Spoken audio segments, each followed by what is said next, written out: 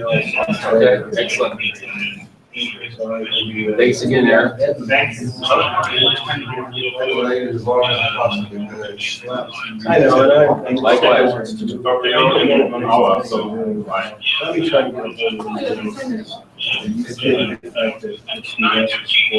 Yeah.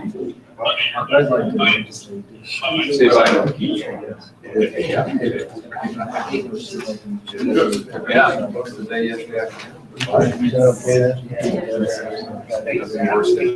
Out of the West. Yeah, I mean, that's what the most being good. I know.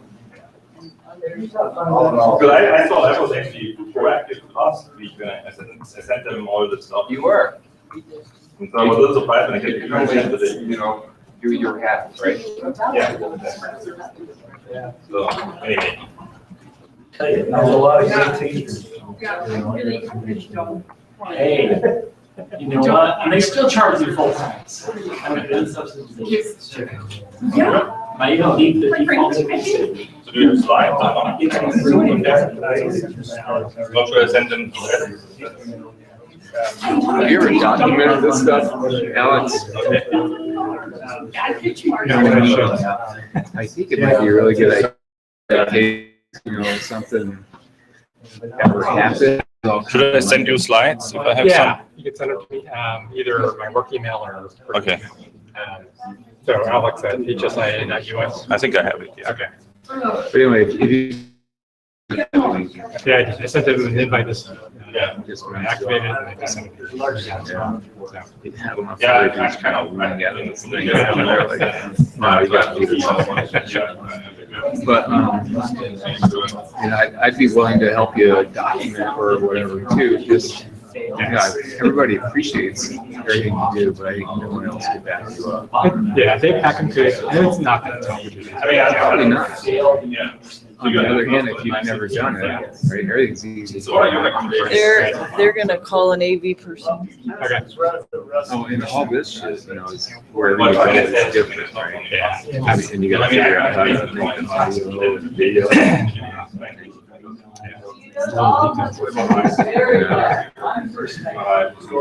Well, cool. Thanks again for everything you do on this. Sure. It's really, really helpful.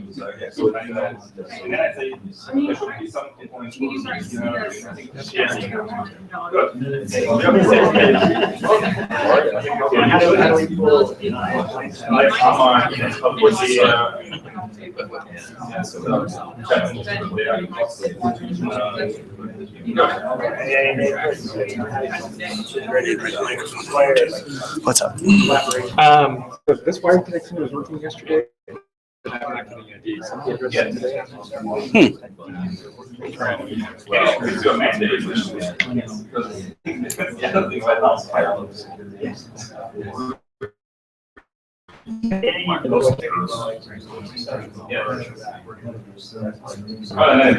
also, I mean, turning it on, I haven't had this question on the university company. That's how we haven't changed anything.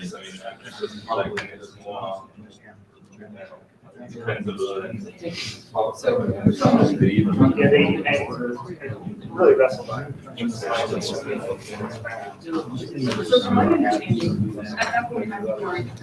Say, is that computer registered on campus or is? This one is one of yours. Yeah.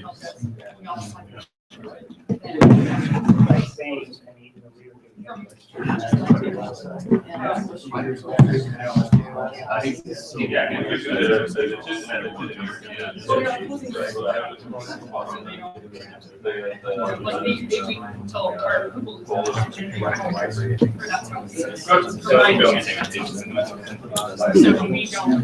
me grab another laptop real quick and I'll grab the mic as well.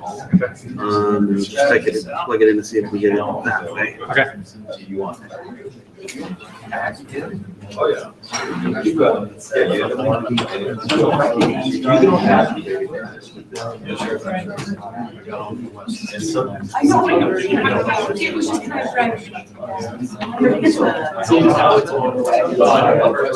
I don't.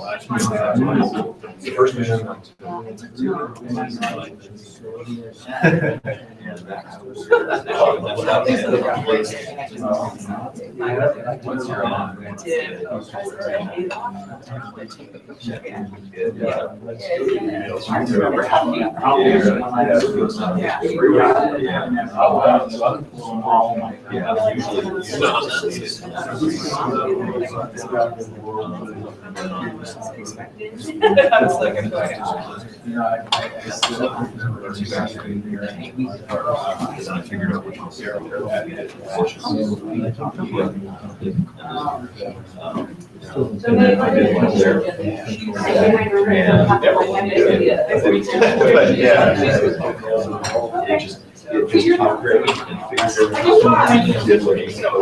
No, that's just fine. It was right over the holidays, so just gotta get back in.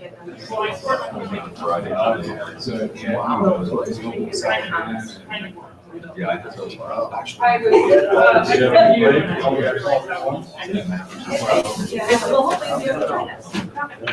yeah, so. One major. So the work is. It's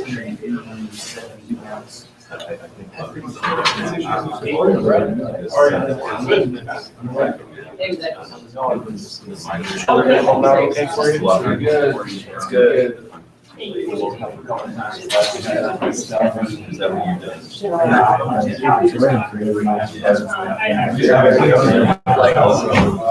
Look at that back.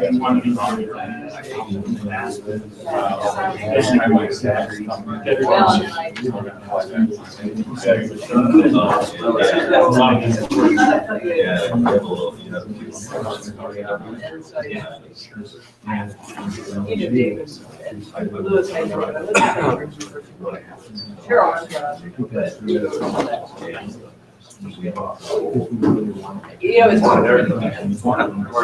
Well, how are you? And as I said, I didn't get you guys around the world. it is for travel. Oh. That was. I told my son my phone that I'm never. So, I am spending a week, Let's see if you can make it work. for whatever reason. We over like. We said it's like up.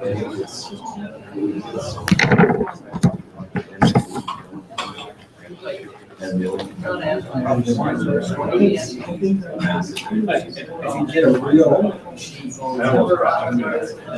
That was the only time I actually. Oh, something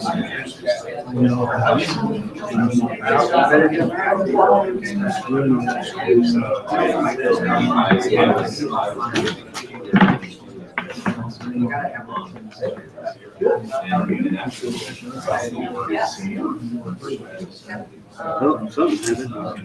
haven't done it. Oh, okay. Yeah, I guess. No, that's on the Wi-Fi side. It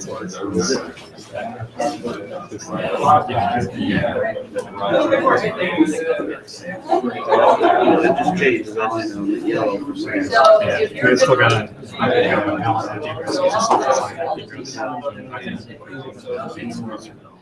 Usually open it to you. She can just push her so. And then you You all just. And then, sorry. Anything.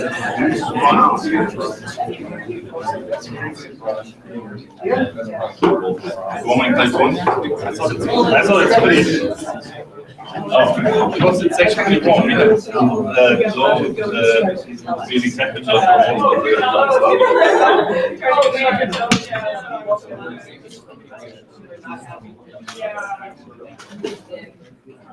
Yeah, I mean, I think actually the last 2 days, Saturday and Sunday, those first 2 days, it was fun. Oh, that's fine. Yeah. Yeah. I could get the slides, but they're more like.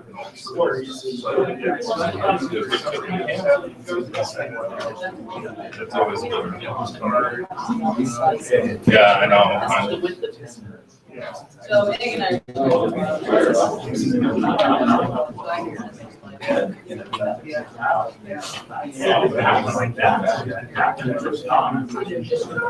And that's what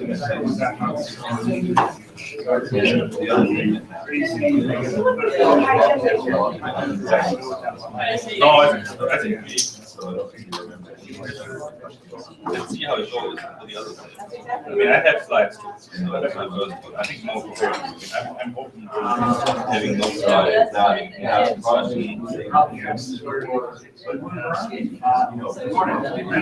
have slides, so I think it helps me to look at my organizing myself.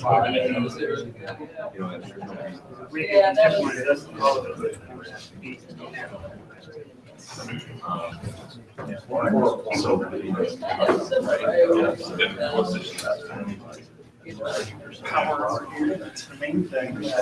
Right. Well, today. There they are. What did you think of that discussion last night? It's good to have people there. I really enjoyed it. I got to sit right next to you. And on Saturday. Oh, yeah. One of the things I realized we have no data.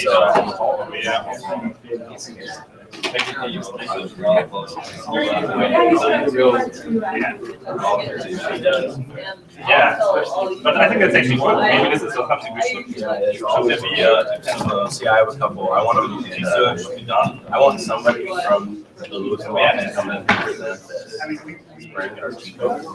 Yeah, I do that. I go on campus now.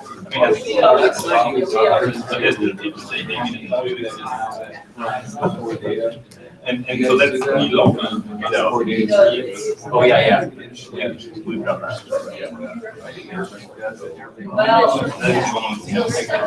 I do. The result is awesome. So I think it was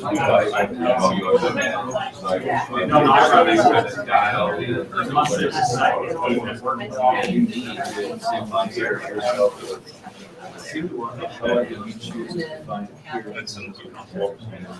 Yeah. It usually helps us to our process. But that's a great idea when I reach out to them again. Yeah, I grabbed my laptop right away and it assigned it. I'm not sure. These were registered on campus. Yeah, so this is one of your.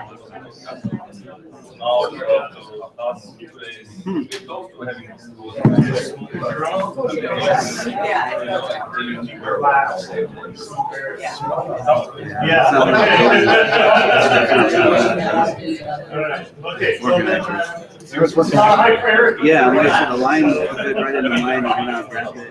I don't know why I'm not sure what the heck it was. Alright, well, we can look at this. A little bit behind. No,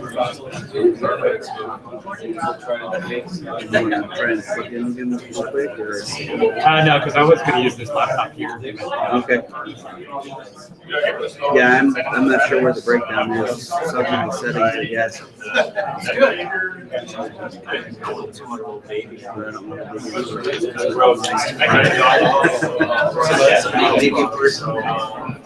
Yeah, I don't sleep on.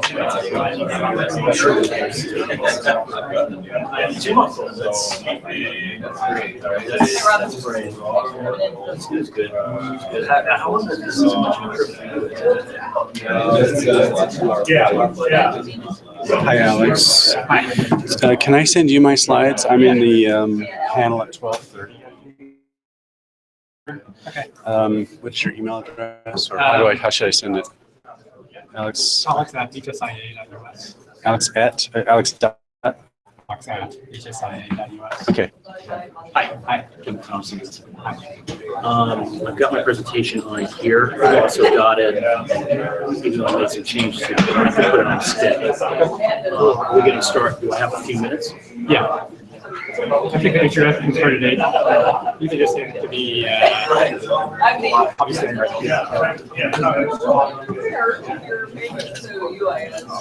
Sorry. That's all right. I know the cable's working.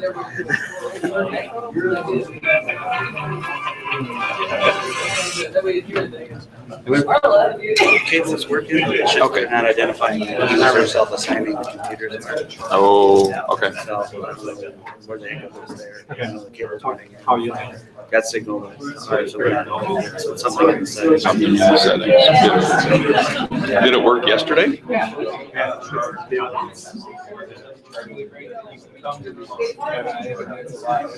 I can make it. I have my laptop connected to pager. That works. This seems to be working okay. Okay. I'll just use this one.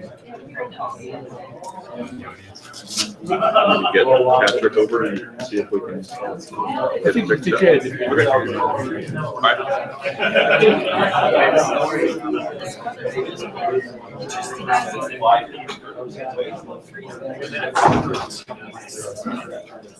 Just this weekend. Oh,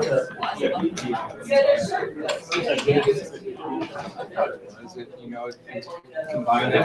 Well, I think that kind of smashed up my feels that don't intersect that one. I think that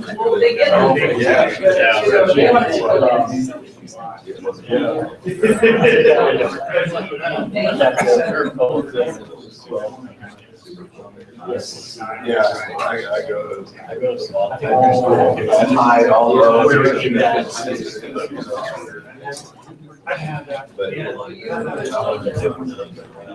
Austin was a great day.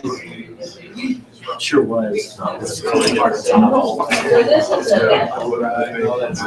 just awesome. It's a fun city for sure. Yeah.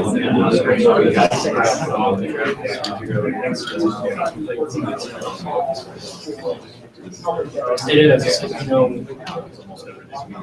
one of the perks of this community is college distance. It's great destination. It's always good. It's always good.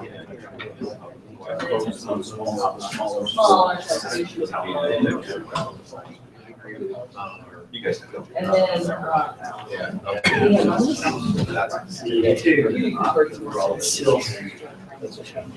Still wearing gold. so this is for sure. Yes. And then some. Yeah, we're really.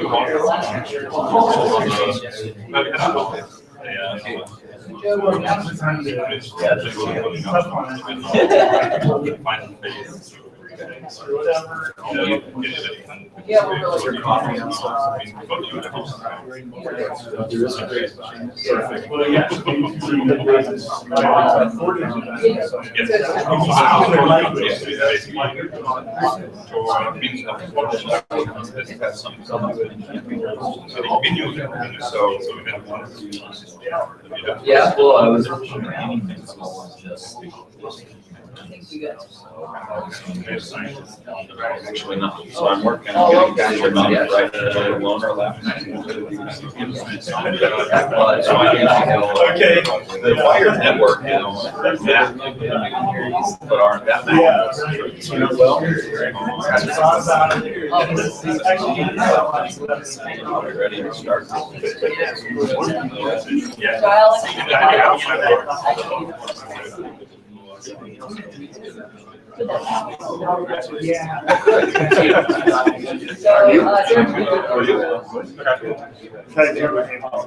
Right. I'm sorry. You're right. Sorry for smell. Good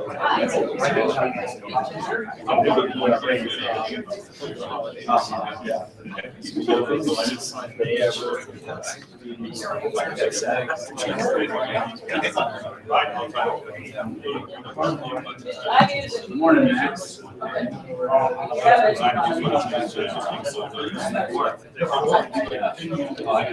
I think we're ready.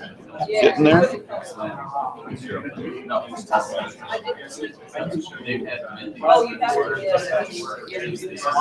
Good morning. We're going to go ahead and get started here pretty quickly. So if you would take your seats, I think we're looking to get started on time so we can hopefully stay on time.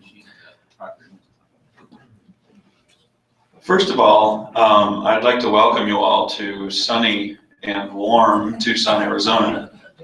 I say that jokingly, understanding or at least hearing that this is actually warm to some of you. I've lived in Tucson for well over 30 years. I am freezing cold. Anyway, my name is Derek Masseth. I'm the Deputy CIO here at the University of Arizona, and happy to welcome you for this third of four, I understand, cyber infrastructure mentoring and collaboration meeting. Should be a fun, interesting day. Couple of elements of housekeeping.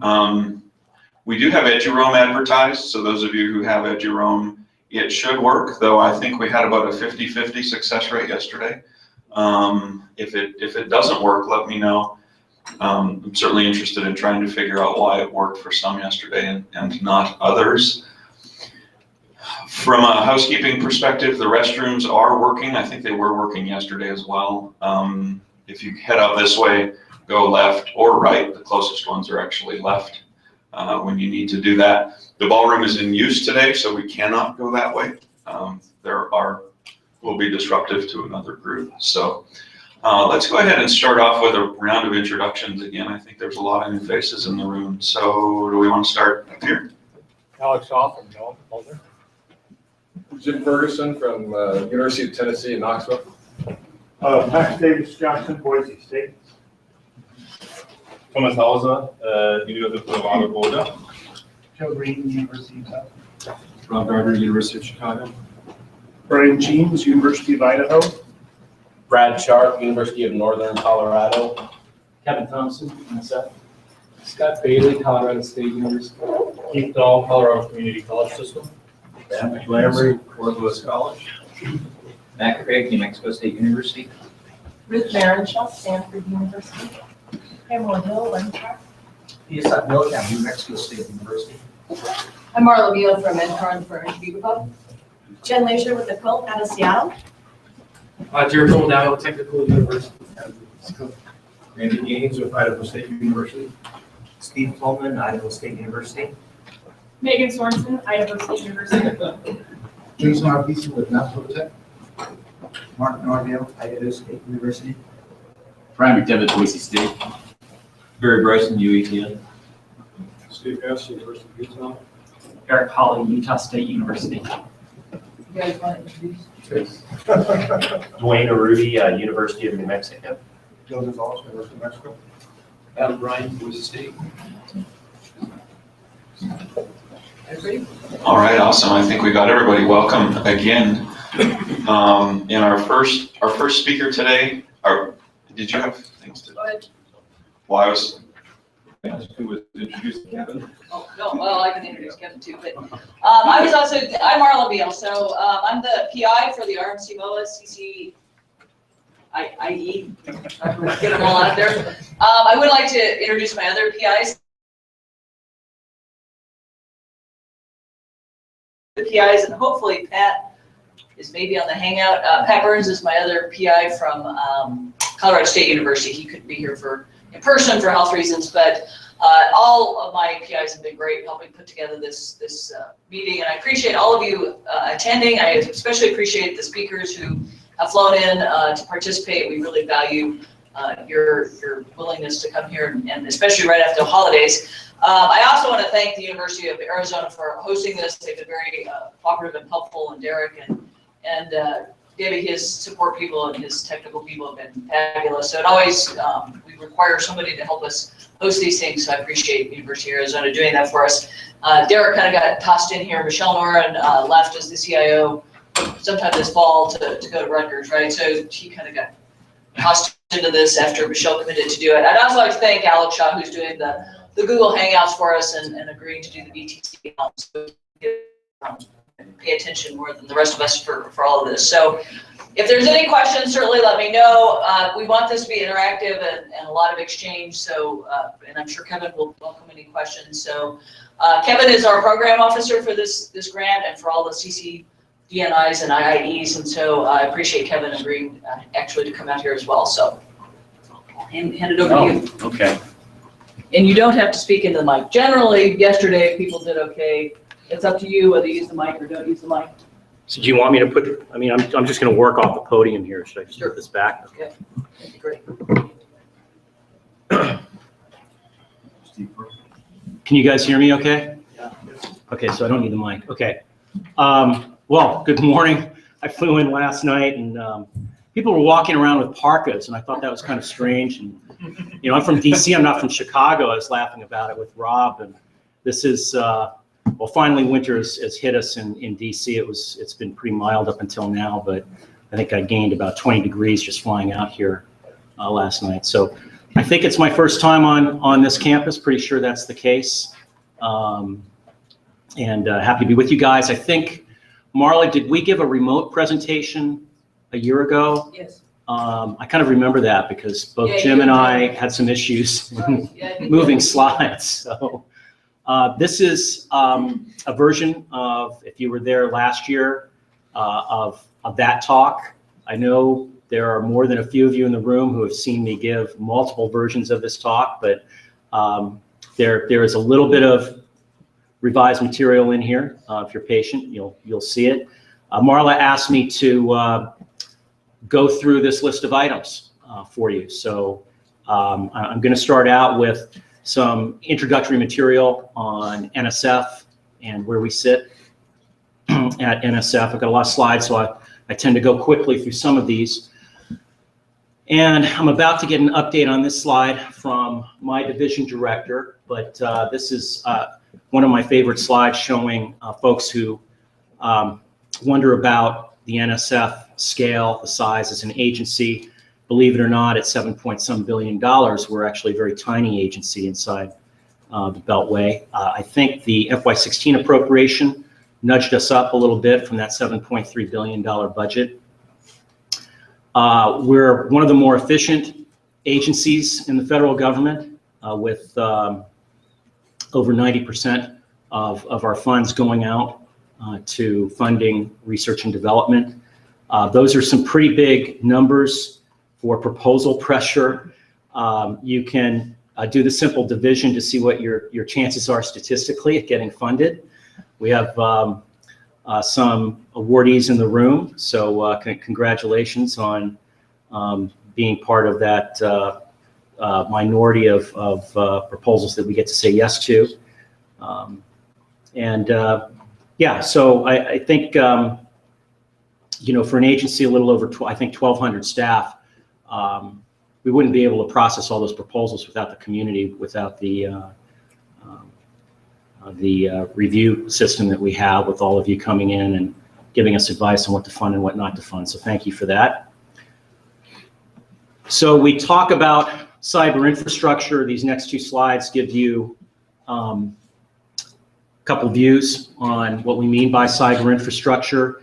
For years, I showed Alan Blatecki's pedal diagram. I tend to look at it as a number of necessary and sufficient components that span scientific instruments, certainly networking and cybersecurity, which is the part of the division that I'm in. Certainly computational resources. I think over the last 15 years in particular, NSF has awoken to understanding that software is a first-class element of infrastructure, of scientific infrastructure today, and pervasive at that. And so too with the wetware, the human resource element with people, expertise, and organizations. And of course, data. And this represents this change that I think has been going on for probably 20 plus years, certainly with the advent of the internet, where you have a more global, distributed approach to conducting scientific research.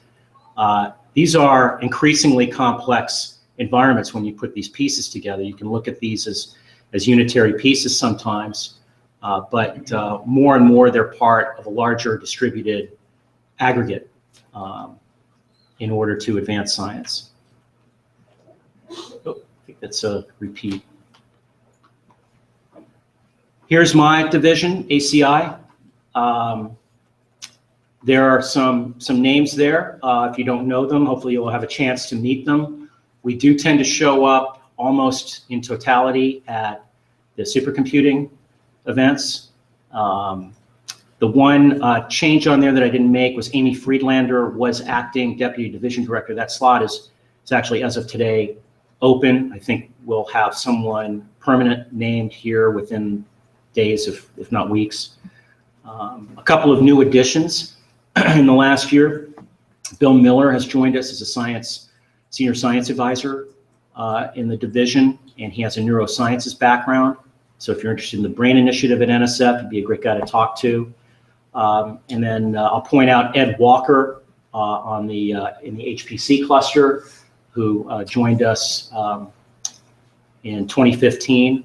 And we hope he's with us for a very long time. We do have a mixture of rotators and permanent staff, so the community is kind of stuck with me, for example, as a permanent program officer, but we have that mix, and it tends to be a kind of a healthy mix, I think, at NSF, with bringing some new thinking, some new thought into the divisions at NSF, along with some corporate memory, if you will, that those of us who are permanent program staff can retain.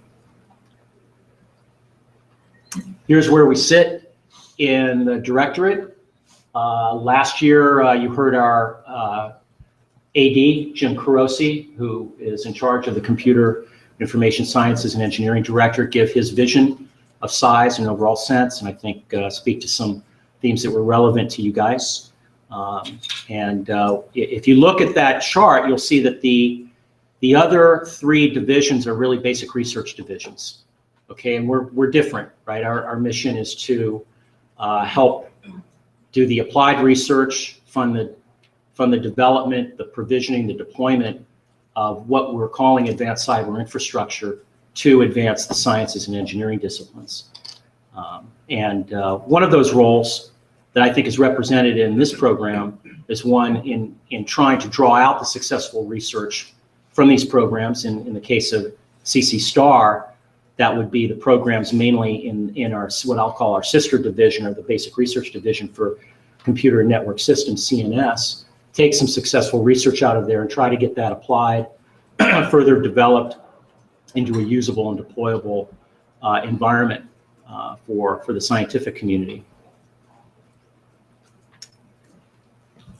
You know, we all like showing these slides at NSF. You know, there are probably a dozen versions of this, but these are some pretty big investments by the foundation. They're represented on this slide. I think all of these are what's called MREFC projects. They actually are a separate budget item for NSF. They're everything from oceanic vessels that you see there to new telescopes. I think that's the Large Synoptic Sky Survey, a telescope on the left there, a conceptual drawing since it's under construction. You've got the Large Hadron Collider in the upper left. And you've got there kind of those bottom three images represent kind of generational bets by our science directorates. Things like NEON, which has been in the news not for positive reasons lately, but represents a huge bet by the bio directorate in moving their community into a different state and into an advanced state of distributed sensor-based scientific research. And you know, that's hundreds of millions of dollars over decades that bet is, and it's all based on the underlying cyber infrastructure actually working. OOI, the Ocean Observing Initiative, I think is the one on the bottom left there. And whether or not it's NEES on the bottom right, I'll call that the Network for Earthquake Engineering. Those are all MREFC projects where those directorates have poured large sums of money, north of $100 million, just to build what in the case of those bottom three are not single instruments, right? They're kind of a distributed scientific environment.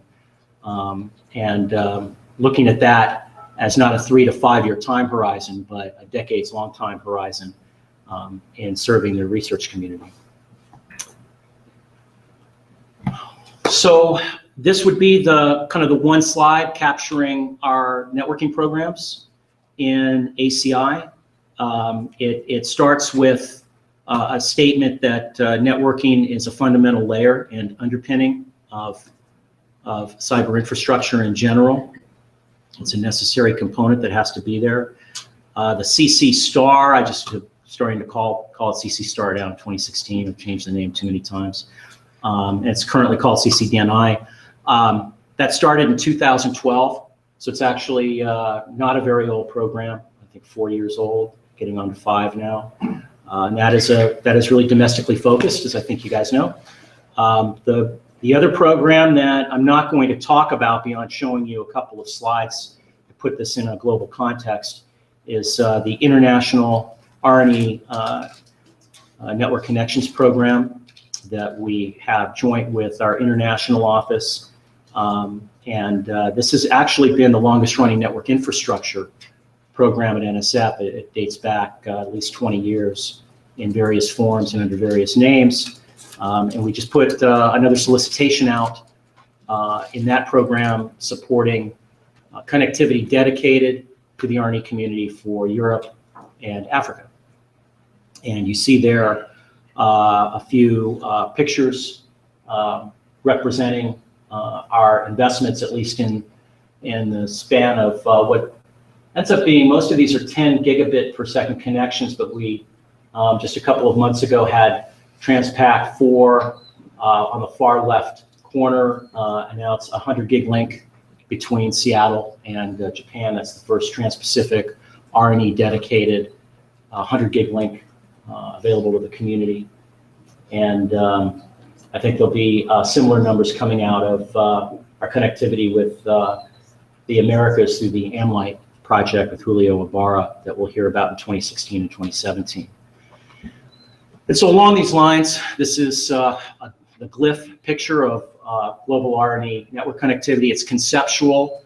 This is actually accurate about 10 years ago. I still like using it. It's not showing up too well there. But it's meant to really show you how globally connected we are outside of the commodity internet, right? What I'm showing you here are circuits that are in use solely by the R&E community and funded by the R&E community in various ways. They're not all funded by the US here.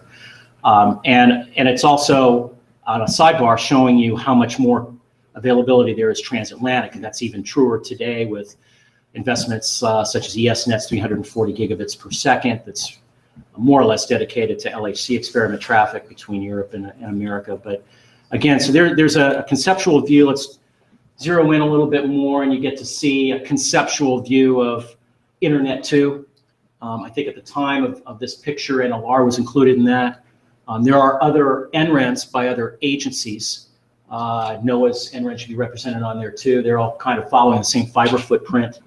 ESNet as well. And then to drill down a little farther, the quilt map, which also doesn't show up too well here. Sorry about that. I've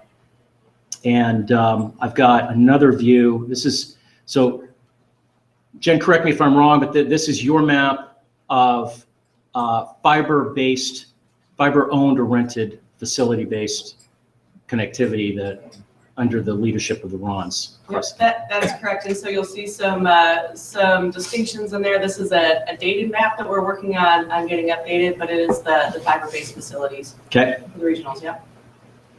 These maps aren't coming through too clearly. Sorry about that, but I thought I'd put this together for this crowd. I took a look coming into the weekend at who was coming, and some of these maps are available online. Hopefully the others I got permission to show, but Utah's map is here. I think we've got Colorado over on the left side, and Iran, I think, is up here. Arizona in the upper left, showing their connectivity with Internet 2 at 100 gig in a couple of places.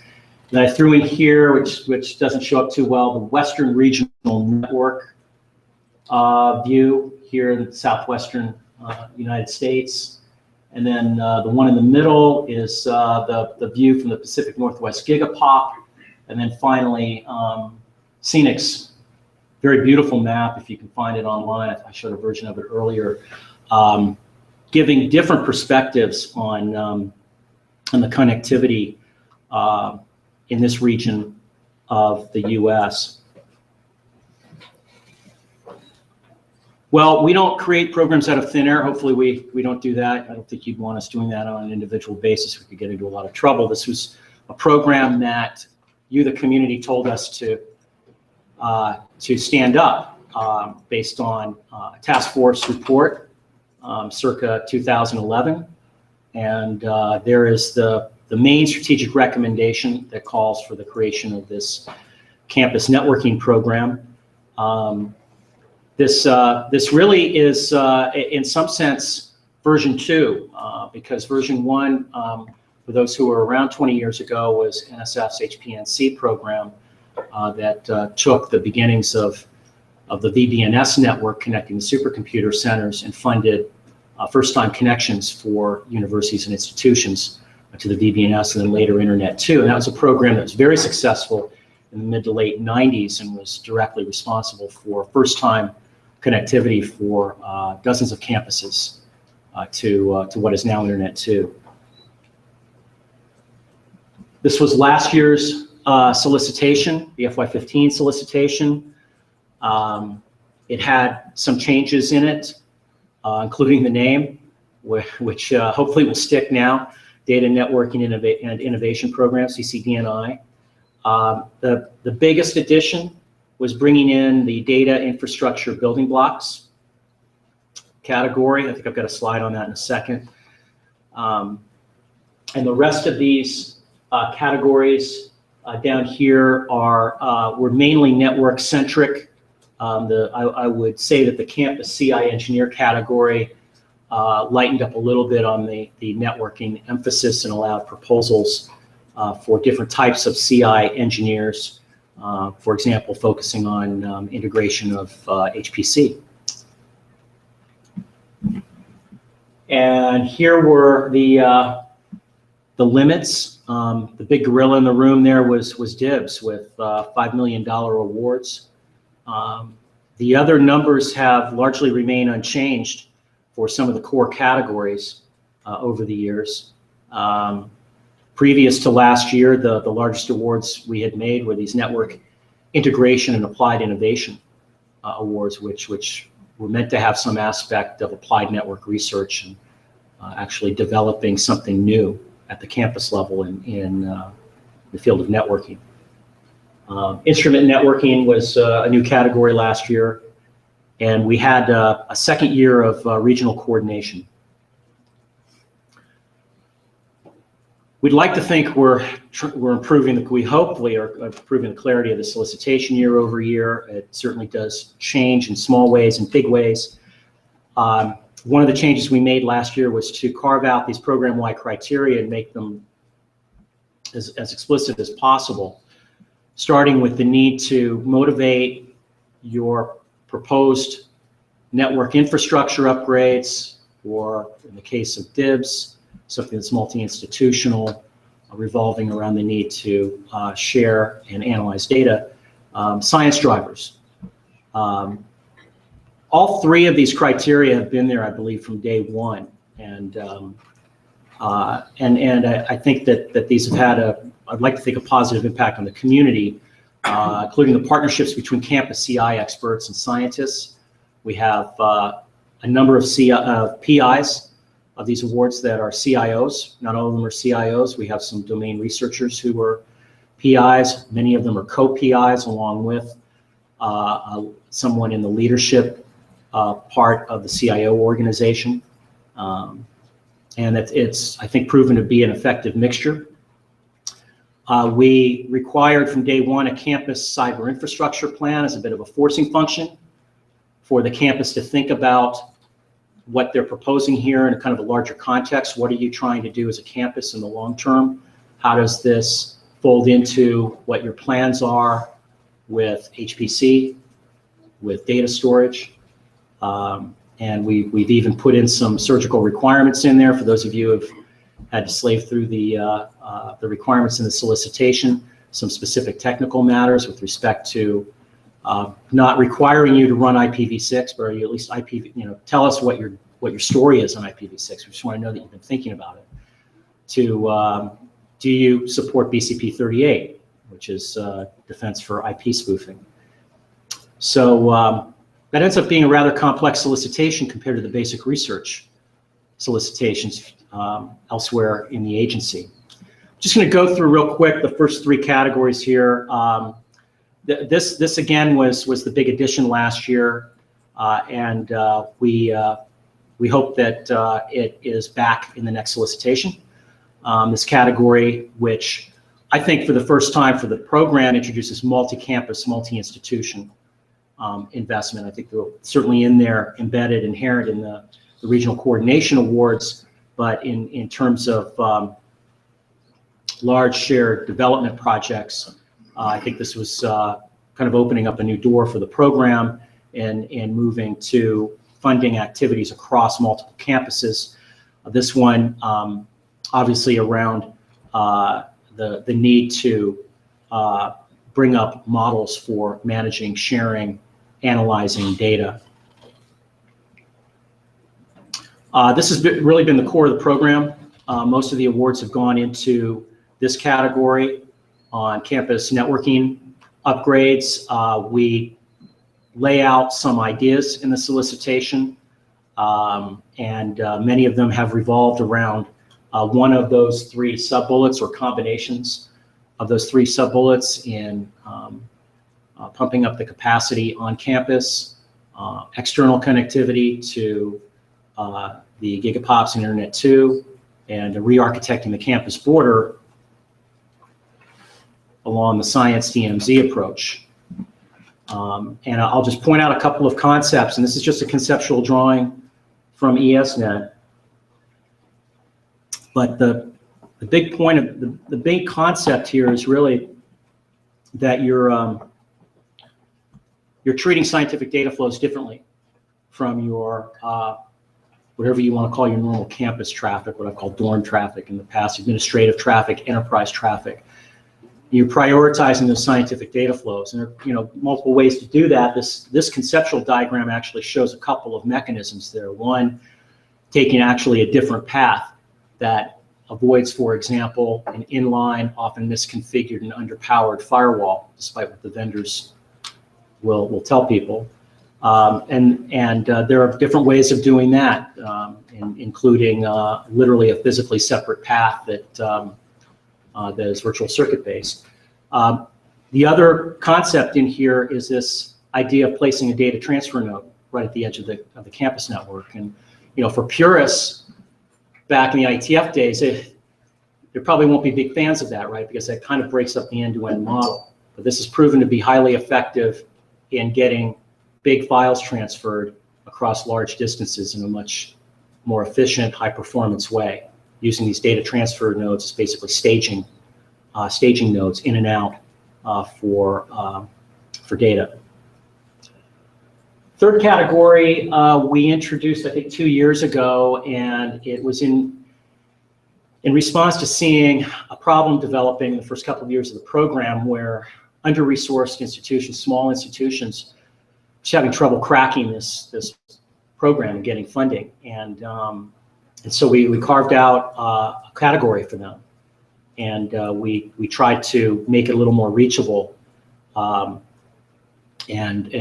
part of that was not enforcing a final network design in the proposal, but trying to get them to try to make the case A for needing the upgrades, and then B, showing us that you've got the team, including a leadership entity in their state or region to work with them to help solve those network problems. And so last year, partnering in the proposal was a requirement. The first year it was just encouraged. It didn't seem to get the message through. Planning grants are also possible in that category. Now, I have not updated this map. We've actually made some awards. We have at least one PI in the room who just got an award And he's not on here. I haven't updated this map. I think we're going to move to a different kind of map than these pins on Google. But what you're seeing here is, I think, 46 states and jurisdictions having gotten awards in the program between 2012 and 2015. And again, there are a few new pins that could be placed in, I think, a couple in New Mexico, and at least one in Colorado, in addition to Max's up farther north that don't appear on here. So with that, I did update this slide with awards made to date, and there are still some coming from FY15 proposals, believe it or not. So these numbers will be slightly higher maybe by the time I'm at the quilt meetings in a month. But we're up to, by my count, at least 184 awards, roughly $85 million spent in the program.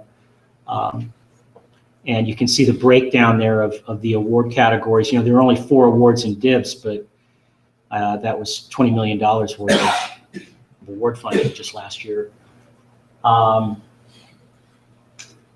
so, you know, it's an interesting program for us in ACI because as a division, we tend to do larger award sizes and not as many of them, right? So our HPC program certainly represents that. This is probably the largest award portfolio that the division has ever seen in a single program. I think that's a good thing. It's not a bad thing. It helps with our broadening participation and diversity. Okay, so for a few new thoughts. Oh, I haven't gotten to those yet. Let me quickly go through the mapping to this crowd. I've got some slides here. Can I see a show of hands who is funded in this program? Can you raise your hand if you're a PI or co-PI?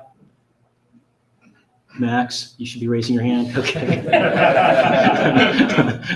You just got the award. Okay. Thomas, okay. Hopefully I didn't miss you on this next set. I actually went back manually and tried to remind myself what the awards were mapped against what I saw to be the attendance list here coming into at least January 1 weekend. And these are the 2 regional coordination awards, obviously RMCMOA. That's why we're here today.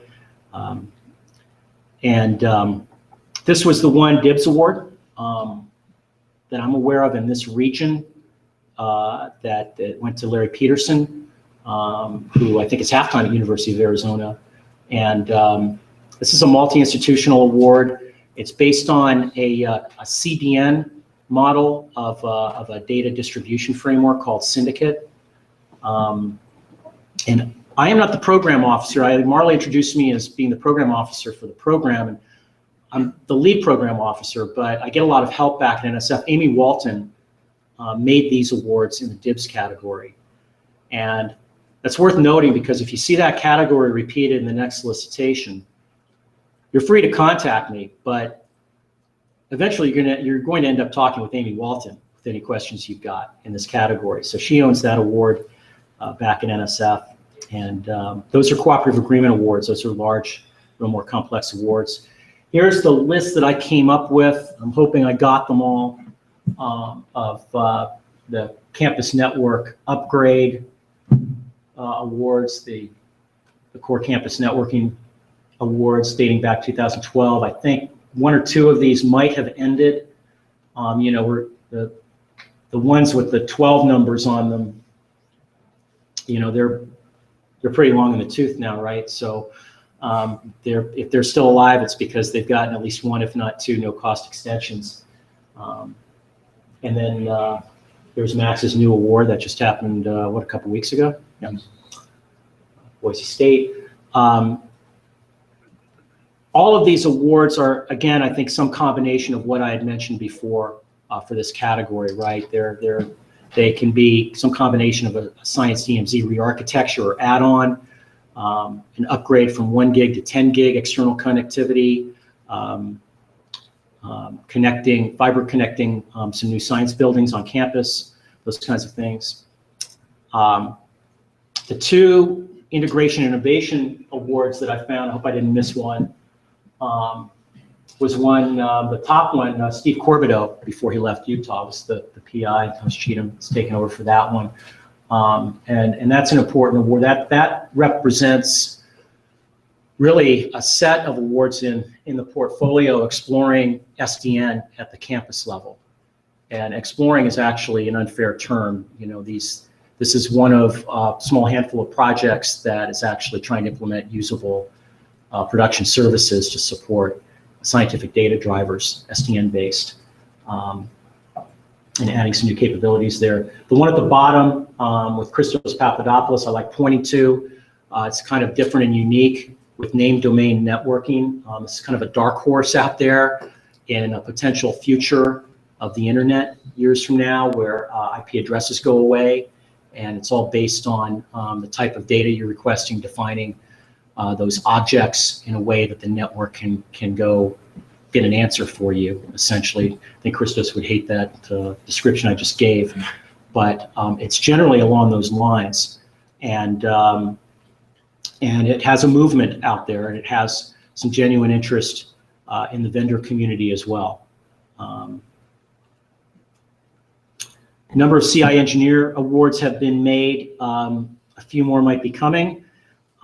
We had just made a new one to New Mexico State there at the bottom, but hopefully I've listed the ones that are relevant to you in this room and the networks you represent. The note I'll make here, because I didn't put it on the lessons learned, was in this category. It's been kind of interesting watching the first set of awards we made. It's been difficult for these institutions to find these people, right? Which shouldn't surprise us. But the way I'm looking at these awards, to be perfectly honest, is it might take them a year to actually get up to go in finding the right person, training that person, finding the right fit. This human resource element, I think, is likely to continue as a theme in the program in one way, shape, or form. It may not be in this form moving forward. It's under discussion. But I think the program is on to something here and trying to support this human expertise, what Jim Bottom, would refer to as, the ACI ref, the facilitator, Maroon Livney, that's what they would call it.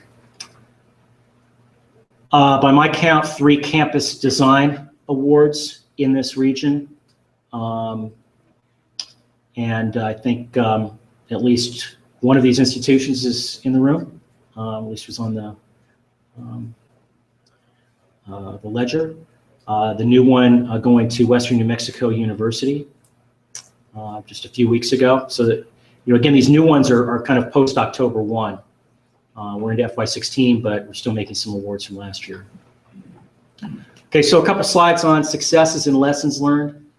I think the program has seen, you have to tell me, actually, I think that we've seen a lot of successes at the campus level. A lot of those do get out in the reports that you give NSF, the annual reports and the final reports, which we read.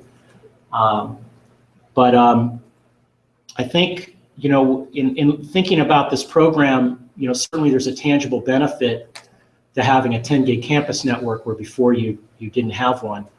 And, I don't want to take away from that very tangible, real hardware-based benefit. We get that. But, I think we're thinking beyond that, right? And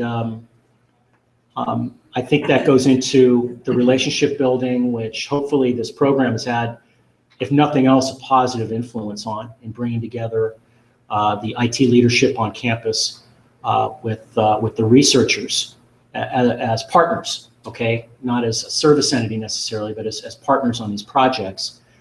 And in so doing, maybe returning to, how these campus networks were built in the first place and why they were built in the first place through academic research networks. We believe that the forcing function of the campus CI plan has helped campuses to think strategically about campus cyber infrastructure, both short-term and long-term. We believe that opening the door for these explorations of applied network research results at the campus level will have an impact in the years ahead as to how SDN further develops, or maybe alternative architectures and approaches. The perf sonar requirement in the program has certainly led to a massively increased deployment of network performance capability across the campuses. Of that, there is no doubt. Mapping that to impact on the science flows, that's maybe a more interesting discussion.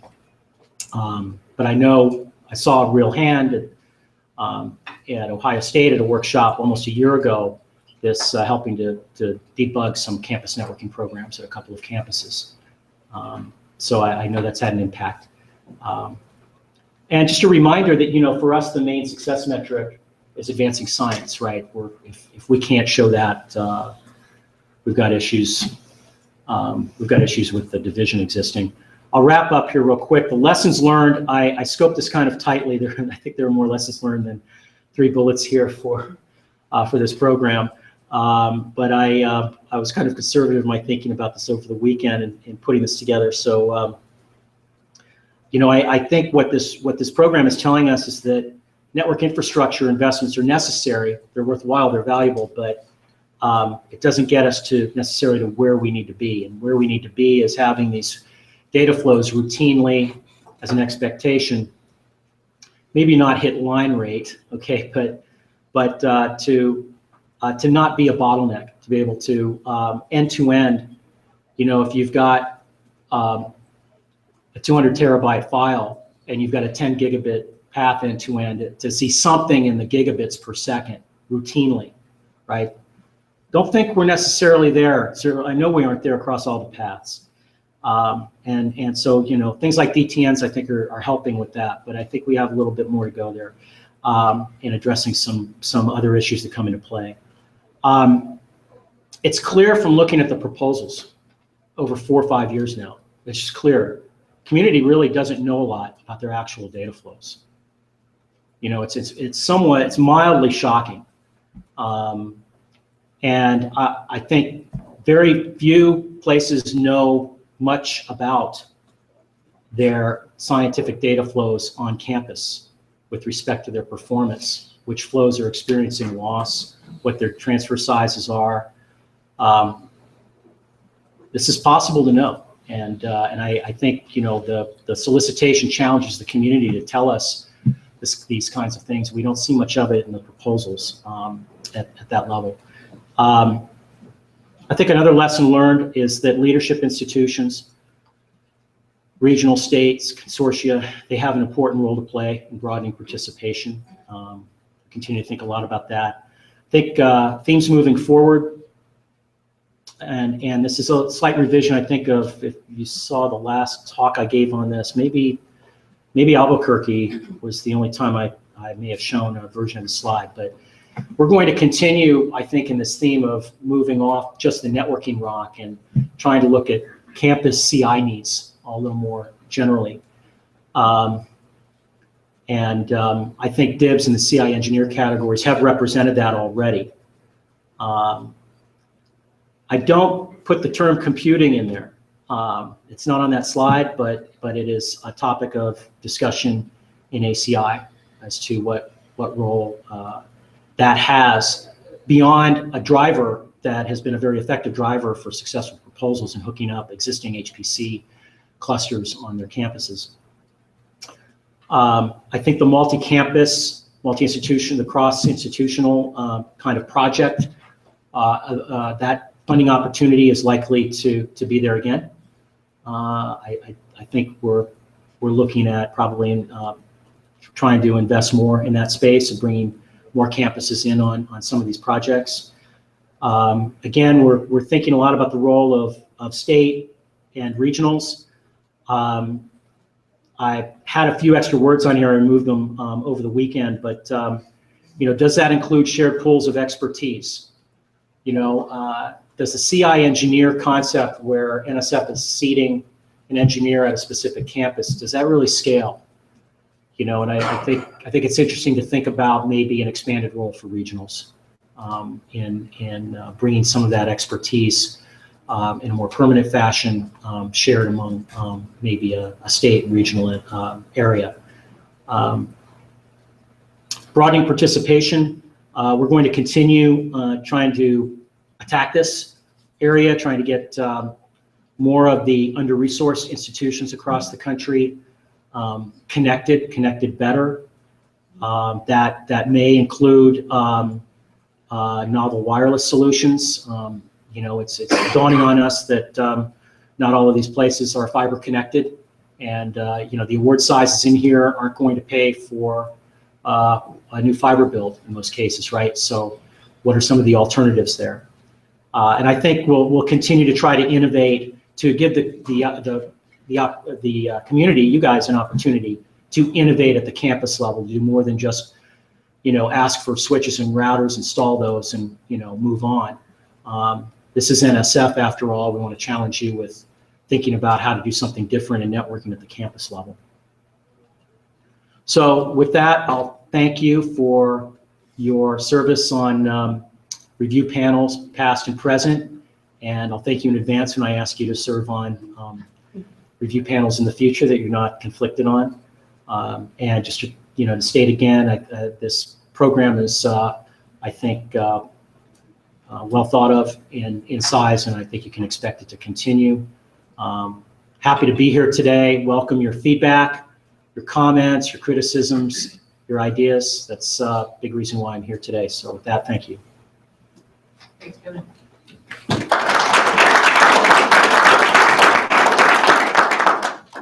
So any questions for Kevin? So, yep. So the CC program typically releases about now, and it's due in March. Is the calendar going to push back? It seems to be taking a little bit longer each year to get it done.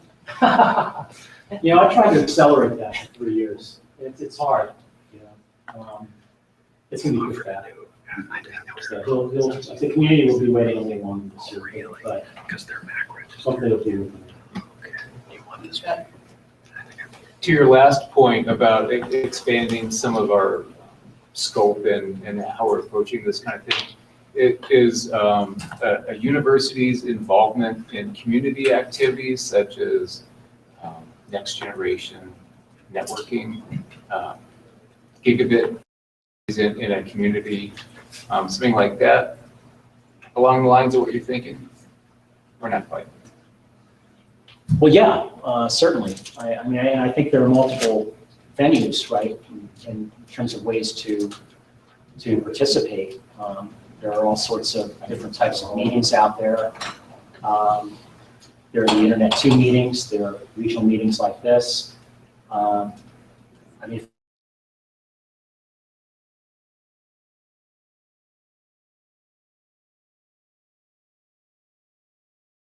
Programmatically, what we spelled out in solicitation explicitly is wanting to, for the innovation category, we've almost begged for proposals of trying to apply research results out of NETS FIA. Those are research programs in the basic network research division, to apply those to these campus settings. It's challenging, right? Because you have to start with these science drivers, and then you have to make a case to NSF that you can actually take those new concepts and implement them within 2 years to impact the science drivers that you're.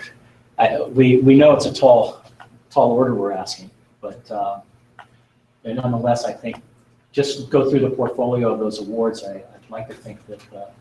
What we funded there over the last 4 years, largely with CNS co-funding, by the way, it's been largely their money in that category, speaks to that. Scott, were you thinking more of like municipal community networking? So, I'm thinking about, we had a talk yesterday from Blair Levin, the executive director of the Gig.U activity. And so if there was a way that we might be able to expand the reach, not only within our campus to the Department of Gigapop, for example, but within the community, maybe we have some partners within in our case, the Fort Collins area that might benefit from expanded access into the campus and then out. Yeah, Kevin, it's a kind of interesting concept what we were talking about. I think, Joe, we were talking about this with Utah's. As these municipal networks build out, city networks, clearly that's probably not NSF's purview, but in those cities are students and employees of NCAR and employees of universities. And so what we're talking about is, peering those, and I think, Kelly McDonald saying the provo, the municipal networks peering with the regional network so that when your students are, taking distance education classes from home or your workers are working from home, they're tied to the research and education community network. And would there be a way to maybe fund that piece, not, the peering piece or the kind of research and education piece of a municipal network?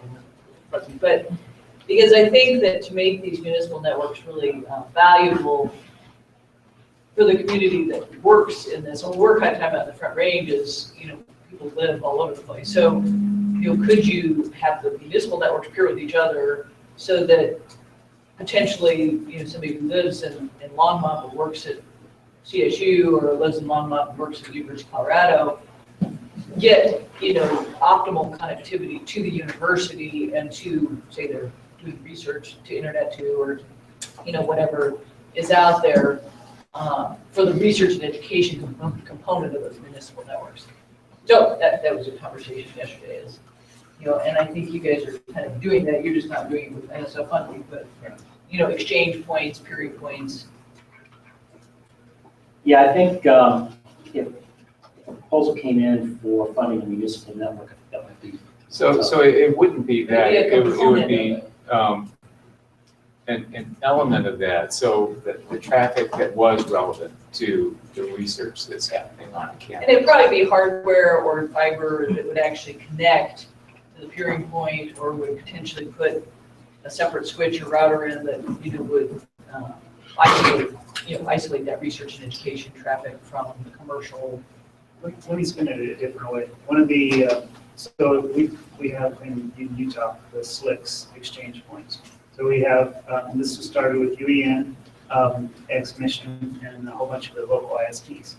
One of the questions that I have is that we're talking about is how do I get advanced technologies out to the community so they can do dedicated VLANs? And right now that's one switch that peers all those. And so one of the questions I'm walking through is, and talking with Jan and others is there a way to find funding to upgrade that or put another device to the side that gives me advanced technologies that can deliver them to the community as they allow and through what's already UEN. So that falls under regional. And that's also very critical to university work, etc. Question. I think if you're talking about funding, there's a platform involved there. As a program officer, I don't like saying no new ideas, right? So it's kind of against my nature.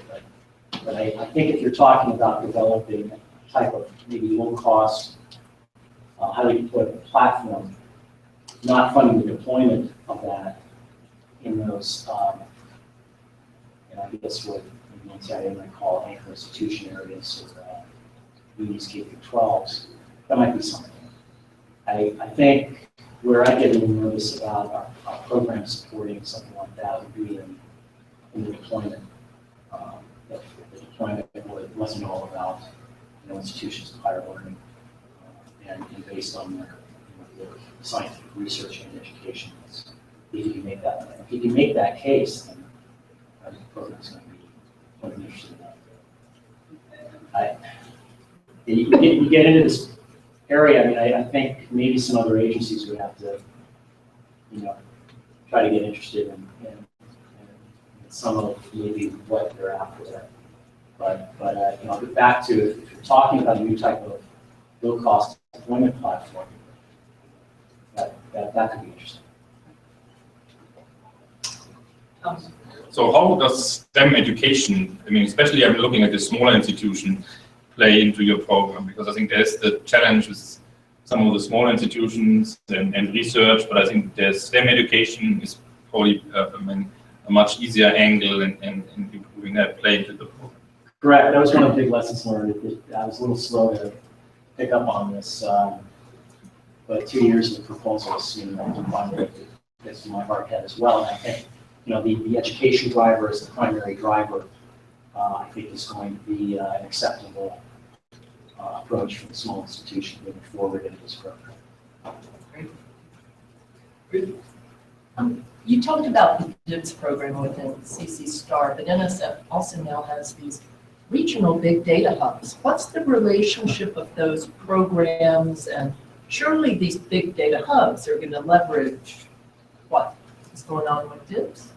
Am I being recorded here? Out there. Can you turn it off now?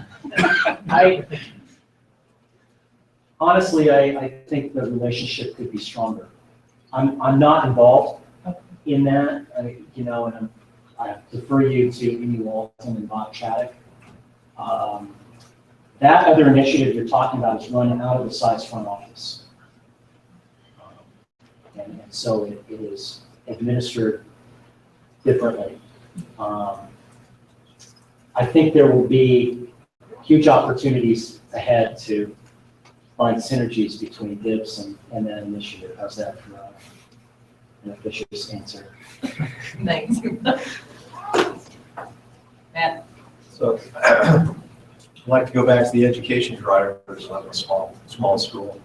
So what are the types of things beyond the traditional classroom, lab, and that type of thing that would be attractive as an educational driver? Well, I think proposals that are able to state specifics. I think if you can identify a specific distance education thing that you can't do right now, you're struggling to do, but that this opens the door to. We'd like to get this professor from the University of Nebraska starting to teach a class remotely, or vice versa. I don't want to coach people on how to write proposals, right, but you really need the proposals, especially in that category, that are able to cite specifics. I think are going to have a better chance. Or so think about, I know of larger institutions that have gone out for the solicitation more than once and polled their entire research community. How are you using the network? What are your problems? What are your needs? I would, anyone who's interested in this program moving forward, I would suggest if you're in the IT leadership part, CIO part, that you consider doing some of that homework beforehand and get those stories put together. You'll have a better chance of getting funded. Matt, also, I think driving instruments remotely, telescopes, if there are projects. Access to scientific data. If you had students doing, somebody was just telling me, it's a great program, maybe it's University of Hawaii, where they actually have their class, run climate models and do real sort of climate research, which then they're having to pull climate data from various locations. And so, if the class needed access to, some sort of specific data that was hard to get on the current speeds. And I think CSU Pueblo, that was a couple things they drove on was distance education, partnering with CSU, Fort Collins on education, and instruments. I think they had some instruments that they were driving off of. So, but we'd certainly, the WestNet community and all of us would, also look at, and internet too has some, K through 12, stuff that might be relevant in the sense of they're doing some distance education, access to various data, national park stuff, those kind of things. And you guys are kind of in the realm of national parks. So.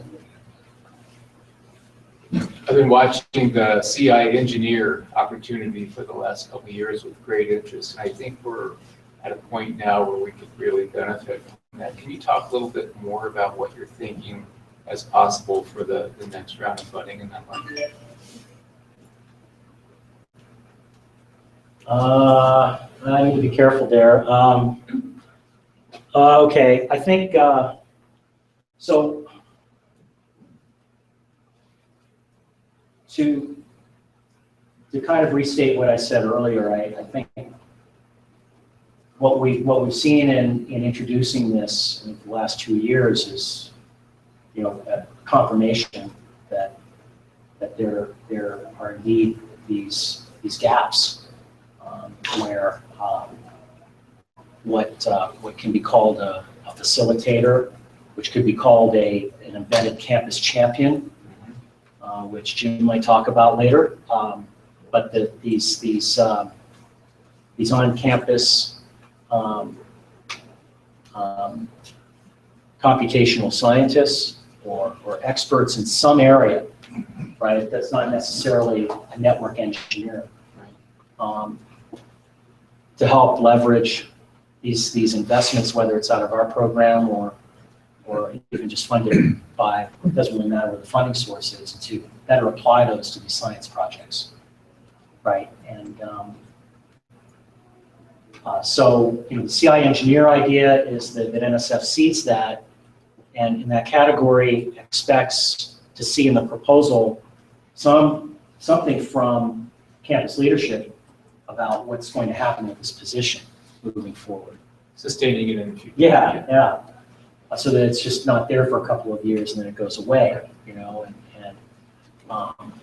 you know, so this is part of the thematic overall for the program, and helping campuses think a little more strategically in terms of how they're going to invest in all of this moving forward. And in a sense, kind of a message there that this has to include, you know, how you staff and how you interact with these science projects.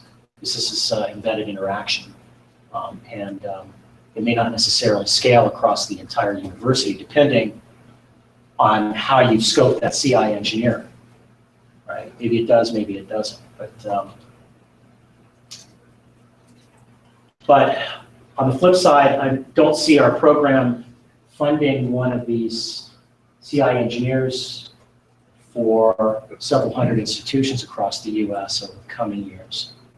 So I think this naturally would make one think about what is now the enhanced role, a role that I think some RONs are already playing. I mean, I was looking around on the Front Range Gigapop website over the weekend, and I saw that they were already engaged with some of these activities just on their own. Don't think any NSF funding is involved in at least having some expertise at that Front Range Gigapop entity to share and disseminate across the institutions in their region. I'll end there. But can I just follow on? So you've now funded a few of these. Yeah. And we at the Quilt meeting, you know, talked to some of the regionals that have, or the campuses that have these. Have you seen what you would call a success? I mean, I think a lot of people are starting to hire. Wyoming, I think, have just hired their CIE. Have you hired yours? And I think everybody's kind of taking a little bit different tack on, you know, what kind of person, what are their skills, what's the expertise. I mean, have you seen what you call a success of somebody who's really been able to do that liaison? Because to me, it sounds like it's going to be a fairly interesting person that has some technical skills that understands what cyber infrastructure can do, but also has some ability to communicate with scientists. And yeah, it's a tough combination. Yeah, that communication aspect, I should have mentioned that before. I mean, it's a hard combo, right? These are kind of Renaissance people. You know, some of the proposals read that way. Like, you know, where is this person? I'd like to, you know. I think the impact of, you know, it's only, that category's only been in there 2 years, and I remember speaking with one PI who months in could not find the right person, many months in. So I think like Pacific Northwest Gigapop, didn't UW have some trouble finding a good fit? Yeah, but you know, she's not alone. So, no, I just, we know we were talking to them about how did they write the job description? Yeah, I think what's more interesting from where I sit is how this does or does not build organically, you know, into either a new layer in the community or, kind of an embedded view, strengthening what we have for, community engagement and sharing knowledge. And so, Jason Zurowski started a very effective email list, I think about a year ago, called Cyber Engineer. Maybe Cyber Joe's on, a bunch of guys are on, I can't remember what it's called now, it's just read the emails. And I mean, this to me is I like the level of discussions on those lists, and sometimes you get really technical, but that's a good sign. So do these investments help to move that down kind of a faster path of not just sharing results, but maybe getting together on some shared projects, shared problems. It's hard to tell. I mean, I wasn't written into the category for all of that to happen, but these are some of the maybe the unexpected results. So I'd like to wait a year or two to see how this experiment turns out. On the flip side, again, I've got to look at this and ask, does this really scale programmatically for us to keep investing in year over year? And is there a potential role for the regionals that we should be looking at? Well, and just to mention the regional consortium, right? I mean, we have RMAC and Joe was involved, and Tom Cheatham, and Wyoming, and we are trying to basically, I think we have now quarterly sysadmin meetings, and kind of the directors get together too. So I think there is community building there. I think we need to figure out how do we work closer with the networking and kind of integrate the whole CI layers and the support stuff. But I think that's challenge too is the career path. How do we attract to find the right? I mean, I think there's a lot of challenges on the we call it red level. I mean, I think how do we attract, provide a career path that they can move up, because I think that's one of the challenges at universities to say, hey, you become a CI engineer, but what's your recognition, your path forward? So I like hearing that. It's like that's exactly what campuses need to be thinking about. Yeah. I don't have a magic answer to that, but hopefully seeding these positions helps more campuses think along those lines of how they support their professional staff. It's so crucial to their science enterprise. I mean, will there be a way, because it would be interesting to track this in a longer term, because you fund them for 2 years, then the university is supposed to pick them up for a period of time, right? But then, how long, will it recreate a whole new job category and it really does take off and become, sort of a self-fulfilling, system? Or do we few these positions, they last for a couple of years, and then if they don't have... I mean, for me, they are a common staff category. We have 3.5 FTEs doing kind of these things. But I think my challenge is now in the campus, I mean, they're established, but how do I provide, kind of similar to maybe faculty, how do we provide or engineers to provide a career path saying, hey, you become a senior engineer and you become kind of a leader. So for large institutions, you can afford to think about that. You can afford to think strategically like that. But for some small institutions in the room, I mean, how big are your IT staffs? Handful. So I don't think the way we've got this category squared out is really reaching you in the most effective way. That's why I'm going to get back to thinking about how do we pool these resources and share them for maximum effectiveness. And how do we create a community? I mean, that's kind of what we are trying, I think, with ARMA, because I think we have expertise in something.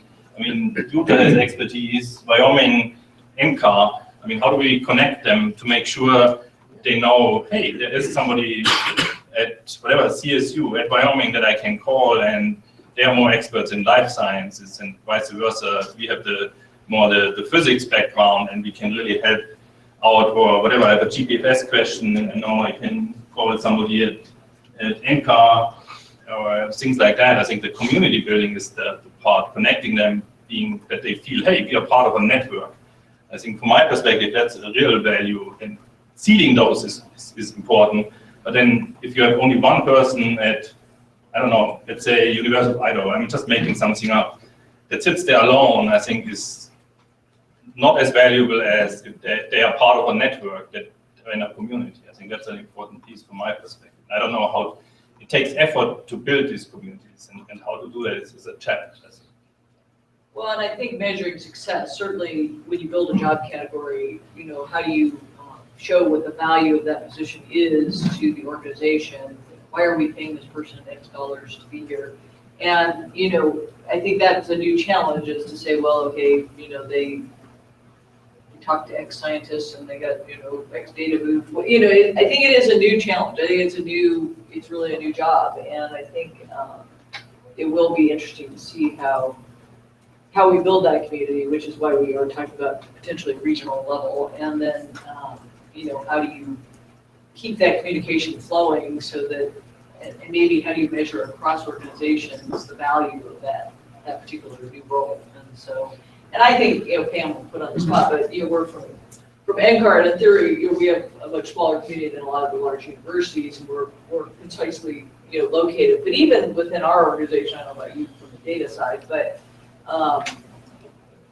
it's hard to really connect with the scientists. They're busy, they're doing their job, they don't really want to necessarily talk to us about how to move their bits better.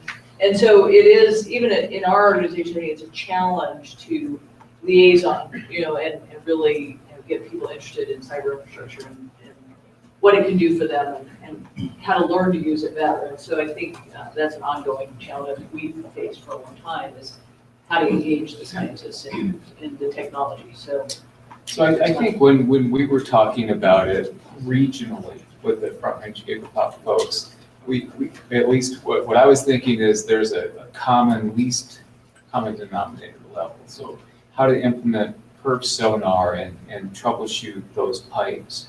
So that's something at the regional level, I think expertise that could be leveraged through all the participants, but there's still the on-campus piece that you talked about, communicating and helping the scientists, whether it's in a high-performance computing scenario or whatever, to at the campus level get to where they need to be to utilize all this stuff. So I'm not sure they're mutually exclusive. I think, if I can speak for Kevin, I think what he was saying is big universities can probably justify that. But for a small school, they might not be able to justify an ongoing funding for a CID. And if you had somebody at a regional level that could be shared among some of the small schools and bring that expertise, the high-performance computing, or and some of it may be performance measurement, but and potentially build that community and build that communication. So we might say to a small school, hey, we know Fort Collins has a really great liaison who might be able to give you best practices. Maybe you build the best practice category of, we know this is working on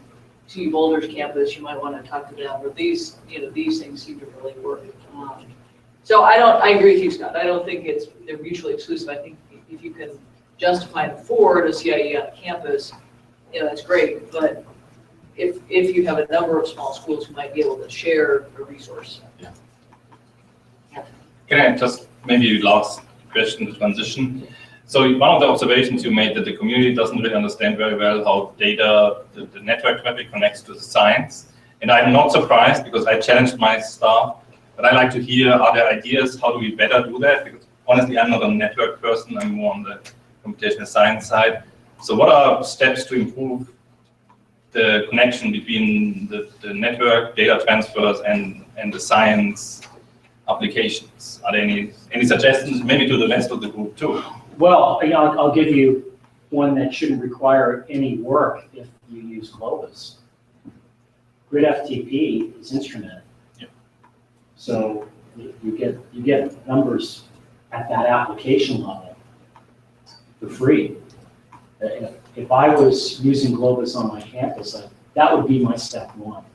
If I had no visibility into how these flows were running, but thankfully there are some performance experts in this room that know this space better than I do, such as the guy behind you, and probably a couple of others here. So I'll just defer to the pooled expertise in here to answer that. There are ways. Yeah, Rob.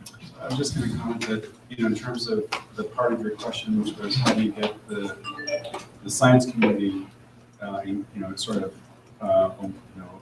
informed about what their data is actually doing, or what they're performance actually is. And our experience is that we organize certain kinds of challenges, so it helps us sort of focus on a certain thing. So in the so often what we've done is we said, okay, we want to actually test how long what is the performance that we're getting for getting a certain data set replicated to X, Y, and Z sites from our university, or getting data from some remote location into our facility. And we have to have actually the involvement of the science groups themselves in that, and then they can kind of see, and then they start thinking about their data a little bit. They're not thinking just about the number of CPU hours, but they're also starting to think about, okay, what are these CPU hours that I'm trying to get access to? How much data are they consuming? How much data am I writing? That kind of thing.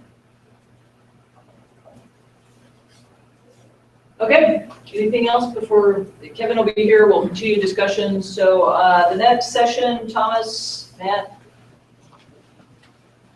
Eric is online, hopefully. Hi, Eric. Joe. Hello. And I'll just give my Boulder, Colorado recycling.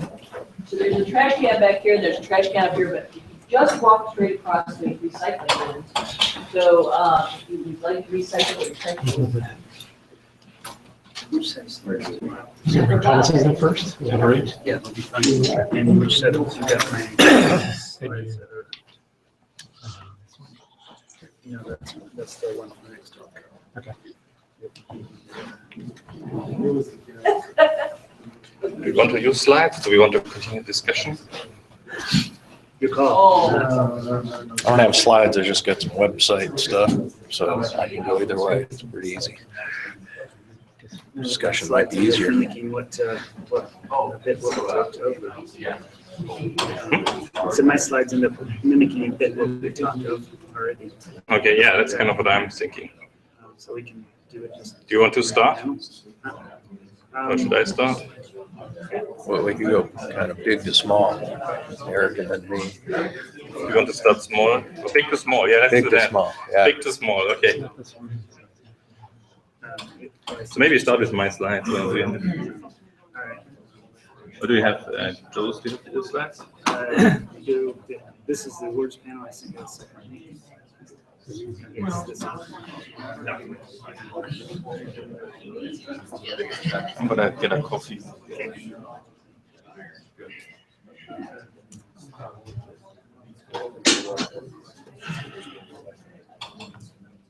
It's a nice thing.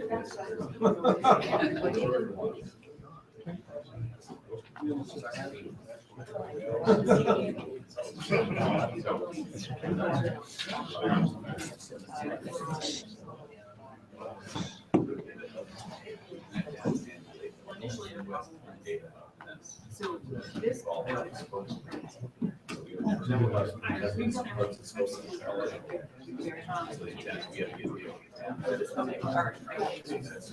Yeah. Cyber infrastructure, it's an investment we're making, so we go through. Yeah. The stuff that we've done and built on CCNIE and some of the other Sure. pieces. So we can either do that or just bail on it and just talk, have it as a continued panel. I mean, how long do we have? We have an hour. So I think let's quickly go through some slides. Okay, let's get back to our session. And I think we decided, so there are 4 panelists. There's Joe Green from the University of Utah. He's a senior network engineer and associate director of networking, right? Sorry about that. At the Center for High Performance Computing at the University of Utah. Then there's Matt. Glamry. Yeah. So we went 2 big schools, so University of Colorado and University of Utah, and then 2 small schools for Fort Lewis College. And then Eric online, I don't see him, from CSU. So we're going to start with Joe. Okay. And go quickly through some presentation, but we really want to have a discussion later. I think the discussion with Kevin was kind of leading into this session perfectly. Okay, Joe. Yeah, so we'll just go through what I had. So, thanks to those who've listened and had vision, because the investment is making a difference. We're leveraging, on all these grants, we're leveraging infrastructure at multiple levels. It creates an environment where students produce, researchers create, new opportunities arise. And the key to that success is a lot of collaboration. Collaboration between the scientists, collaboration between the staff, network staff, the campus and regionals, security groups, departmental IT staff, and it's about enabling the science. And as a quick, we had NTI BTOP, which put in a metro optical. It enabled bandwidth to K20 and all the libraries, internet too. Genie enabled us soft experiments and software-defined network, multiple test beds throughout Utah. CCNIE started giving us 100 gig and 40 gig programmable switching infrastructure. We have data transfer nodes now at 40 and 10 gig. The capability to extend the science DMZ as a slice and dynamic allocation of resources as part of on-demand workflows. We still have a second part of our CCNIEs creating programmable access layers for onboarding. And we have multiple students. This is still ongoing. We have multiple students working in network management, security. F-score, CI water. This is building, we used this and built on top of the CCNIE as well as on top of the BTOP to get science workflow storage. And this is of multiple universities in Utah and Wyoming. And this new science work out of this has even helped professors with new tenure, and that's a big thing. But again, enabling the science, enabling students to learn and professors. Cloud Lab and APT are two large test beds that are using that infrastructure, leveraging the CCNIE grants and the NTI BTOP. We have enabling prototypes of dynamic bare metal images, packaging of whole experiments.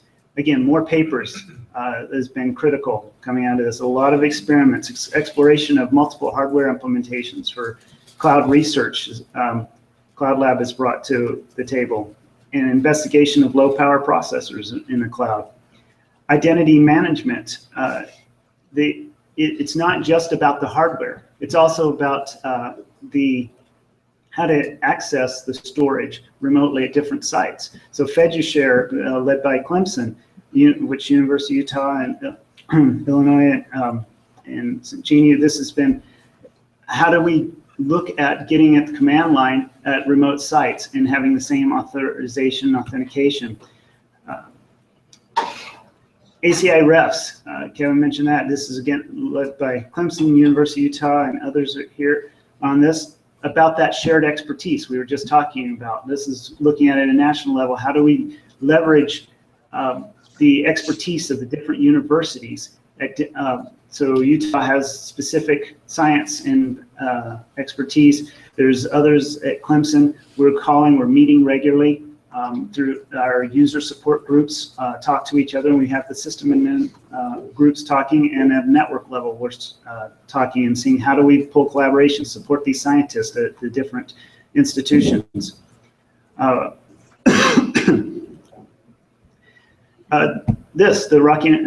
Our grant here, the Rocky Mountain group here, doing workshops, enabling the discussion that we're having. This is more, again, it's not hardware per se, but it's enabling people and bringing people together to talk, to discuss, and how to use this hardware, how to reach out to the different groups. All of this is enabling science because the train's moving. And we've got, this is some of the logos of different scientists, Utah that have benefited as well as different states.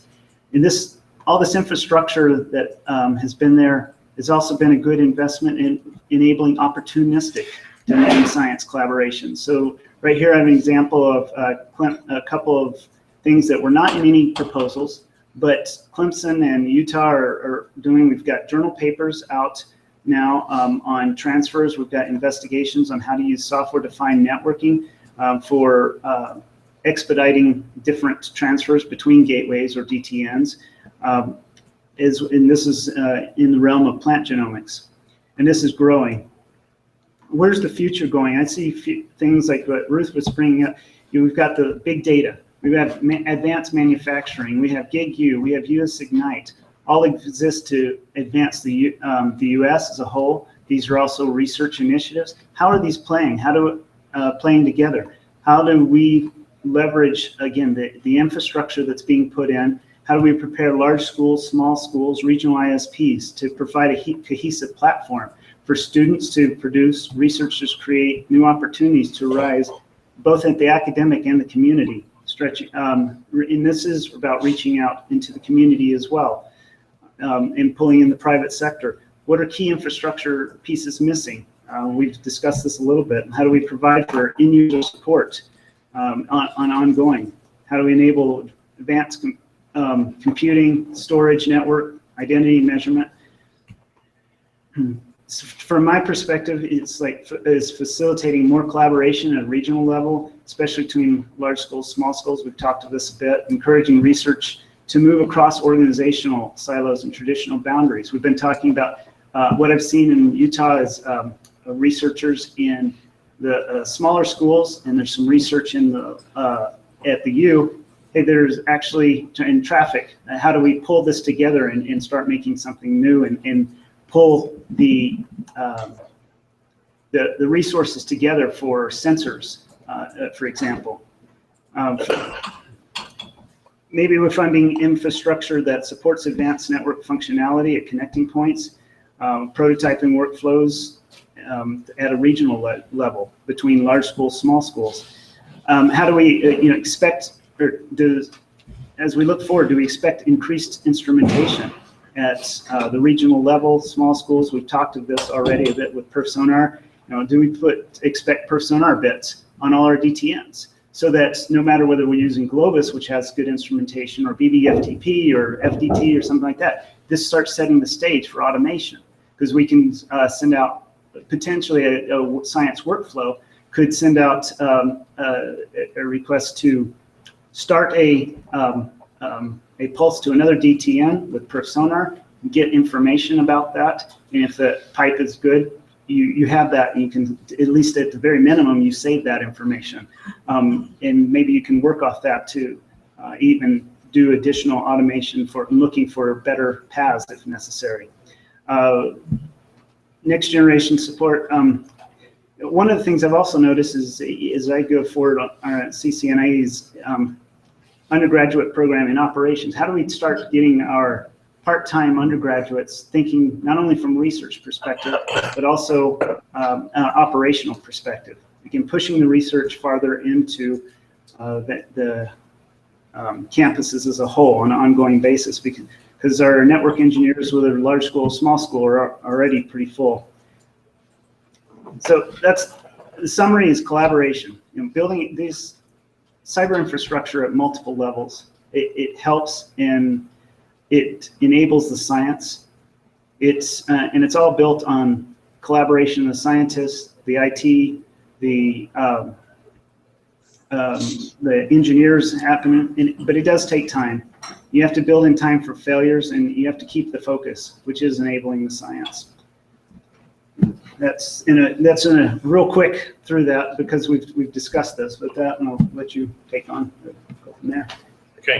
Do you want to have questions or now, or just keep talking a little? If there's some, let's say 1 or 2 immediate questions, and then I think we keep going and then have more of a discussion afterwards. So any questions? So on my slides. Is this one? Yeah. Yes.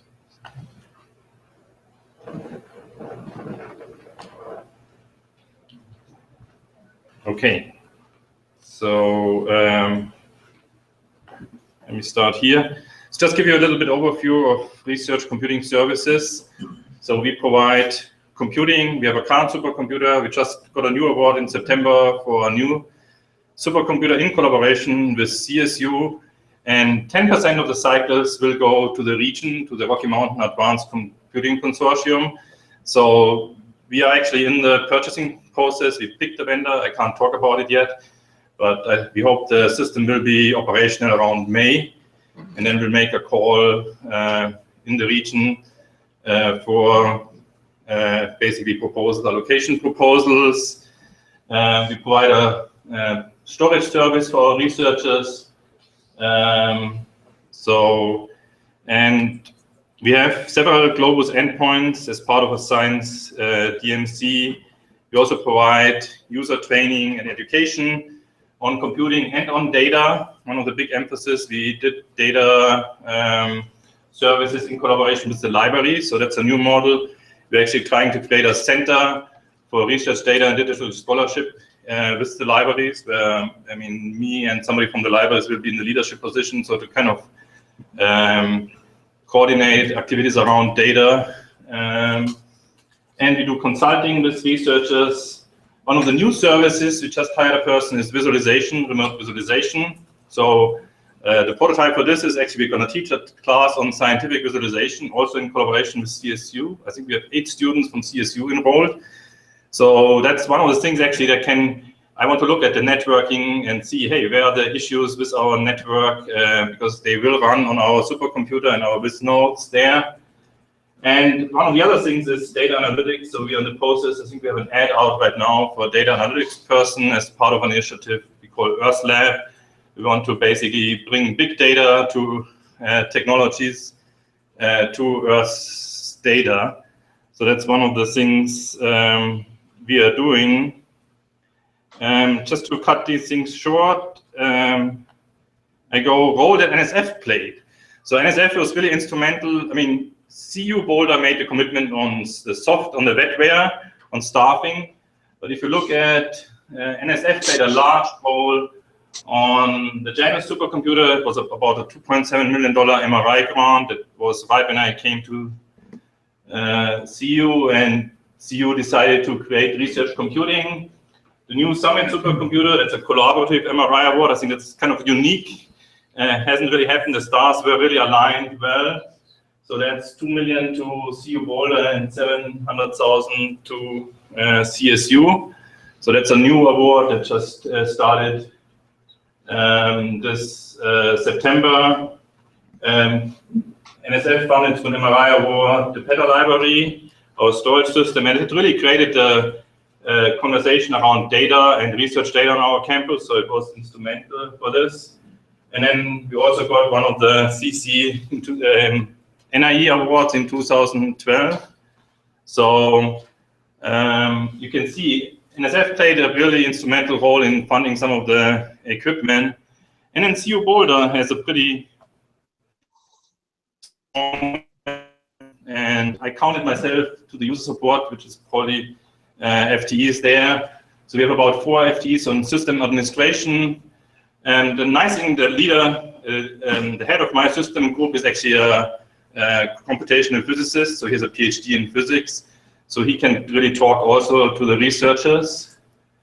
And these are all funded by the university. And then on kind of soft money by the university right now is the visualization and the data analytics person. This is one of the things I try to avoid, because I want to give, I mean, I want to be competitive with my staff, and soft money positions.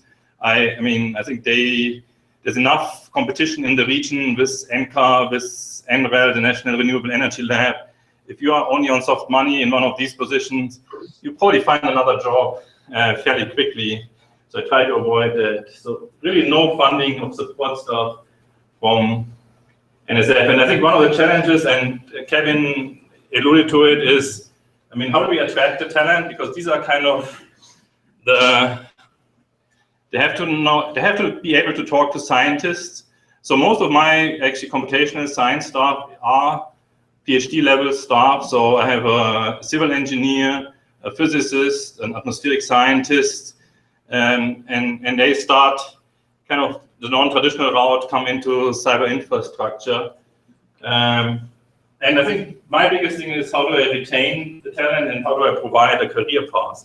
So they are really, because I lost one of my stars to NREL, because there he became a staff scientist in that area, and he has a career path, and I couldn't provide him there.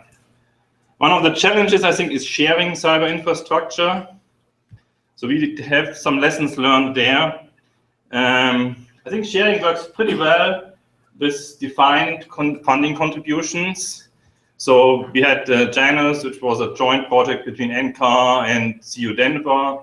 I think the new system, I think we have clearly defined how it will work, hopefully with CSU and CU. One of the key things is you have to have local support at the institution. I'm very happy that I think CSU provided a staff position and students to support the researchers at CSU that will run on our supercomputer, because I think otherwise it won't work. From our experience with CU Denver, on the previous supercomputer, they really didn't have a dedicated support person at CU Denver. And because of that, the usage actually was very low. I mean, NCAR used Janus very well, CU Boulder obviously too, but CU Denver, because they didn't have a dedicated support person. And then I think community building, we're trying to build a community around the Rocky Mountain area. Requires lots of work. One of the things I was glad Joe reminded me, it takes time. I'm kind of not patient sometimes, and I want to get things done now. So I think that's one of the lessons I have to just relax and say, hey, it works. I mean, if you look at AMAC, we started, I think, in 2011 with the first symposium. We had about 50 people. The last symposium in Boulder, we had 300. So it's working, and I think we now have these sysadmin retreats every quarter. We decided to do something. So actually, it's gonna start working. One of the things is a little bit maybe targeted towards NSF. Maybe there's a place for regional CI resources that serve a region or that serve a virtual organization with a specific science driver. Because I think MRIs are kind of I like the concept of MRIs, because you have to put some skin in the game, you have to put the matching in, because I think this shows commitment to equipment. But I think having regional MRIs is kind of a challenge. Again, I think the stars were really aligned. CSU was ready to put an MRI in.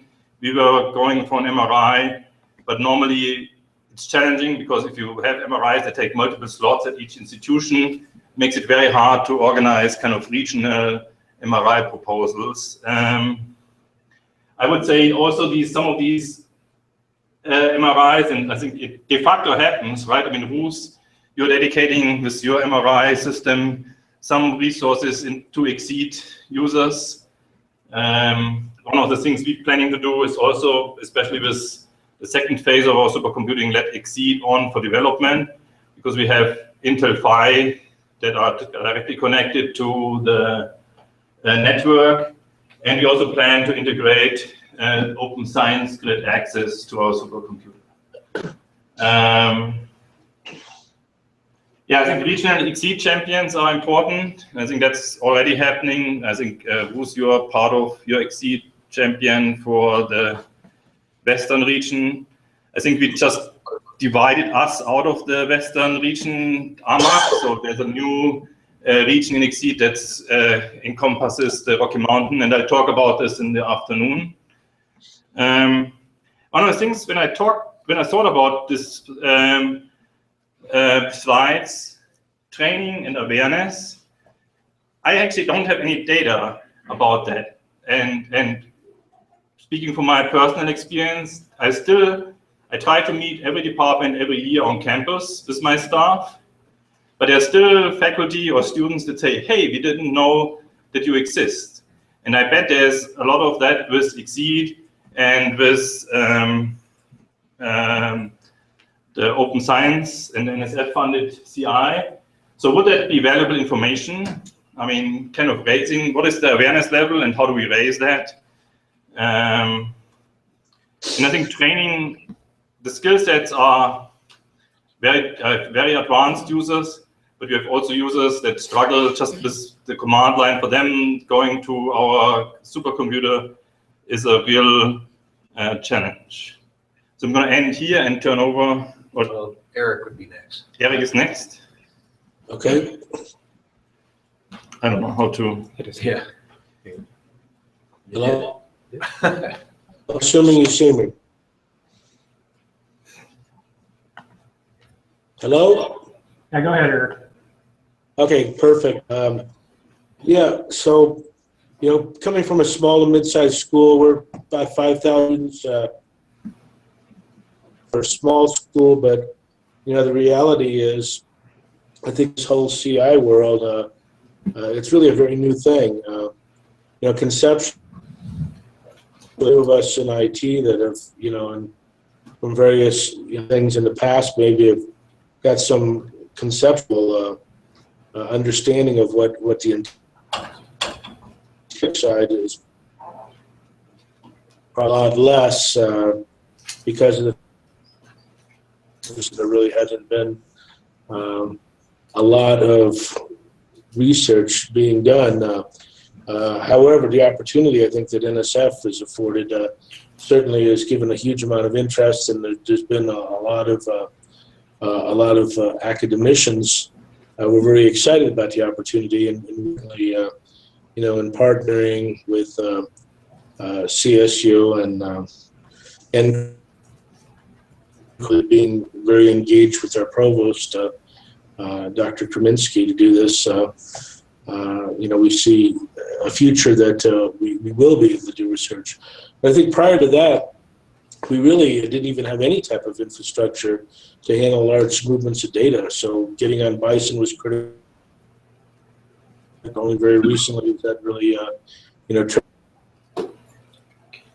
a environment, that certainly is to do the things that we really need to do. However, I think this grant that we received for approximately $306,000, well, which really would be a link up with, to the ultimately connecting us to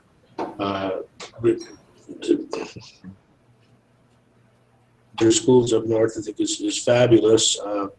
And also we earmarked some funds for something local that'll have some immediate return for us, which is a planetarium that we have that's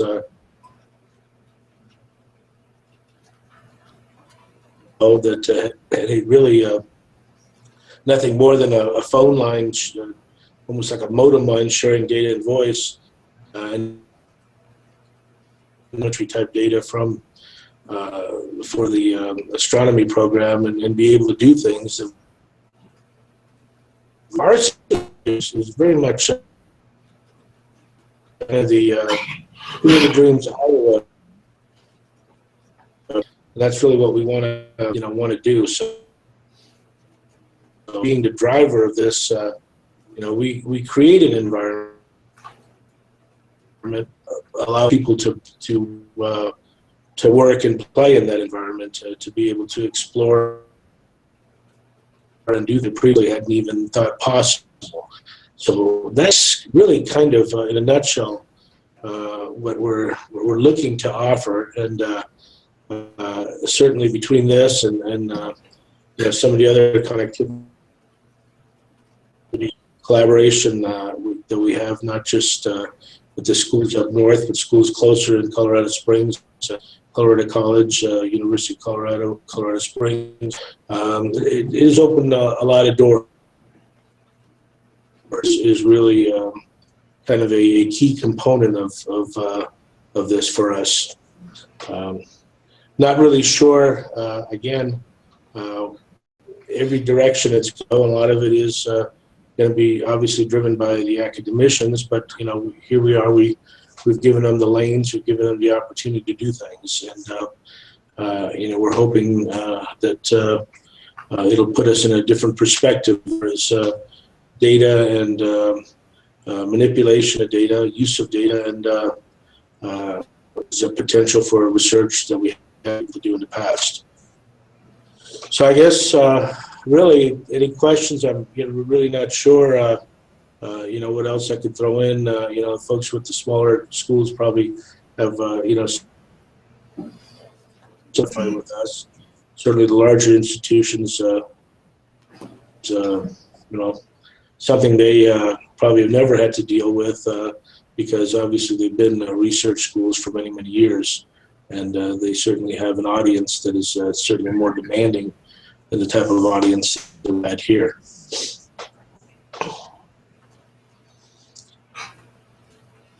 Okay. Thank you, and I think questions maybe at the end.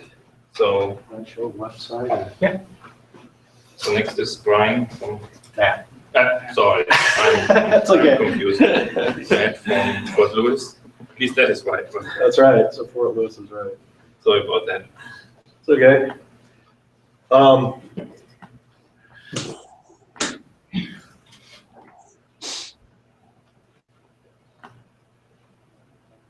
Go to the meeting.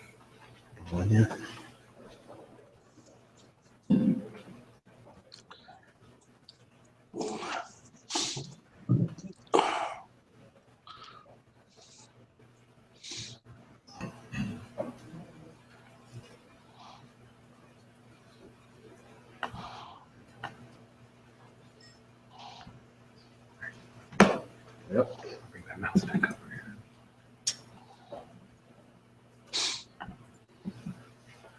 All right, so I'm representing a small school, and most people have never heard of Fort Lewis College. It's in the Four Corners area. I grew up in Tucson, never heard of Fort Lewis College until I went to work there, almost. So we're in Southwest Colorado in Durango. Most of you know Durango from the EPA Gold King spill that dumped 3 million gallons of sludge down our river. So the river's recovered, fortunately, and is nice and clear again and running nicely. Looking forward to the spring runoff. So Fort Lewis College is a state college, public school in Colorado. Durango, like I said, is in the southwest corner. We're closer to Albuquerque than we are to Denver. And we're really not close to anything. So that makes it kind of challenging. In the last 8 years, we've seen some good connectivity options come into Durango to the college. We've been connected to the Front Range Gigapop for a long time. We just added a gig commodity network connection to us, and we have another 600 megs of commodity and connectivity to the FRGP. We're a member of the I2, level 4, small level.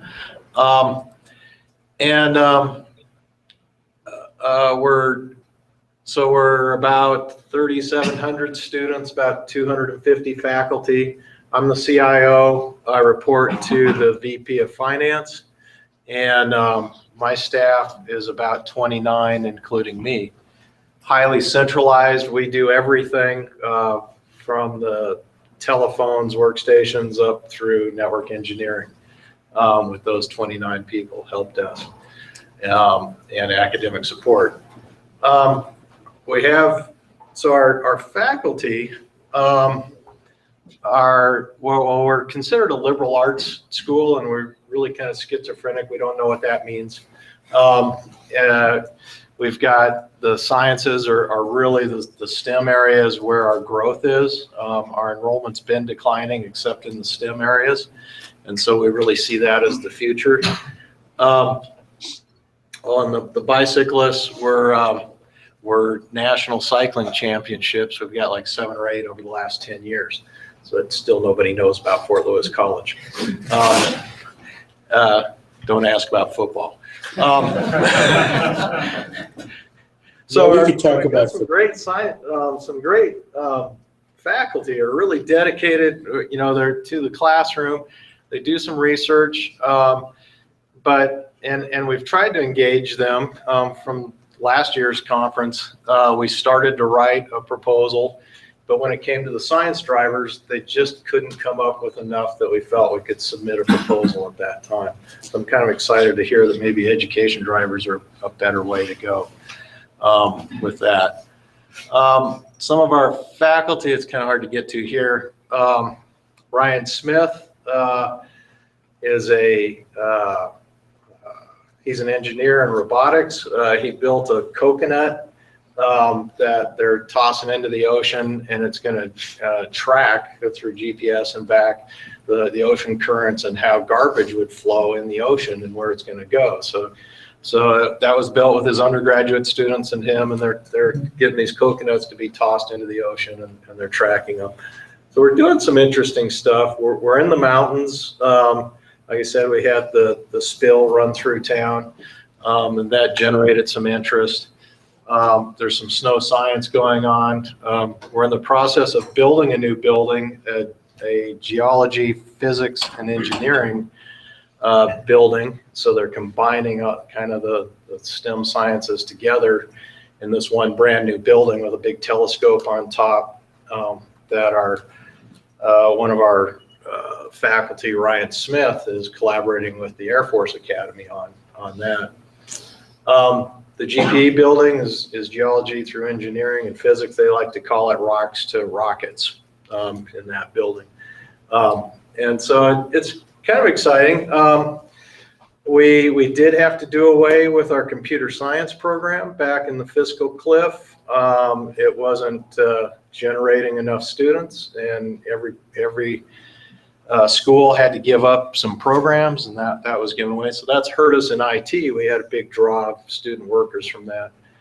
So being an undergraduate school, we have our first graduate program in education, but being primarily undergraduate, we don't have graduate students and teachers assistants and that type of people to draw upon. And that's been a real challenge too. So the faculty are very independent, and is one of our challenges with that.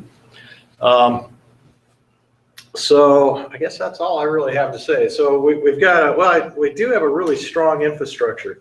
We've got an incredible fiber infrastructure to every building on campus. The campus is our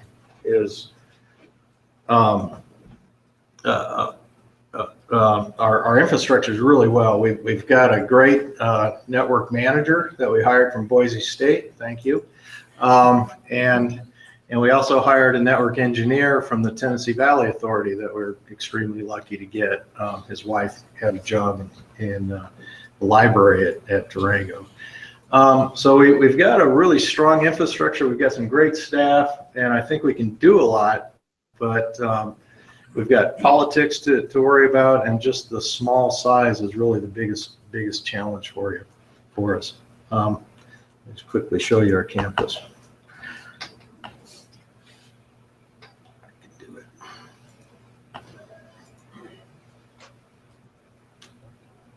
This will load.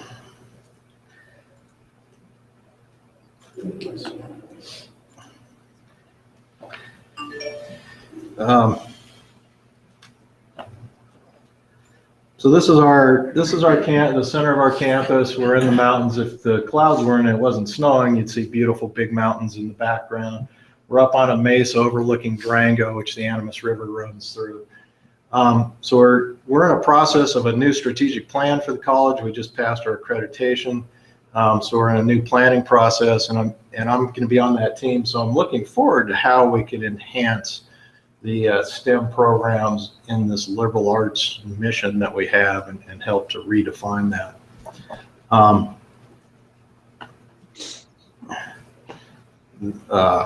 This is our Rocks to Rocket building, our brand new GPE building. That building was designed 8 years ago, and they had funding for it, and the state pulled the funding as they demolished the old building. And so 2 years ago, we got funding for it again. So we're just now being able to rebuild it. That was challenging because they used the exact same plans that they had 8 years ago, and they didn't even have wireless in it. So we had to go back and say, no, we need to add some new things into the building and redesign the classrooms for flipped classrooms and that type of thing as well. But I think that's all I got to say. Yeah. Okay, thank you. So any questions? I like to continue the discussion about the CI engineer and the community. I think that's probably one of the more important topics. Or any other questions, obviously, from the audience? Comments? You referenced not stealing, but hiring someone from another institution, and then there were comments earlier, I think from Thomas and maybe others, about the importance of attracting and retaining talent. Do we need to retain that talent, or is there a pipeline from smaller places to some of the larger? Then I know there's probably the rest with the initial, now what do I do? My folks are gone. But is there much migration between sort of the smaller and larger schools in the region? I'm just wondering if that's a pipeline maybe for you in your collaborations. Train up people and then. So let me ask you, Ruth, I've thought about this question quite a bit, but are you asking from an IT perspective or from a undergraduate to graduate type of I guess both. Because I've thought on the latter, wondering if does it work to have to build collaborations with large school, small school to make natural progressions and to create the get the collaborations with the researchers that they're there, and then that becomes a natural thing to say do undergrad there, come up, do graduate work here, and you've got some similar thought processes and already work if we've got faculty that are working together at those institutions. Yeah, one of the things I've been interested in is the opportunities are just really limited in the Durango area, and for our students. So could some better summer internships or collaborations, or even bringing a graduate student to live in Durango and work on campus, but still be from their home institution. We do a lot of student exchange type programs. So I think there's opportunities there, but we have to get creative because it doesn't happen naturally. It certainly doesn't, I don't think, go from the small school to the big school. But from the student side, I mean, one of the things I was especially excited this year, so with RMAC, we do a student poster competition. And then we send this year how many we can afford, so that we basically get even with our symposium. We have sponsors and we have registration fees. So we sent 4 students to supercomputing, and one was from CSU, one was from Northern Colorado University, and one was from Wyoming, and I can't remember the 4th one. And for them, one of my experiences was really exciting was it was life changing. They were life scientists, statistician. And suddenly they go to supercomputing and it opens their world. Hey, here's all the tools, here's another career path. Oh yeah, one was a civil engineer. And she said, oh, I can go more into a computational career. The life scientist, she was busy the whole time. She realized, oh, my pipeline is serial. I can do stuff. And she was in my booth meeting with others that do similar pipelines. And then now she basically has a parallel pipeline. She has now an account on our Janus system. Is ready for summit. So for those students, but it doesn't unfortunately scale. I like to bring more. I like to bring 20, 30 students to supercomputing so they have this kind of experience. So that's kind of, I think, the student side. So they learn more because from their professor, I mean, the CSU student especially, she was doing her research. She would never go to supercomputing just because that's not in her field. But going to supercomputing was really, I think, changing how she does research now. So she realized, hey, I can do these parallel pipelines, I can do much more higher throughput, I can ask different questions now. So how do we scale this more? I mean, I think that's from the student side. From staff side, I didn't see a pipeline. I think it's this transition. So I got one of my staff members came from NOAA. One come from Mount Sinai, just because he likes Colorado, kind of. So I don't know if there's really a pipeline on the staff level side. I think it's more of a competition to try to attract somebody who is good and likes to work in kind of the research area and who resists maybe industry temptations with much higher salaries, and who can speak to scientists. I mean, I think that's one of the keys I'm looking for in some of my staff. I mean, not everybody, but some of my staff really needs to kind of understand research and talk to scientists.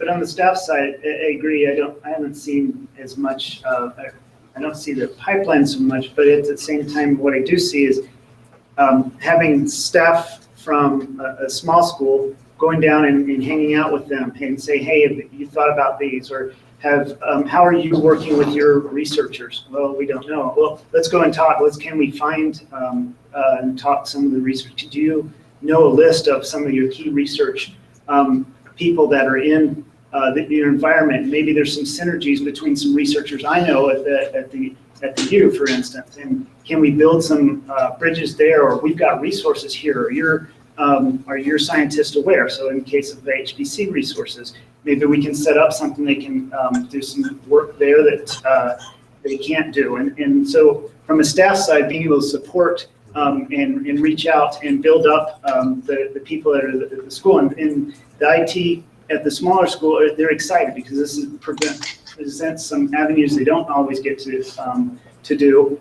and some additional ways to grow. And that's what I've seen so far.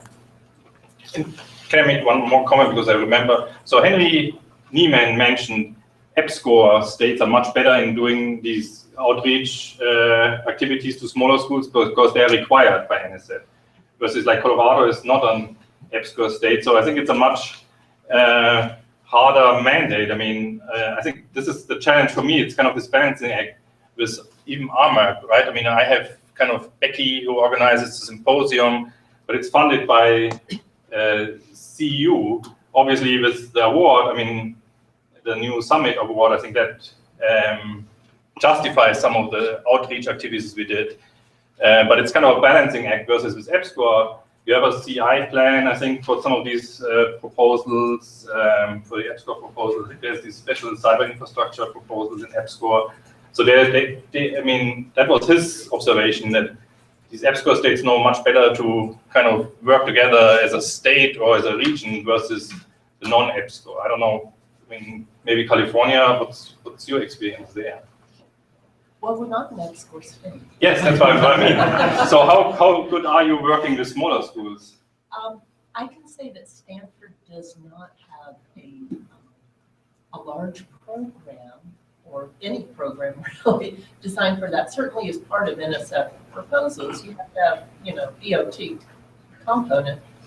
And for the MRI, for example, there are MSIs that are participating, but it's an area where a lot more could be done. Our CIO, well, we don't have a CIO. That's a whole separate day of discussion. We're not organized, but one of our many heads of IT at Stanford did, for some years, sponsor sort of a CIO council, and he brought in CIOs from the community colleges, the small schools, because just in the Bay Area there are probably 50.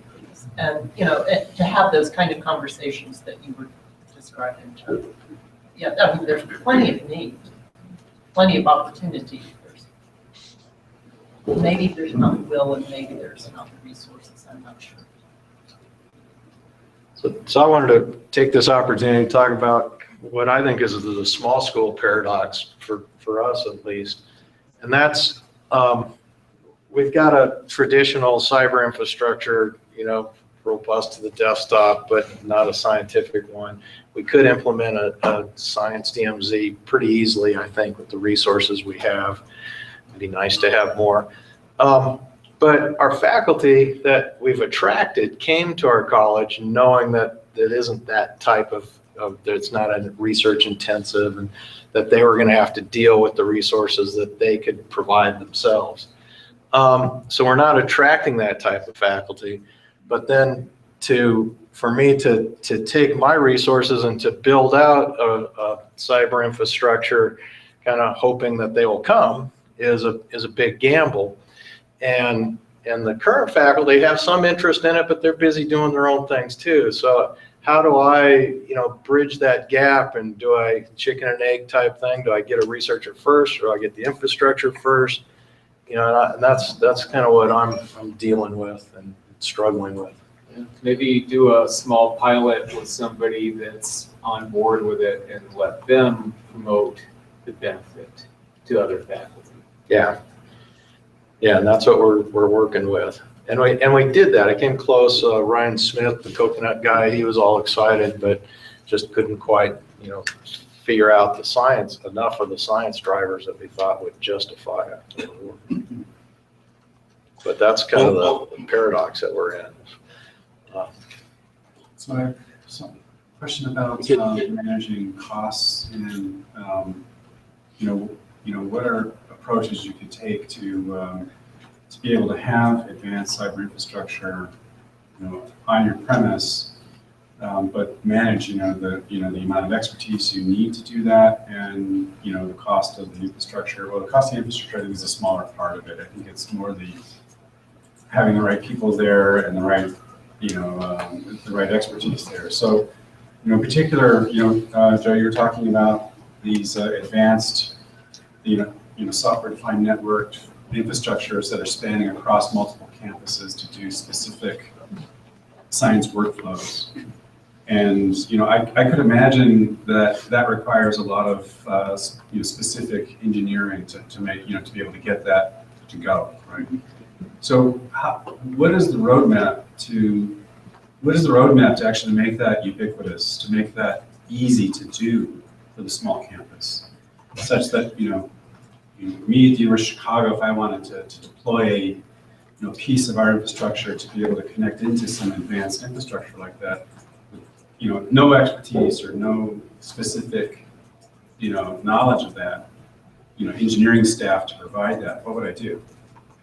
That's the hard one. So for me, working with small school, like in UVU, for example, where I was able to leverage our Genie grant to get some hardware to put down there, and another part of another grant to get some actual compute resources.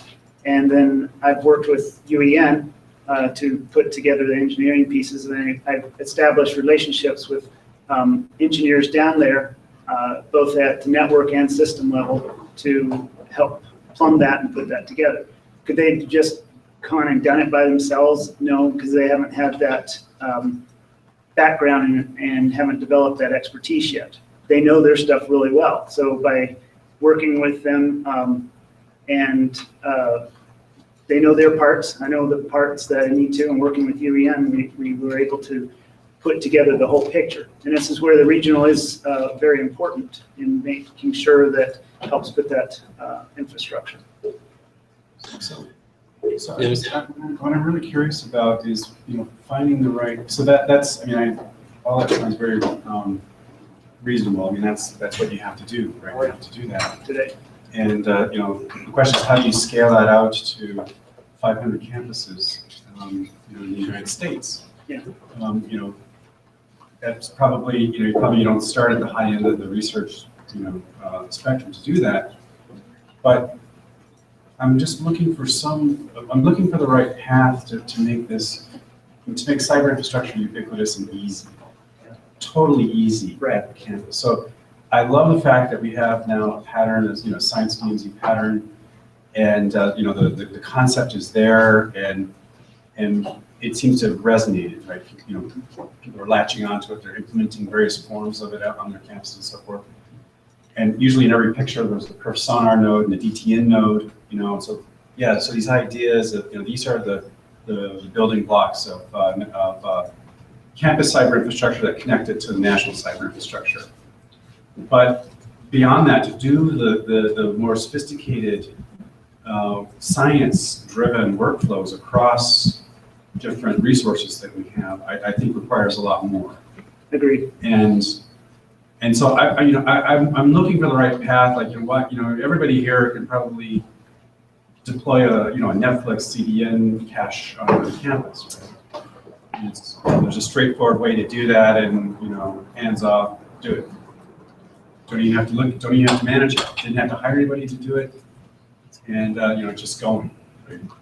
So what are there sort of steps in between that we can get to where are there pieces of cyber infrastructure that are becoming standardized and packageable and trusted and understood what they're for? So for example, the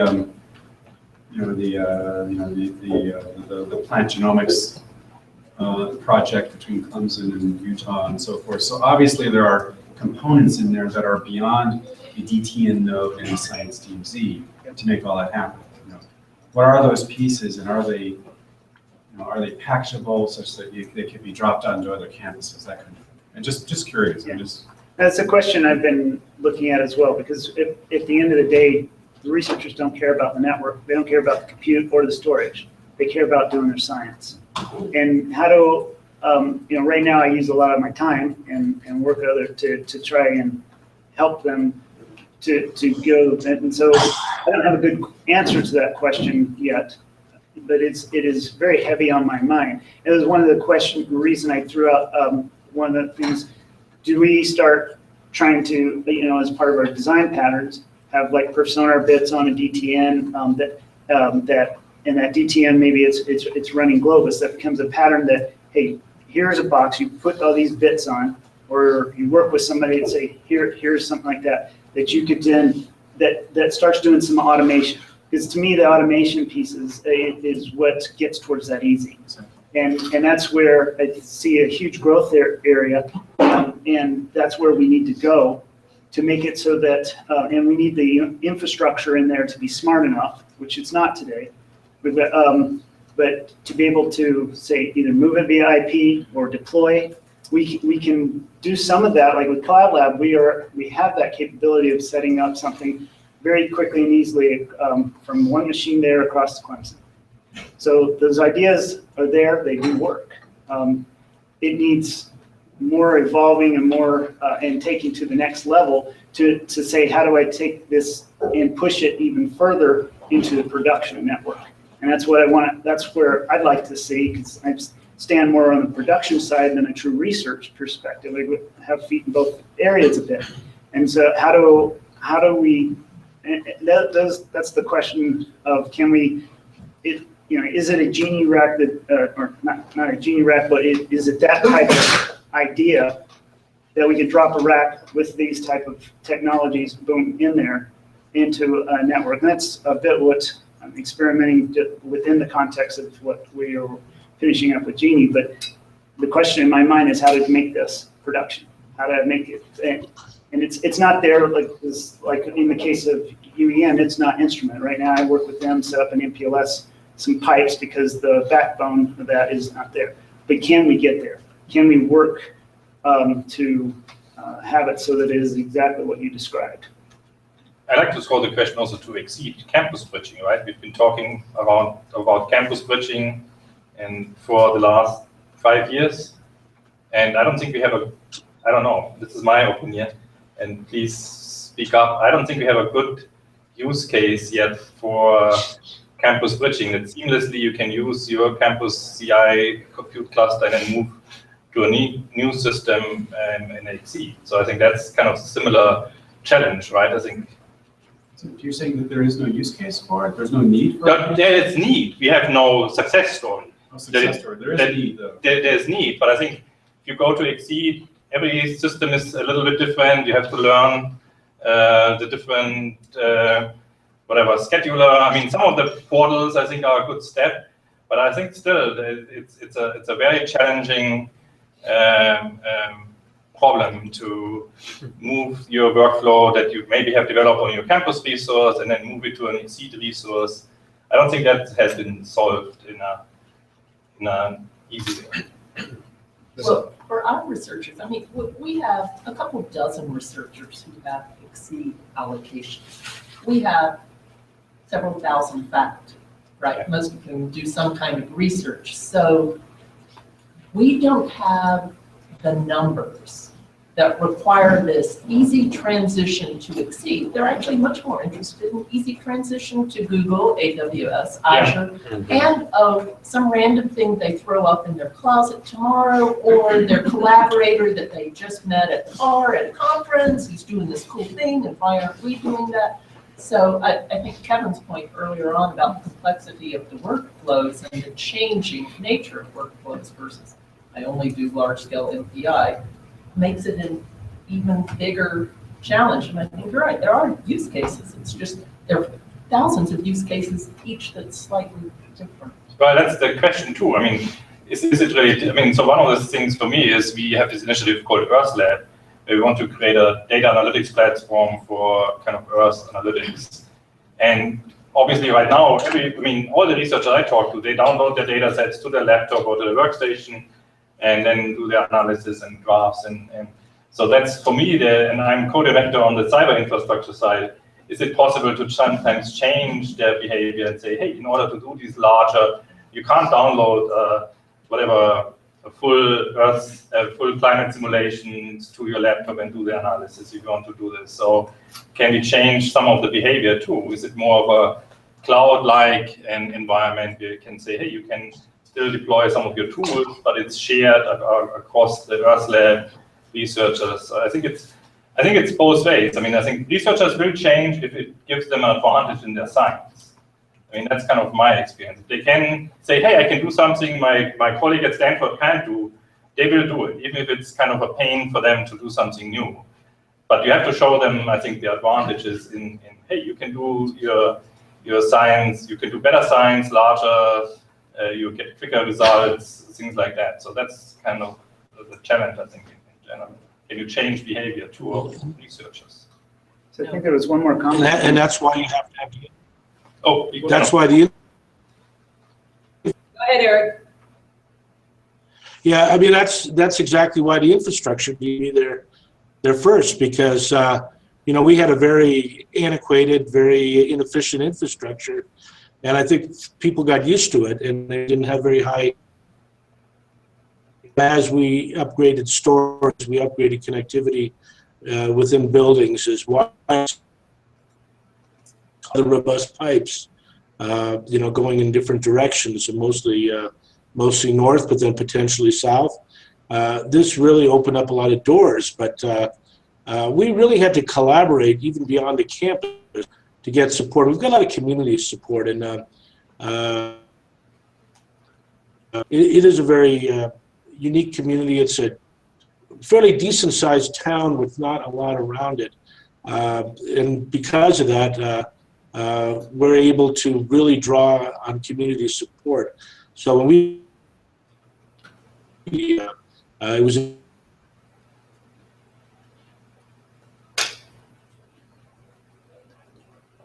I think, no. Eric, we lost you. So actually, one of the things I picked up, I actually put more favor of, I liked it's a science question first, that is not restrained thinking about the existing infrastructure, but say, hey, here's the science question I want to ask. And then I'm looking at what infrastructure is really necessary to support that, because I think that's, for me, enabling the science. And thinking about, sometimes scientists, they do all these workarounds, right? They know, oh, we have a crappy network, let's do this. Or we have not enough, I think you probably know that too from NOAA, right? They do all these kind of workarounds, but I like to ask the question, hey, what would you do to answer this science question? And then figure out, hey, where are the bottlenecks? What do we need to improve? What are the things that we need to solve for them to really answer then those science questions? I actually try to do it the other way around. Find a good science question and then develop my infrastructure in that direction. You had a comment? Oh, just quick about Exceed campus bridging, like one or two success kind of things I can talk about, but that's after lunch. So. This is just proof what slow networks do. Eric, didn't you just have to swing over to your backup path while CDOT splices your fiber? So down to a 3-gig path. And we're very vulnerable. If it wasn't for us. See, this is what happens when you lose your fiber optic. We had to combine forces to really make, get the connections to where it should be. And I think we're there now. We're at least very close. I know we still a little bit to do with CCOM, but the bottom line is this has opened doors for us. And I think the point I was trying to make earlier is that having a community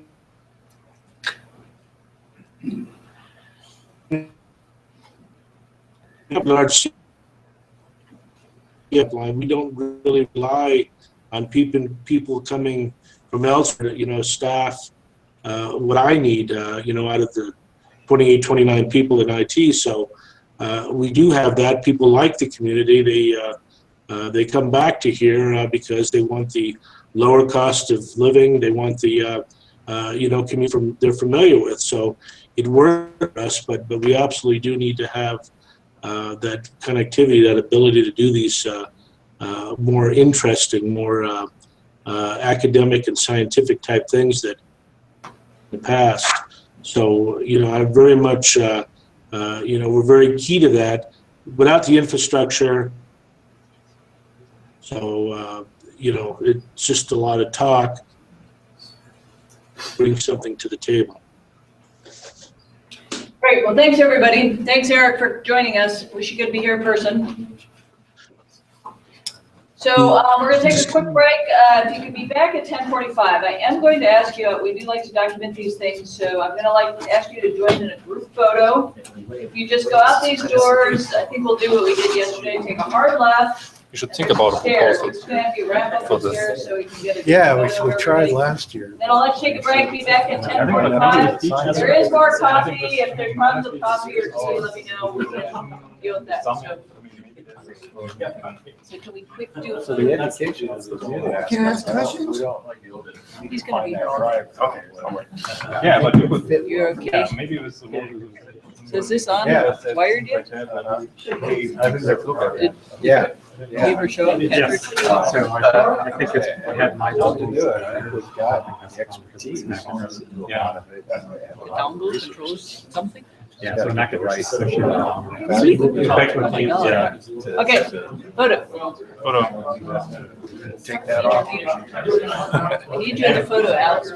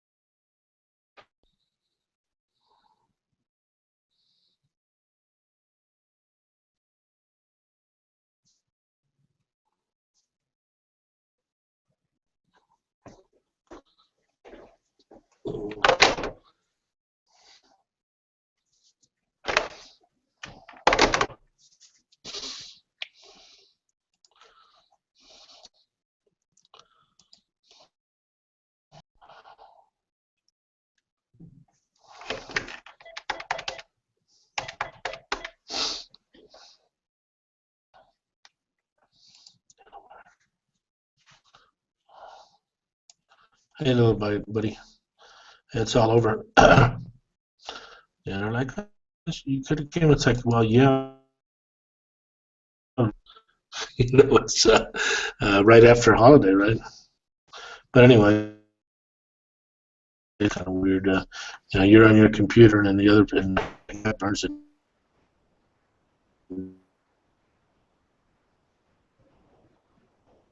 It's interesting.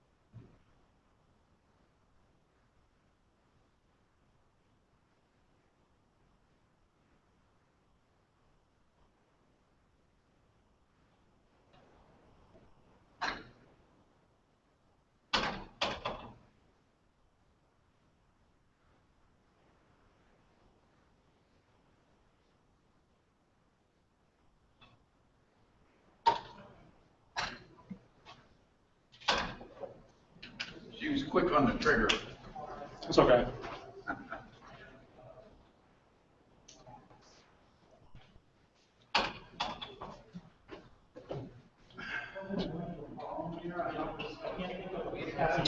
Proposal that I've seen where the campus is licensed as a small institution. I'm thinking that might be great. They're all.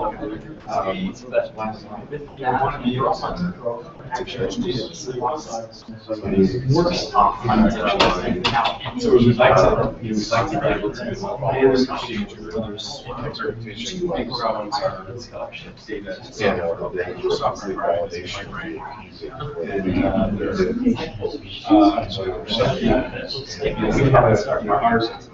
We can't all of the data that we need. H2 or just we have all kinds of data sets. And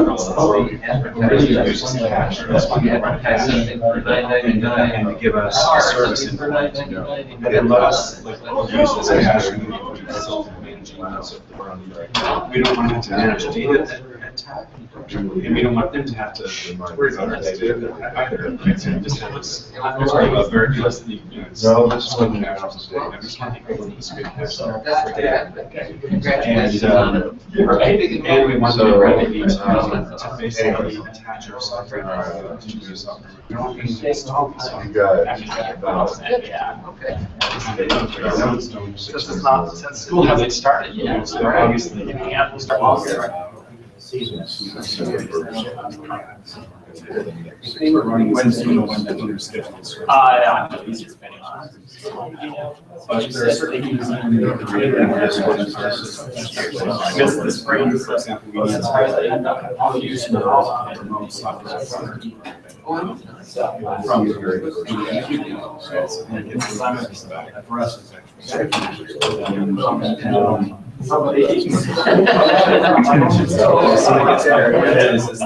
What happens? This evolves over time. Yesterday. Yeah, I have a son who lives down here. Oh, yeah. Coming this way, there was constructing advances. Oh, and so that's great. I guess I'm just listening. Yeah. And to make it time that their institution provides some generic white box. Yeah. Yeah. They can. Oh, yeah. Download something. Yeah, right now he's on the joint task force. And runs within the basic. I mean, you cannot actually all the ones. That's the end of, largely deploying virtual positions. Yeah. Wow. Something that they do. Yeah. It's sort of scary. Yeah. Standard. That's how we're and wow. He has. Domain 7 years in domain centric services. Last two of their cases. Yeah, he was there. He was 2 years. On their horse patrol for a couple of years. Oh, wow. He's over there. He's done a lot of I want to make this easier. You going down there? Cool. Yeah. Sets things up such that they could run advanced services at their site. Yeah. So the campus it's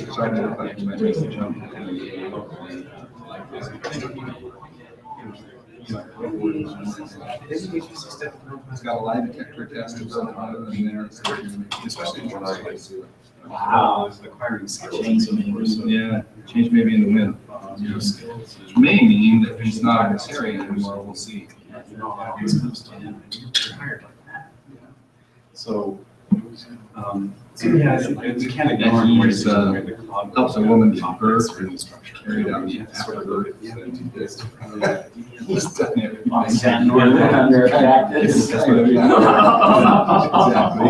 that kind of stuff. I just really got a lot of learning experiences. You should write a memo.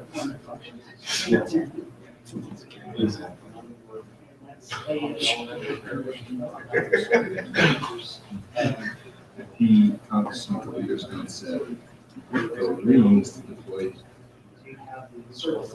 quadcopters along your survey. Yeah. I would imagine that would be a great thing. Yeah, way cheaper than a high-tech fence, you know, and just fast, not much expensive risk, you know, goes down to cars. yeah, but the workflow is so bureaucratic, there's not a lot of love between senior federal administration.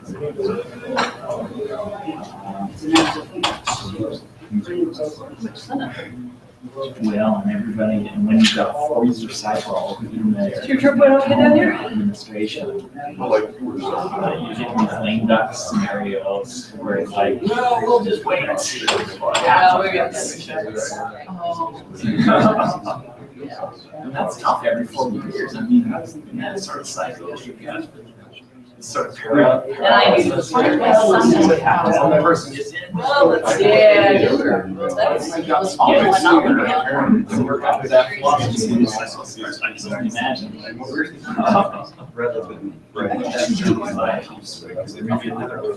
Yeah, that's cool. I had -5 in December, actually.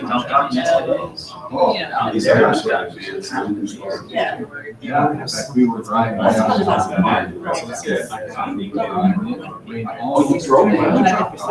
Almost constantly from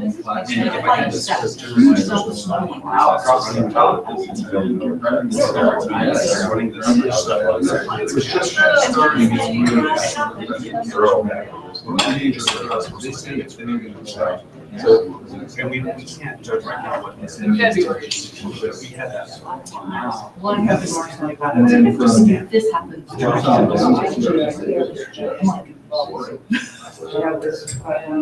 I would imagine Washington. Yeah.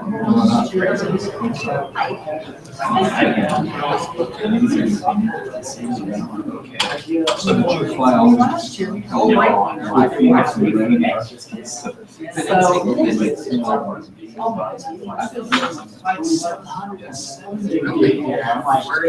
I live up in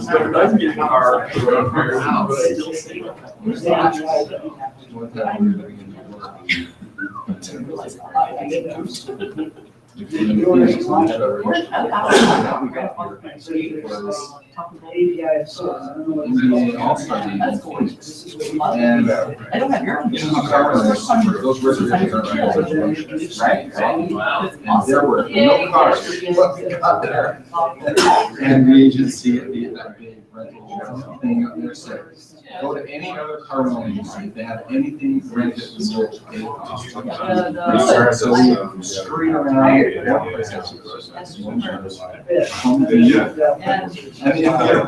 Mustang. So we rented the Mustang, right? It's like $600 and. That's good. What company was that? Oh, like this last. That's good service. There are some people who say. Sorry.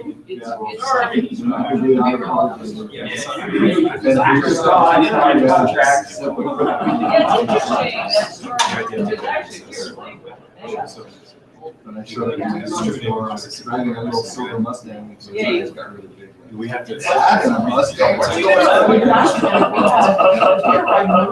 Getting jobs. Beautiful sunny days down, fucking cloud down. Oh, Sunday. beautiful. I looked forward to show. Yeah, it really goes where it's on. You need to forget. I think you get some sports. You get it. We do the state park. That's the thing.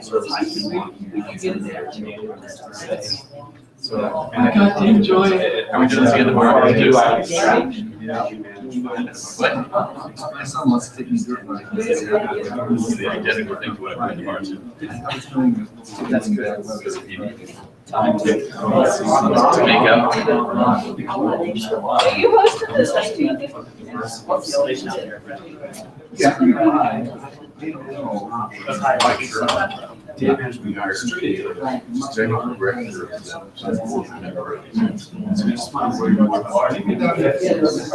I have never been seen photos. Although you get That's what it seems. Yeah. Well, yeah,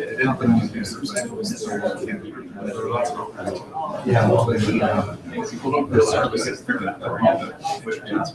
Are y'all enjoying a nice ride? Very different. All right. Remember your bike was in the sun. To really get into it, I haven't had the chance.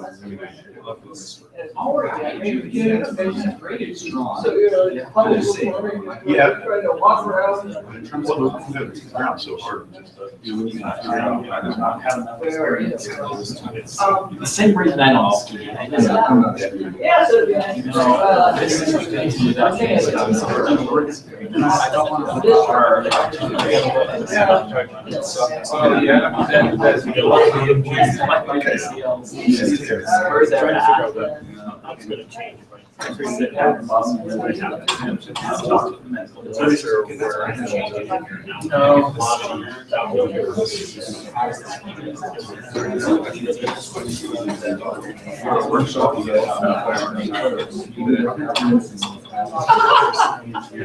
That's great.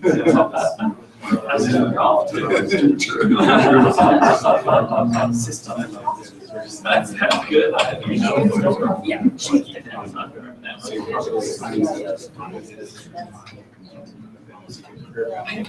You might ask her if this. Hey, what's some slides? You want some slides? Yeah, you got it. Well, no, I mean, Oh, yeah. Do you have it on square? typically they always kept it the same.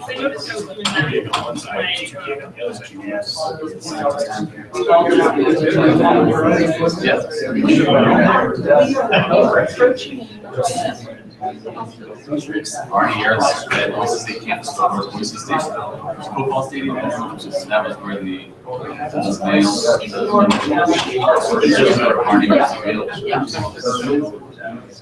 Yeah. Right.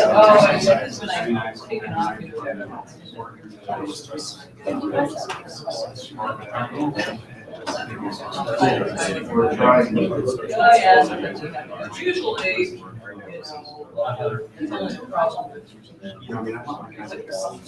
So.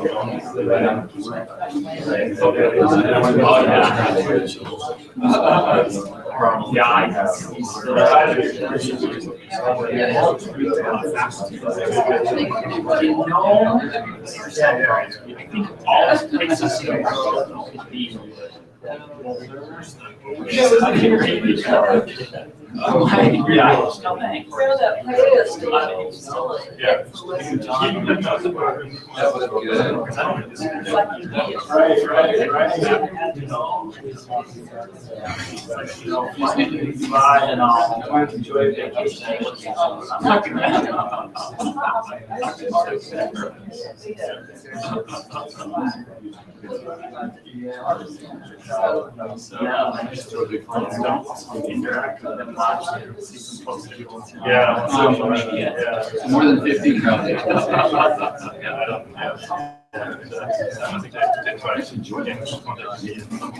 You do enjoy all the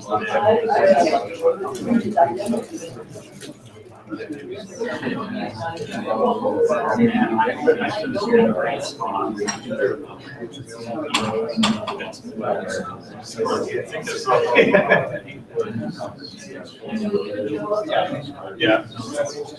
I'd like to give him the others. Yeah. But mine is really, I like to really hear from the ones that University of Idaho.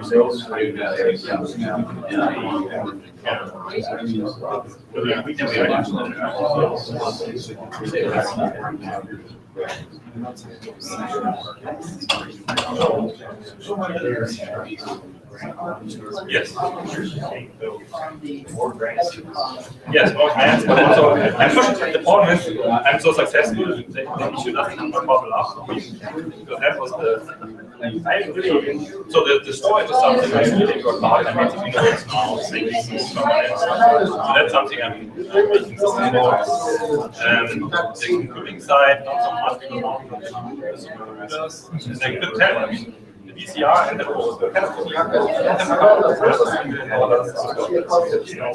I'm pretty I'm pushing on this. On the storage side, it's starting. On the compute side, it's not so much. I think this boulder, for honestly, if it really comes down to, I think, for one-time money, I can get, I think, maybe it's more optimistic, but I can get some. It's more the storage side, I'm really hard, needing the VCR,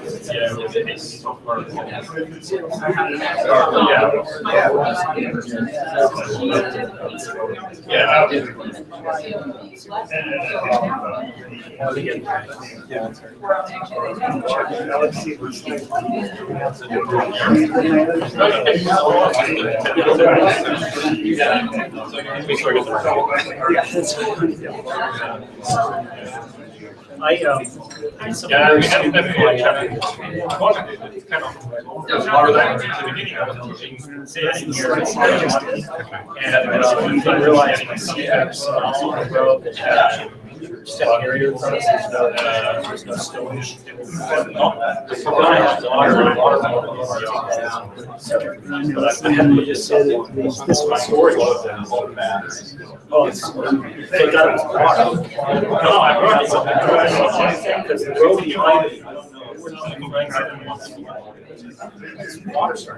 So you guys good to go? We're very close. Have you been able to tell with the It's not on. Apparently, I think these are.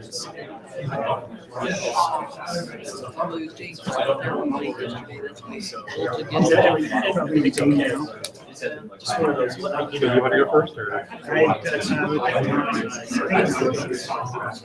Is it just the two of us?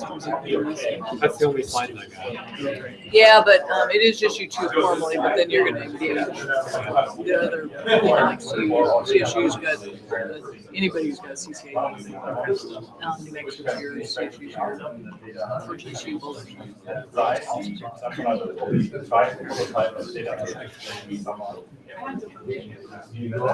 Oh, and Boise State's got it. Oh, so usually not my group.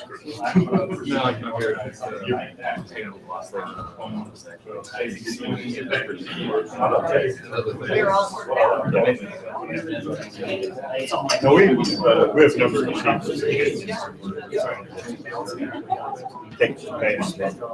Yeah, but we don't have the access to have anything on a large scale. University of New Mexico. Practice on our local. Those that have some infrastructure. We've got, I don't actually.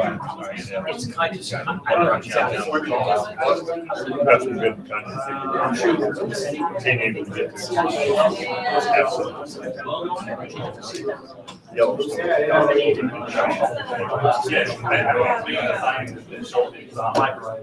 get them, and then the trail. And you know,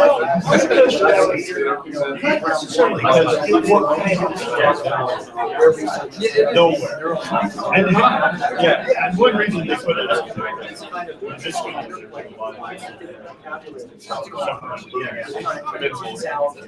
Yeah.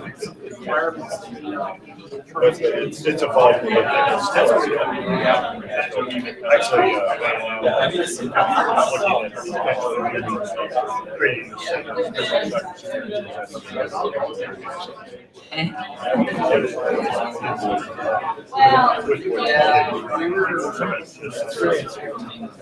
Send me all your slides, please. Our email I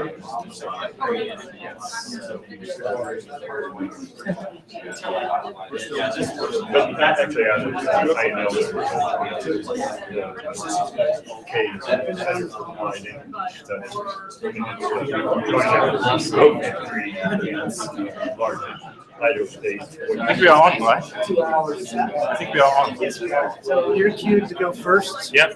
Then I'll follow up and go from there. Okay. Okay, everybody. I think let's get back to the program.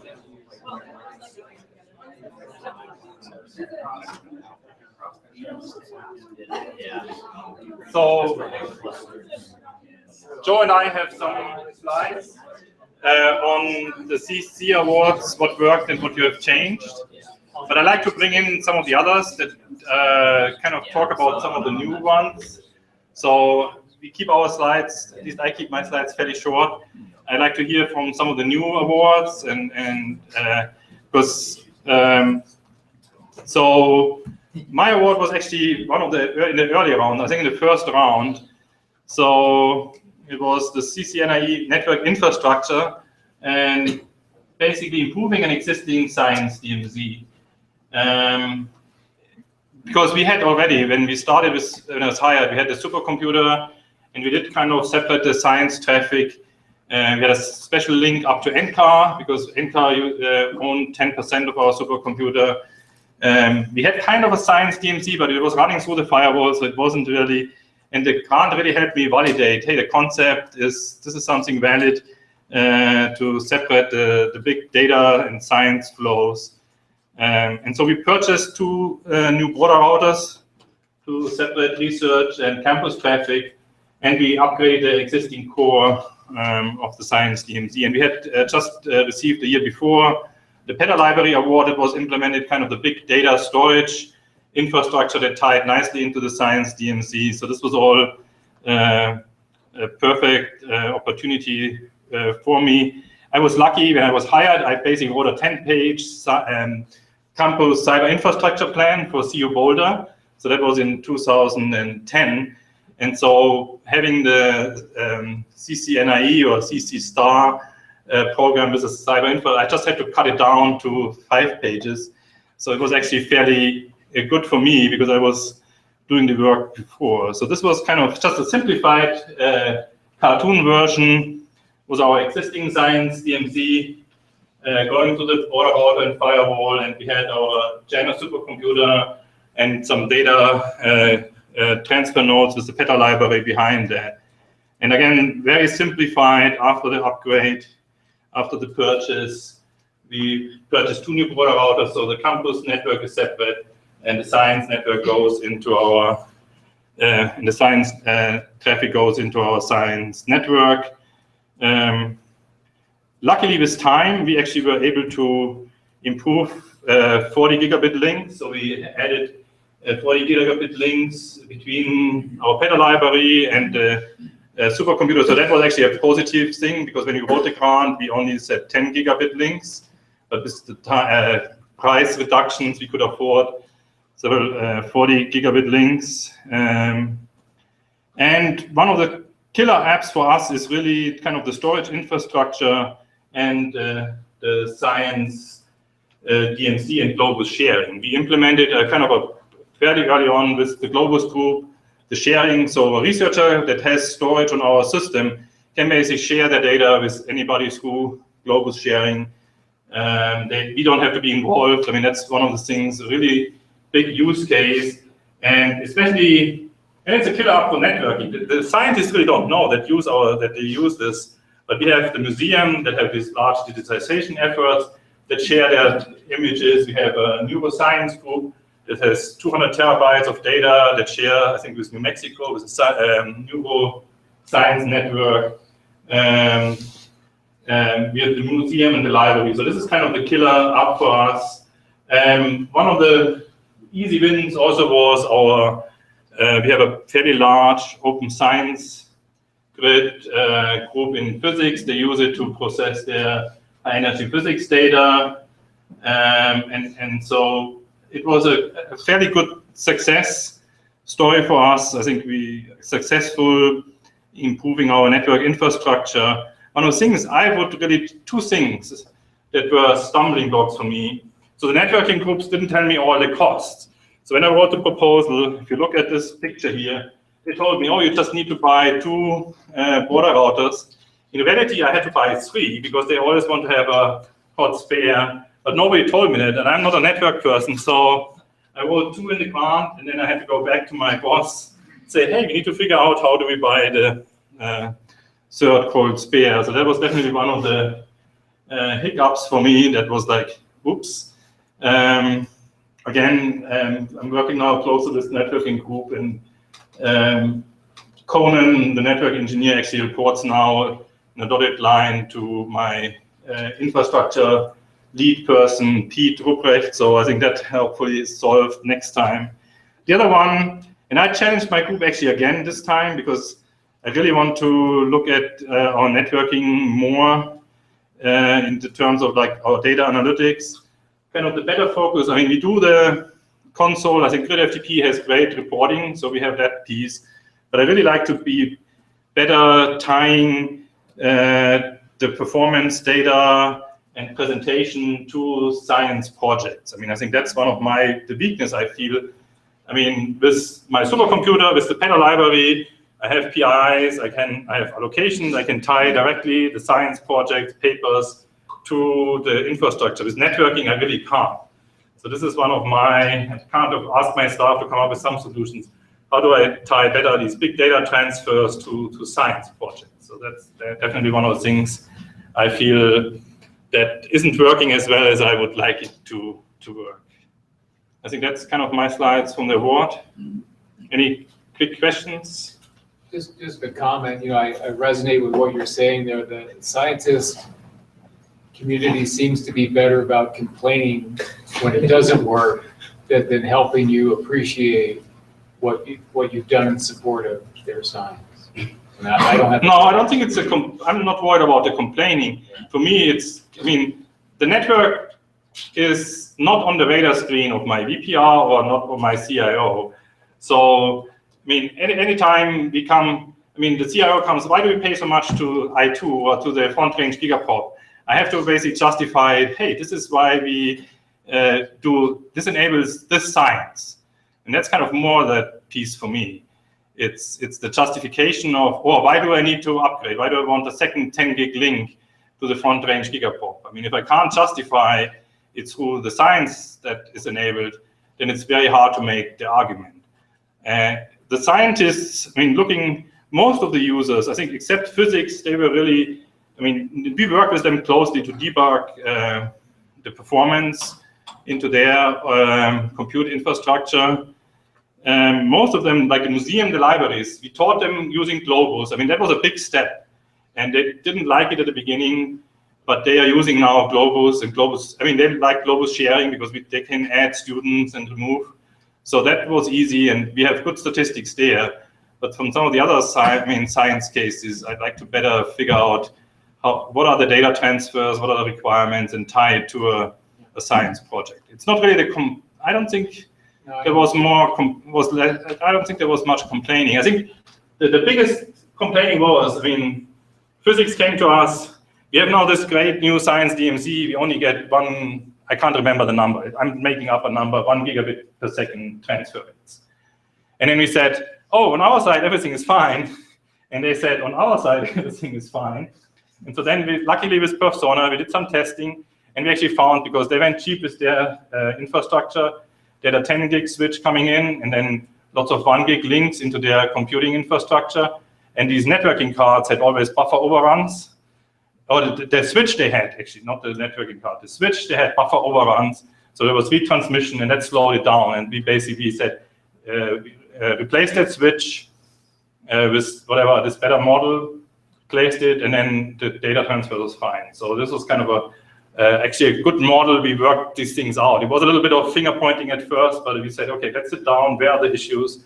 And we figured out it was kind of on their, kind of the last, whatever, 50 meters problem on their switch, and that all worked. But I still think in general, I feel it's all fuzzy. The information I have about the data transfers, it's very fuzzy how it connects to science versus on my storage or compute. I have a very strong, I can really point to, here's the PI, and here are the 10 papers and 10 students that are graduating with the, I can't really point that to the networks, on the network side. Are most of your 10 gig links to, they're 10 gig to a server of a researcher, or they're 10 gig to a switch workstation generally? So we're actually using this now as a, so we paid for the 10 gig, or my boss paid for the 10 gig switches. We're using this now as a screw to move them into the data center we have now. So if you have just a server, you get the 10 gig link free in the data center, but you have to pay for the next refresh if you want it into your building. If you have an instrument, we still, so like the fMRI system, we still provide the 10 gig link for free. But if you have a kind of your own server, you should really move that into the data center. You get it for free there. If you want it in your lab, just to have a server that is on the science network, a data transfer node. So like for JILA, they have their own data transfer nodes to transfer. JILA is our big physics institute, so they use their big server as an endpoint and transfer the data to their collaborators. So then they have to pay.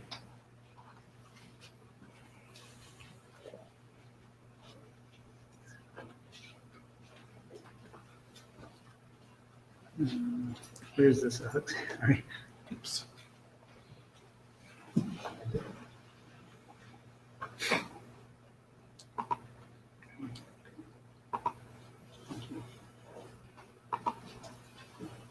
Thanks.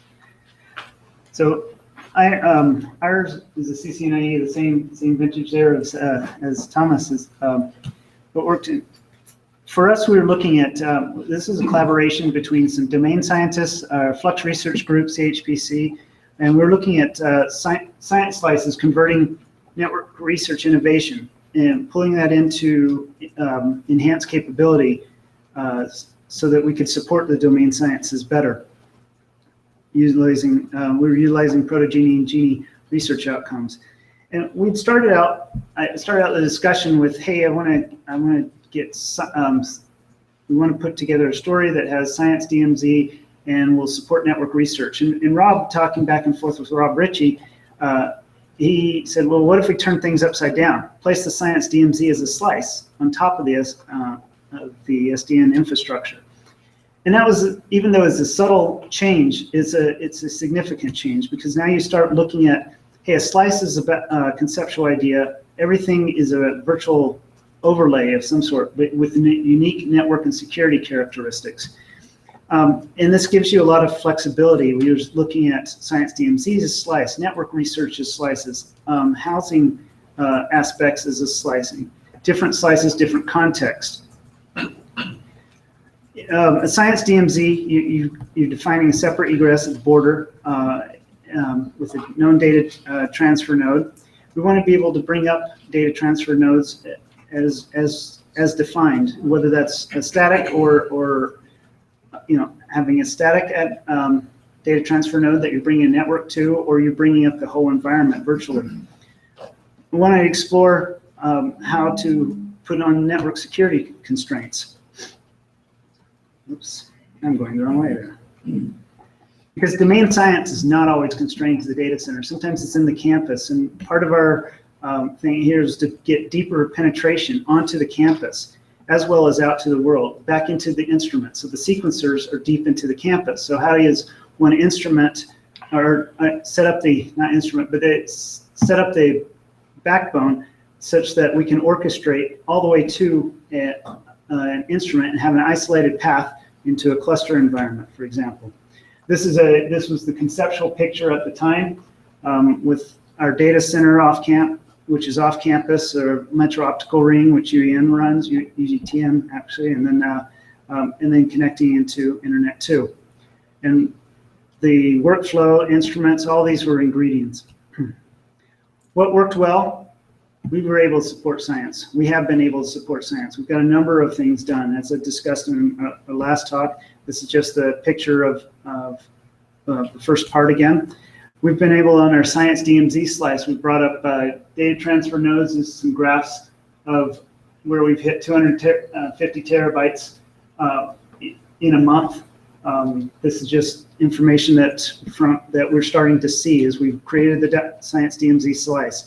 This doesn't capture all the pieces that we're doing separately on different slices, but we're trying to get to that point where I can get that type of analytic information. What the science DMZ as a slice did too, but you can't have, the pattern calls for, you don't have firewalls in front of it because they inhibit you. So, but we don't want security. To me, security is hand in hand with the network. You do not walk out naked in the wind. But it gets a little cold. But we use this environment to prototype remotely triggered black hole routing and unicast reverse path forwarding with Bro first off, and then NetFlow and QRadar acting as trigger.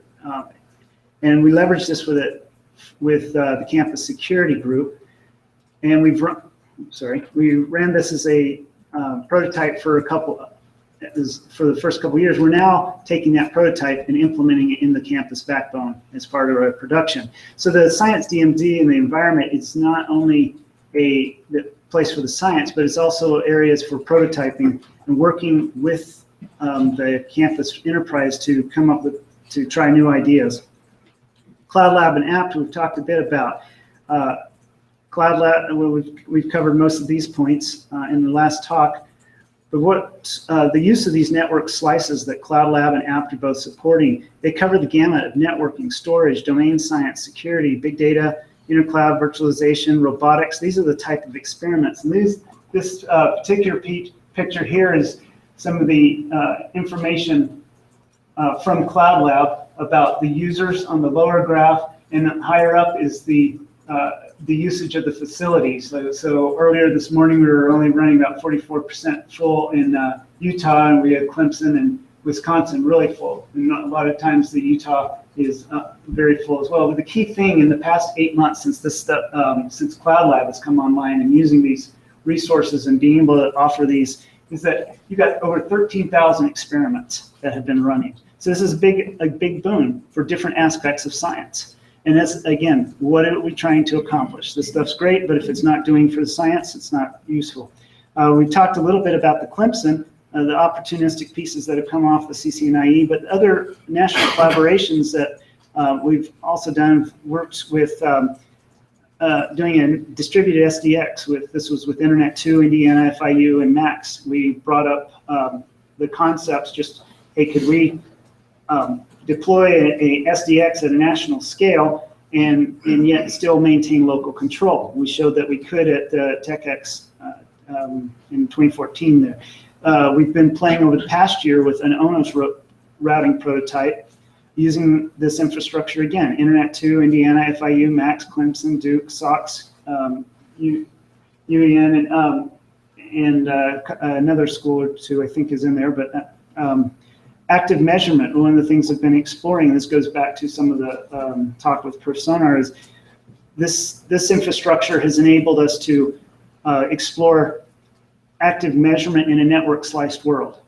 How do you, because Personar today measures base substrate, base network.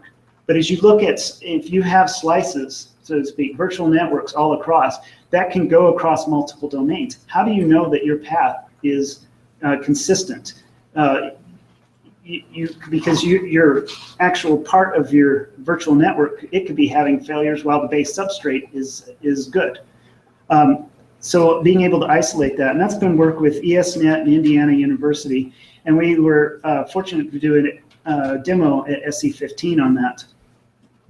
SDN Trace is some work that's come out of Internet 2's SDN working group, and myself and Denise Gherkin at University of Houston, we've been working. So once you start looking at things in slices, you may or may not be using IP. Well, how do you troubleshoot? How do you isolate and find hop by hop where this is. So Denise's and students there and Nick Baston, they have done a lot of the research. I've worked with them providing operational input, and now we're trying to take that research right now and actually implement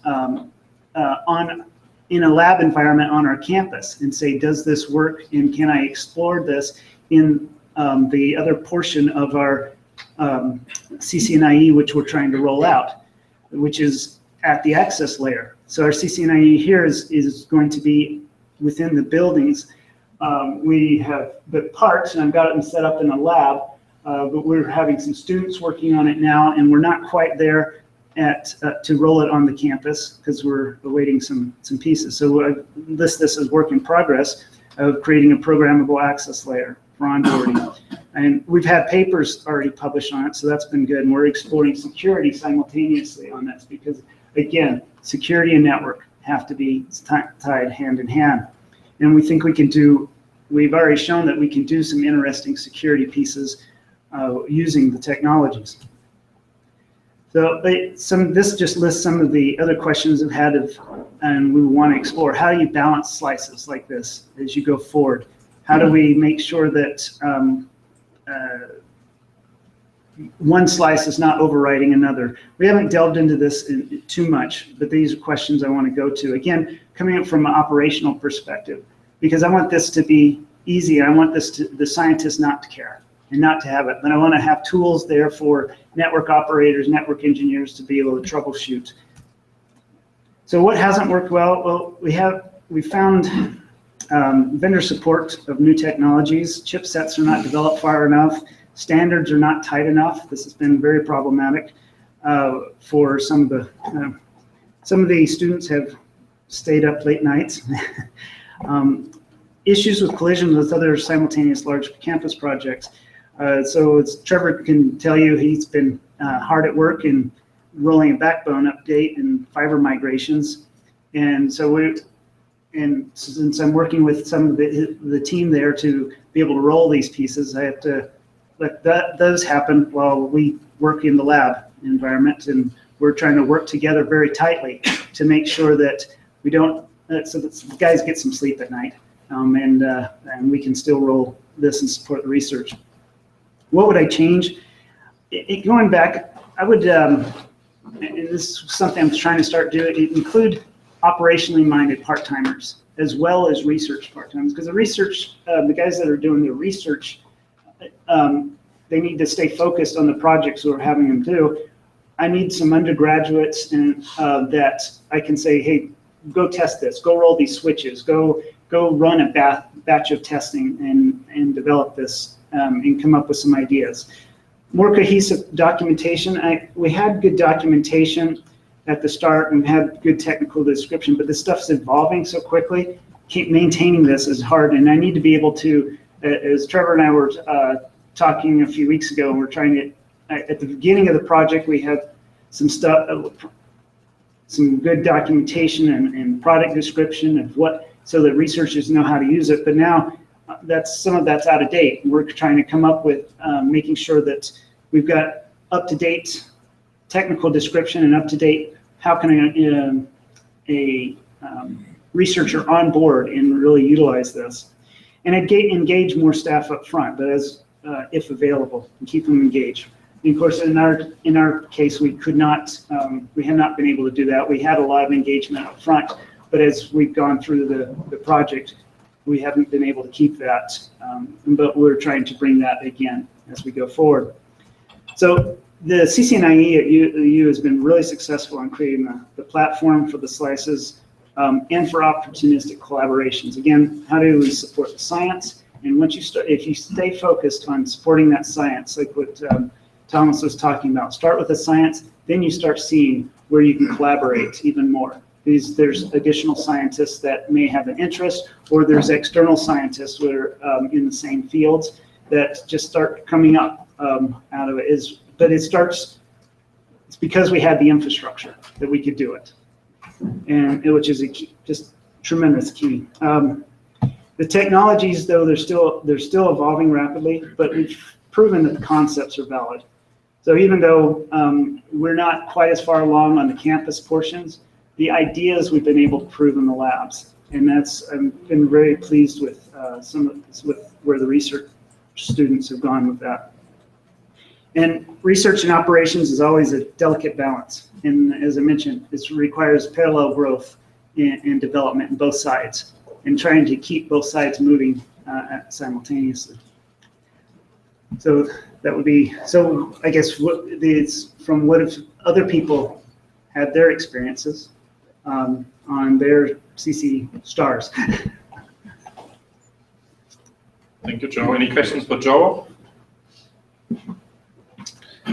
Yes, sir. The cybersecurity application, that sounded functionally a little similar to what I've heard in what LBNL does with Bro on their campus. Right.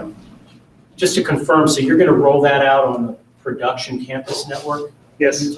Yeah. We actually have rolled it out on some. There have been, I think the first RFC was December 15th or something. Yeah. The RFC here is not the internet RFC, but rather request for change of the campus. Yeah, our change of cap, not RFC. You know, we're not touching the private IP space or anything. Yeah. So yeah, Mike's over the production pieces and working with the security group. Just curious, is that configured like an appliance? Is it literally like just plug and go? And I asked that more to kind of figure out is this something that's portable for other places to consider. There's parts that are portable. I mean, certainly the pattern, which is what LBL works and what we're doing is there's been some scripts that Jonesy has written locally, the security guy, to pull off our NetFlow, and pull off and tie in with QRadar, which is a commercial package that could be pulled together, as well as the Bro pieces are not quite as fully there as as when we first started, and not as far as LBL, that's for sure, because we already had the commercial package, which they're leveraging for other reasons as well. And so, all right, so we're taking bits out of a little bit out of the Bro and a lot off the NetFlow and tying in the QRadar. And so, yeah, it's not completely a package, but there's aspects there, and the thoughts are there. Other questions? Any other question? So maybe then a question back. Who has a CC Star Award? I think there's one in the front here. Who else?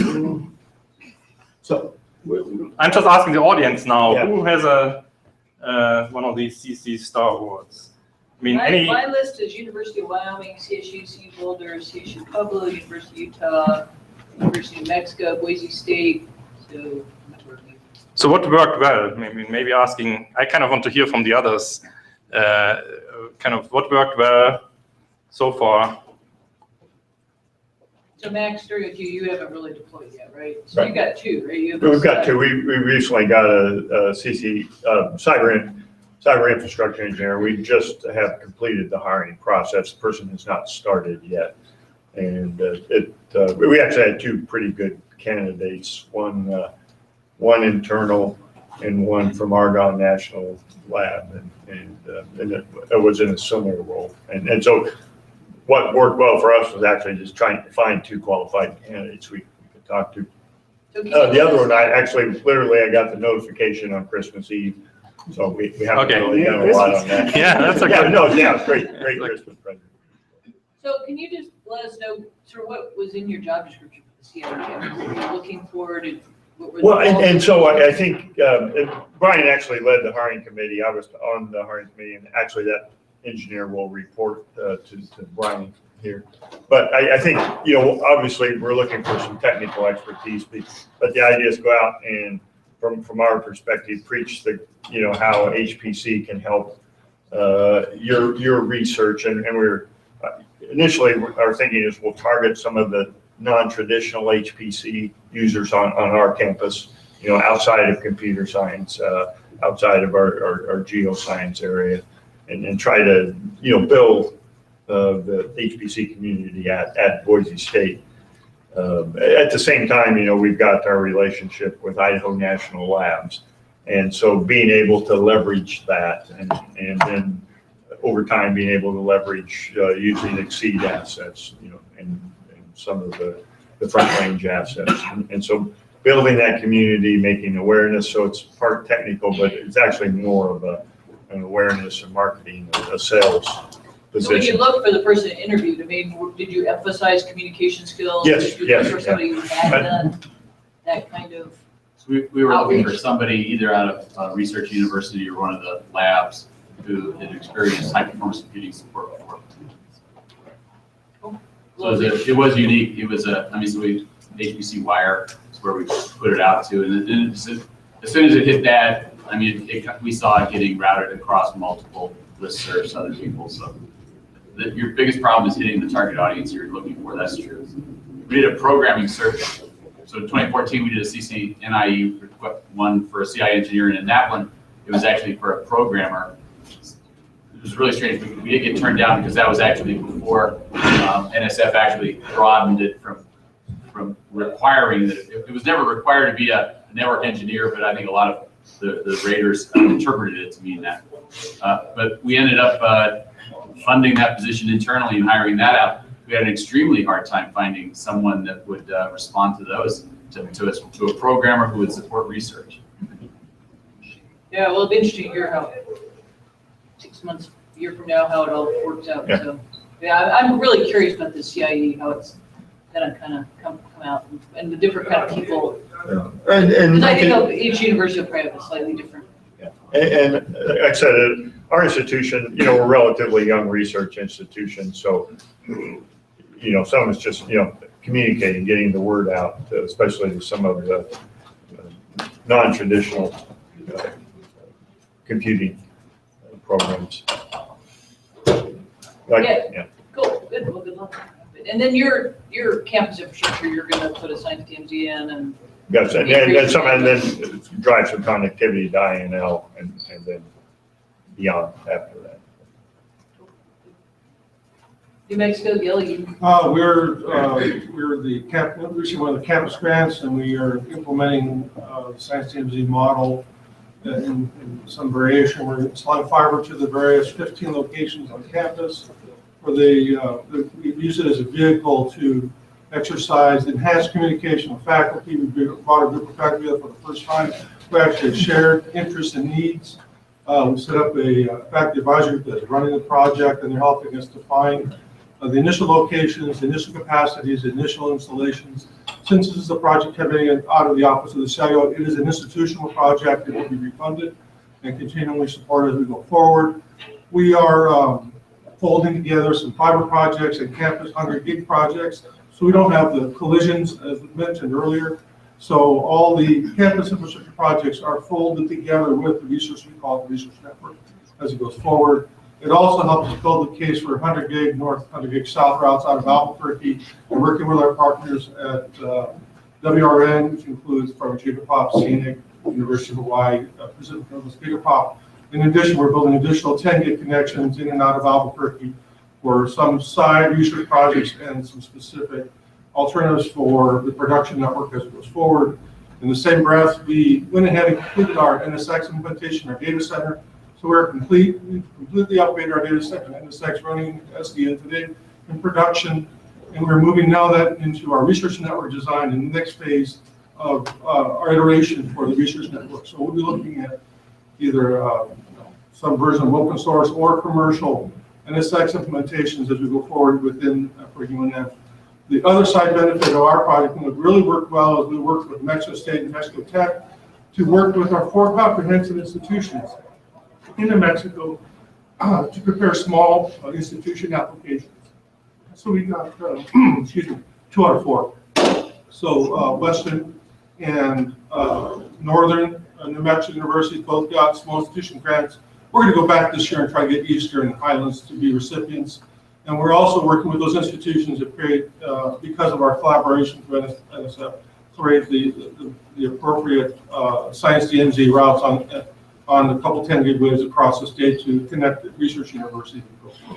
What didn't work so well is that we are Part of our challenge sometimes is that we have some initial hesitation about sharing things like successful grant applications. Some of the small institutions weren't willing to share initially. They got over it once they realized that there was huge benefit by collaboration. We also have some faculty who had been fussing with IT over years where transport wasn't working as correctly. So we in essence went in and pre-tested every single one of the 15 connections. We're up to under 10 gig link, we're getting 9.6 gig.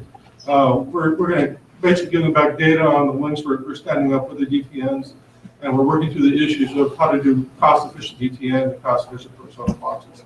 So it's we're turning it as a change agent on campus and introducing 100 gig campus, externally 100 gig on campus, introducing SDN, and then dragging the hospital in quietly because they have some very specific needs for their genomics research. So we're building them as one of the 15 connections. We're connecting our cancer center into the campus network for the first time, and so it's been interesting. New Mexico State, you guys have. So, so we're not awarded the infrastructure part yet. So we just received the CI engineer. So you got the CIA engineer. Yeah, we just got that right before Christmas, so it was Merry Christmas to us. So, Really, there's a lot of activity here. Do you have much of a holiday there? So, I mean, if you haven't even gone out on looking for your So we have discussed a lot about this one, and actually, we'd like to kind of pick Brian's brain on how to structure this, because actually the big thing that's happening right now is that we're going through the centralization. So this is a really good opportunity to bring in research computing. And I think it's a really good opportunity to start something like that now, since we don't have that.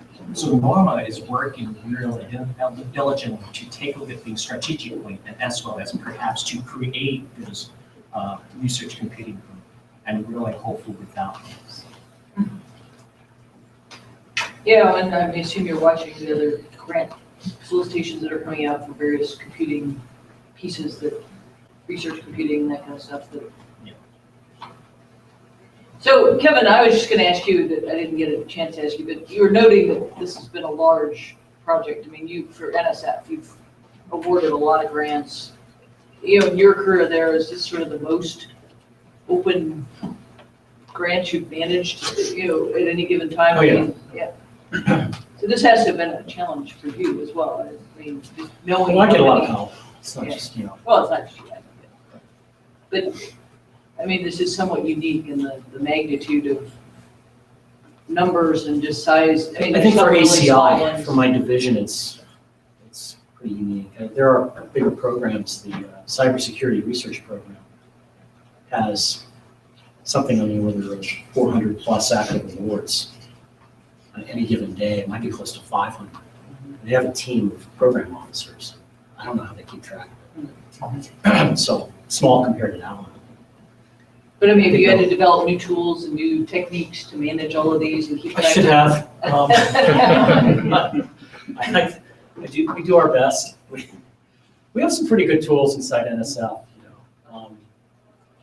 Rotators that come in and look at our internal systems often complain about them, but they've never been to another government agency. And if they were to spend a couple of years at a place like I won't mention it, but other government agencies don't have as good systems as we've got. They may not be the best, and they may not be all interoperable, but they're good enough to help us do our job. E-Jacket being the one thing I hear program officers talk about. It's been fun. It's been fun listening to this morning. I've been looking up some of these awards, especially Thomas's MRI awards. So it gives us a lot of easy access. But yeah, it's a lot of awards to cover. Part of the reason why I like coming to these events when I can make it is to hear about this, from the community now. I think we've got several years of awards baked in. We're trying to go through an assessment, of what can we do differently, what's hitting the mark, what's not, what's going to take some more time to kind of see through. So I think some of that's coming out in the discussion this morning. you know, it's great to have so many small institutions in the room, you know, because that's one of the new areas carved out in the program.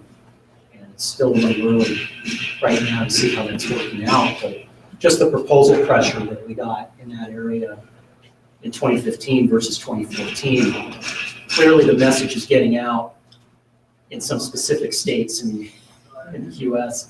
It's far from uniform. There are a few places in the US where, you know, I think it's reflected by Gil's comments, there's some solid work going into working with some of the smaller under-resourced institutions in our state.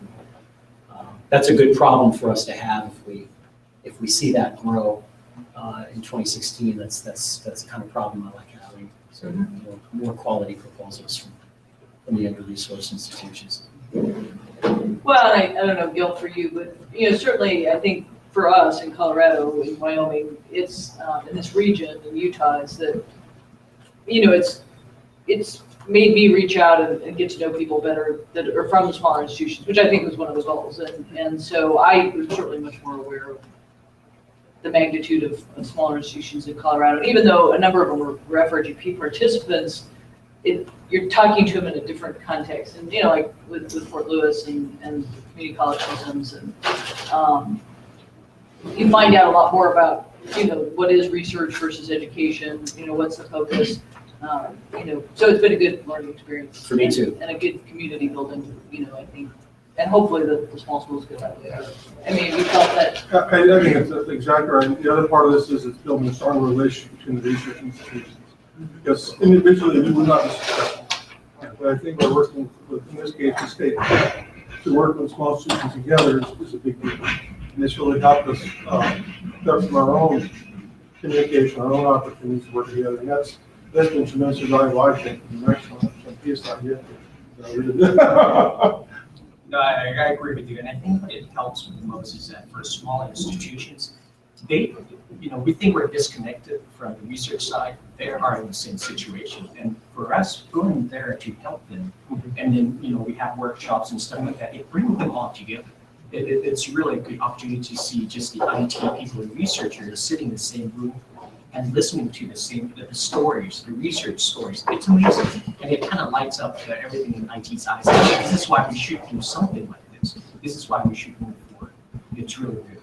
So I should mention, we also picked up the regional planning grants. We're doing workshops at our comprehensive institutions to draw together our regional campuses, their local community leaders, the municipalities, the counties, the government, and also we're bringing in the local telcos and fiber providers, et cetera, because in order to get any of this work to happen, we have to have connectivity, talk to these rural communities, and because the universities have needs across the state in locations that are hard to get to. This really helps us stage the next series of fiber projects in our state to allow us to build capacity out the location to help, and to set funded grants like the LWA and a lot of other activities throughout the state. So it's a series of layers of conversations we're building, and we think this is the right way to approach it. Well, I think that's interesting you brought up vendors. You know, I think in working with Colorado State, the southern, you know, Colorado State Pueblo and the southern entities, it's, you know, ADVA is our primary WDM provider, but, you know, it's kind of opened their eyes, I think, to designing a little bit different and designing, you know, for these requirements. And so we've had some specific meetings with them, just sort of, you know, spinning up what we're trying to accomplish, what we need. And so in some ways, I think it has opened up relationships with the vendors for a different perspective as well. So Rob, I mean, you have a TC Star. Yeah. I mean, do you have lessons learned? Things you do different? Well, I just say that it essentially enabled everything we're doing with LHC computing being at CERN and Open Science Grid. And we use it heavily. We couldn't do what we're doing right now without it.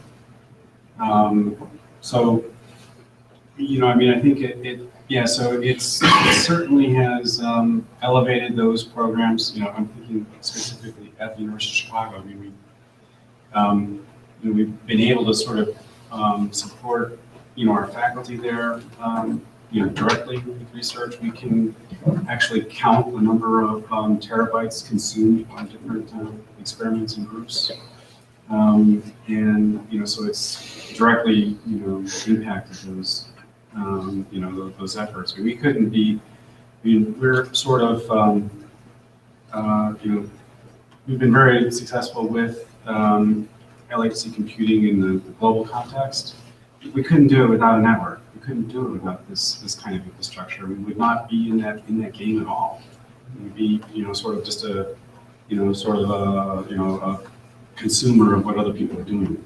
So it's helped out immensely. I mean, and I think, what we're interested in is how do we, and I was talking to Joe about this earlier, is how do we sort of generalize the concept of what goes into the science DMZ and what is the pattern for future science DMZs in terms of placing other kinds of appliances or infrastructure there that will allow us to have, these multi-campus capabilities. And so that's one of the things we're interested in. And I think what started that is just the infrastructural ability to even get going in that space, to think about these kinds of things. So I'm really, I'm really interested in, how, more than just, institutional focus, but I'm interested in how we effectively use these resources and make it so easy for a new campus to participate in collaborative science that goes across the institution, multi-campus, collaborative, projects. And in order to use our collective, cyber infrastructure, we have to make it very easy. And, to sort of reduce the manpower costs, the operating costs, and to have it flexible enough that the new projects that are being, developed and innovated, like we were talking about earlier, have, can easily acquire a footprint on campus where there's a scientific community there ready to use it. So I think that's, so for me, having, having these awards, but, basically sort of helped us change our mindset from just provincial issues, to because our faculty are, they all collaborate. They're all involved in different projects that are not just, institutional. I mean, everything that comes up. I mean, we do have things that are sort of localized, but we have, so many of our projects, both in, thinking about, from the physics side going out,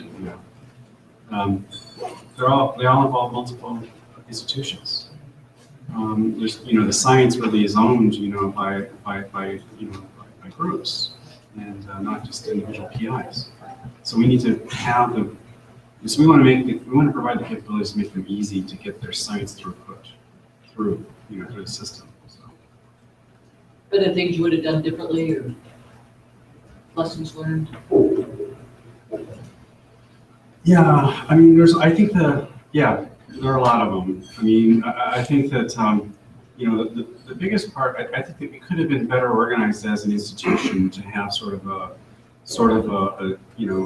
more, sort of a larger, sort of higher vision, for the university and how it's going to connect. This sort of came out of the physics community, right? And we sort of pushed on the, on the central IT providing groups, to do this. And then, we probably, if we'd seen had sort of more of a collective organization in terms of organizing ourselves, we probably could have done a lot better with a lot of the other, we've got a couple of the CI, NIE awards, but we could have, we probably could have, done much better as an institution if we had more communication across our different,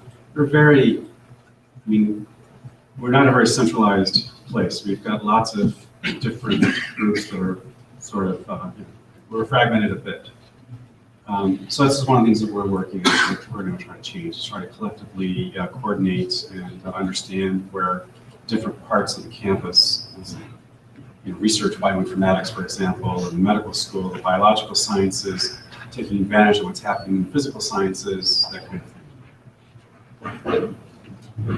Scott, do you have any? We echo what others have already said. We benefited greatly from a much needed core backbone infrastructure upgrade at the same time as we built a research network with science DMZ, perf sonar nodes, Globus implementation, all these things facilitated the same benefit for us that other schools have reported. So that's all great. The climate research that we do on our campus and association with NCAR and to some degree NOAA too was there. And Kevin mentioned Christos and his network research, hugely impacted by this. So these are all the benefits. In terms of lessons learned, one thing that we had hoped to do was to gain a common network infrastructure from a vendor perspective. So we've traditionally had Juniper on the border, Cisco in the core, and after years and years of developing networks based on Cisco technology and capabilities, we propose to lift that out and have pure Juniper in the core and the border. And in our environment, we couldn't make that work. Juniper couldn't make that work. And after even sending their top tier engineers to our campus for a week, we had to throw in the towel and apply for one of those no-cost extensions, which allowed us to go and purchase new Nexus gear, put that in, and everything's good. Well, I have to step out for lunch with a group here from the University of Arizona, so can you catch me up on what I miss after I step out after lunch? I'll be back. Sure, you're going to miss lunch most of it. Yeah. I think we are already over time, right? So we have a few minutes, but yeah, I think the other thing that, as Scott pointed out, connecting, in our region, there's really been a regional component. I think you guys, most of the campus things. And so I guess I would just note, if you decide to do one of these, do work with your regionals, because there is going to be an impact. I mean, I think everybody, part of their deal was not only to increase their campus, but put some sort of research dedicated lambdas, that kind of thing in. And so I think in CSU's case, it was relatively straightforward. But in University of Wyoming's case, they went to 100 gig. So it had a pretty large impact on what had to happen on the FRGP Bison ring. And fortunately, we have a great relationship with the FRGP. So, University of Wyoming worked very closely with us. We were able to actually leverage that grant to help the FRGP overall. And I think we all benefited from some of the good pricing they got, from their side of the grant. The vendors are pretty hungry for these grants, so I think, a number of us have seen pretty good pricing. But I guess I would just encourage any of the small institutions who do decide to submit, to hopefully work with your regionals, whether it's Utah or Idaho or Well, but also reach out to us. I think we have proposal experience. I mean, we hope to build. This is part of our grant. So, I mean, our mission is to help you. And I think part of the requirements is to partner with a larger institution. So, I mean, I think reach out to us. I think we're willing to work with you. Yeah, and I mean, that is, and also to reach out to each other. I mean, obviously, so for some of you that have done the CIEs, you can now talk to Boise and say, hey, can I look at your, job description, kind of figure out what your priorities were. There are a number of other entities out there. Jen's going to talk a little bit this afternoon about the quilt efforts in this, but for me, I've also, because of this grant, been working with the quilt entities who got a similar, regional grant. And I've learned a lot from them. And so, that's built that community where we can reach out to each other and kind of leverage, what others are doing and some of the presentations they've given and talks they've given. And we, when we're done with this, we'll share this agenda with that team and they certainly can, look at the presentation and agenda. So, I think it has been a really good community building set of proposals. And so what I noticed, I wanted to ask Kevin who the other instrument proposal went to, but I'm taking credit for the University of Hawaii actually got one of the two instrument proposals, which I care about because NGR actually has a solar observatory on the top of Mauna Loa. We've had it there for about 60 years, and it has really bad networking and really expensive networking. And so the minute the proposal came out, I think somebody earlier or yesterday said that they can't generally submit to NSF proposals. Oh, it was actually Dave Lambert, who was saying that, because they're not for profit, usually the proposals, the solicitations are written for universities and so I couldn't submit, we as a regional can submit to the regional grants, but we couldn't submit to anything else on the CCIEs. So I frantically called the University of Hawaii and said, wow, this would be great to connect those instruments on the top of Mauna Loa. Well, they got one of the grants, and actually, they're getting close to ordering the hardware. Will get, like a 400-fold increase in bandwidth and share it. It's built a great partnership with NOAA, the USGS, and the University of Hawaii all have instruments on the same volcano. So, I think that's been an interesting thing that they added in there. But that was interesting. They only funded 2, and I don't know if they only funded 2 because they only got 2, or they only funded 2 because they only had money for 2. What grant is that one? I'm sorry. It's part of the CC. It was part of the CCDNI, but they had like 7 categories for the CCDNI this year, and 1 was for instruments. So it'll be interesting to see if they put that in this next round that's about to come out. But it's to connect. Because we have a Apache point observatory. Right. Yeah. So you should definitely look at the one that comes out, because it's geared to specifically reach, hard to reach instruments and provide some infrastructure for that. So it was only up to 400,000. Pardon me? It was only up for 400,000. Yeah, but in our case, that actually was, and I don't think you can fund people. You can fund travel, and you can fund equipment, that kind of thing. So, they keep adding pieces to this. So you have to read it pretty carefully, because there's all sorts of different categories that they've now got in the CCDI. And the way they write it, different entities can submit to different ones. So as I said, in some cases, not-for-profits can submit, in some cases they can't. So any other discussion? Well, we've got people up here. Anybody, did I miss anybody? Idaho State, you guys thinking of submitting one? You submitted one? Try.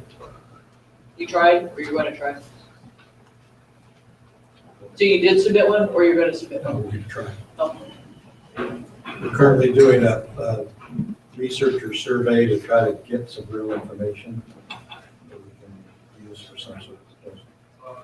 Well, it sounds hopeful from Kevin, to maybe also reach out to some of your any distance education or educational components as well, that would require, and, would require, or any partnerships with other, Idaho entities where you might be exchanging. As I said, CSU Pueblo benefited from the fact that they could partner with CSU for common. We're going to have Max write ours. Well, underestimate good proposal writing. Well, no, initially the network proposal, we were going to wanted to include U of I in Idaho State, but I think because of U of I's recent award, they didn't want to jeopardize, I guess, the rest of us. So we ended up last minute just submitting it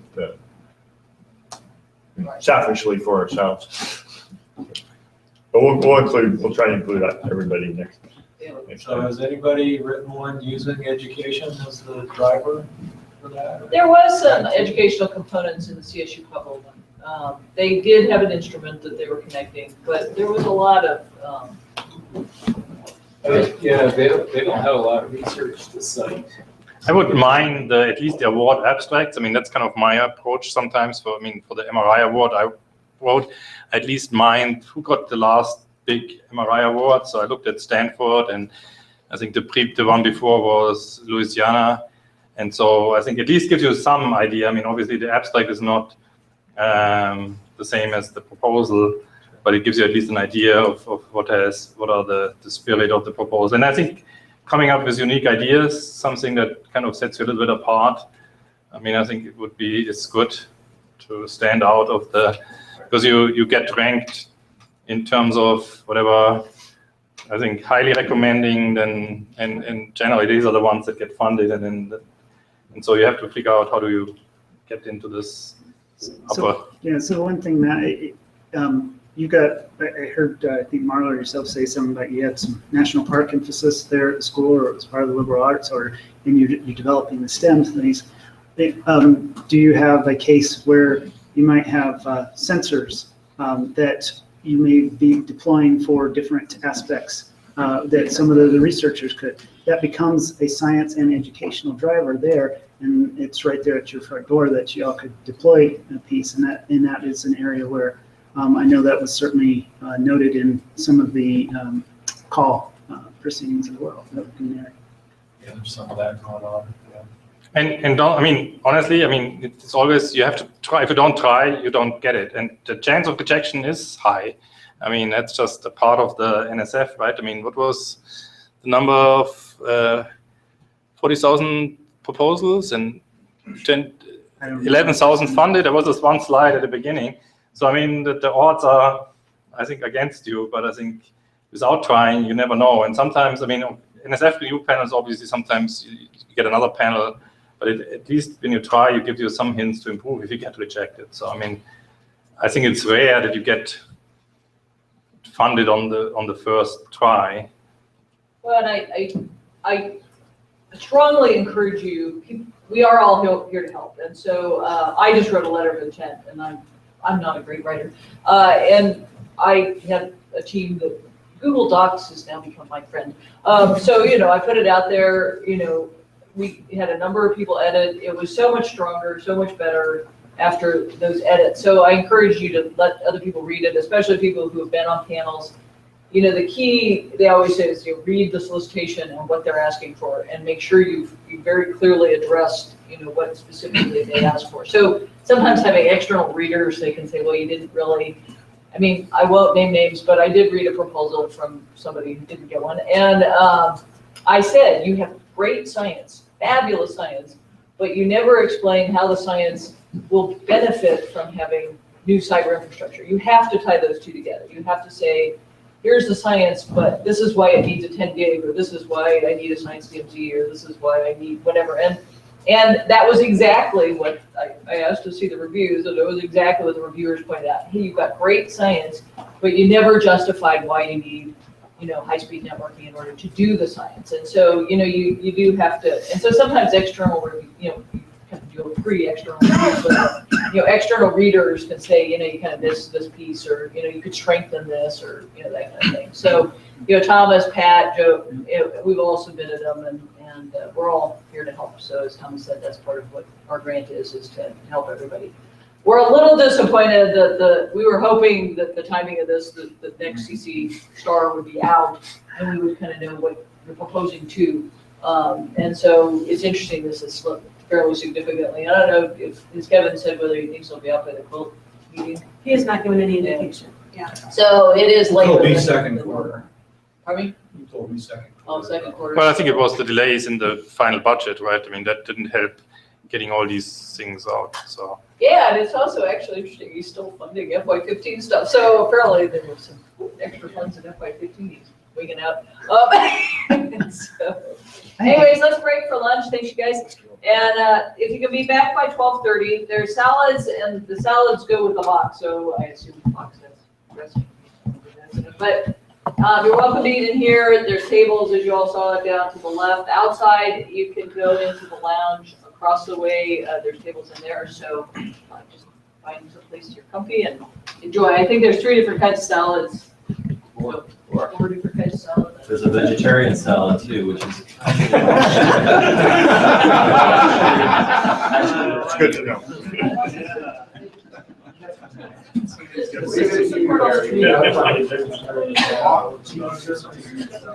Well, there's 2 problems on that. Diversity and carnivores.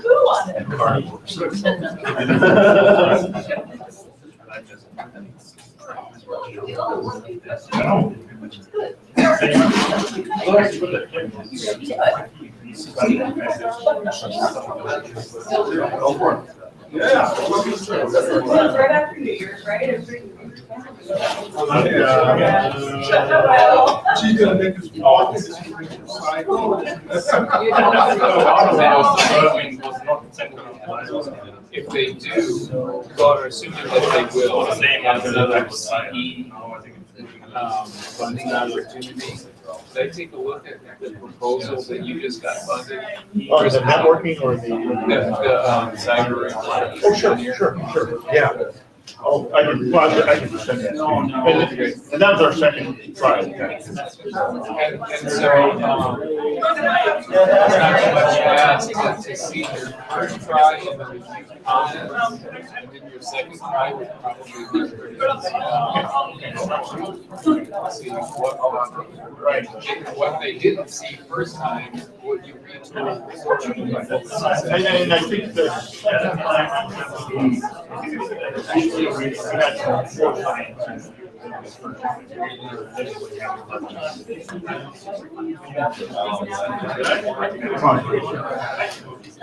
So in all, we've got one guy that really responds. Yeah, we've got somebody. I think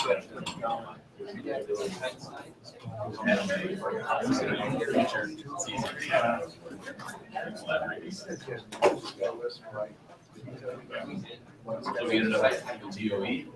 And actually, the first time too, we were looking at more as a statewide collaboration.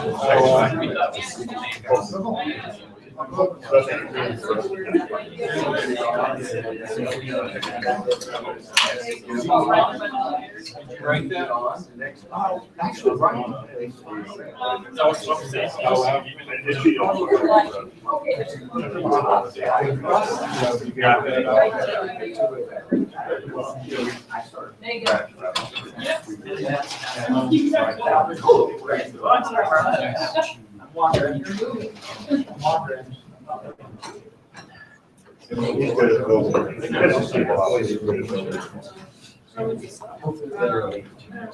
Talking about you. Huh? Yeah. I don't know if I have talking. Sure. Are you eating lunch? Are you counting? Oh, I didn't hear you. Stay your room for the.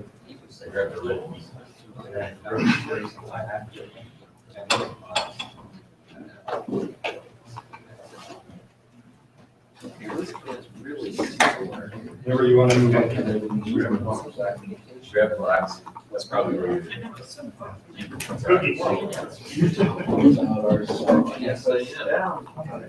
Inside or outside? I think outside. Because they're good. Talking about upgrading the next. So, now it's the, that was causing my Boise State problem. So black, I can't plug in. Oh, yeah. As part of the exercise.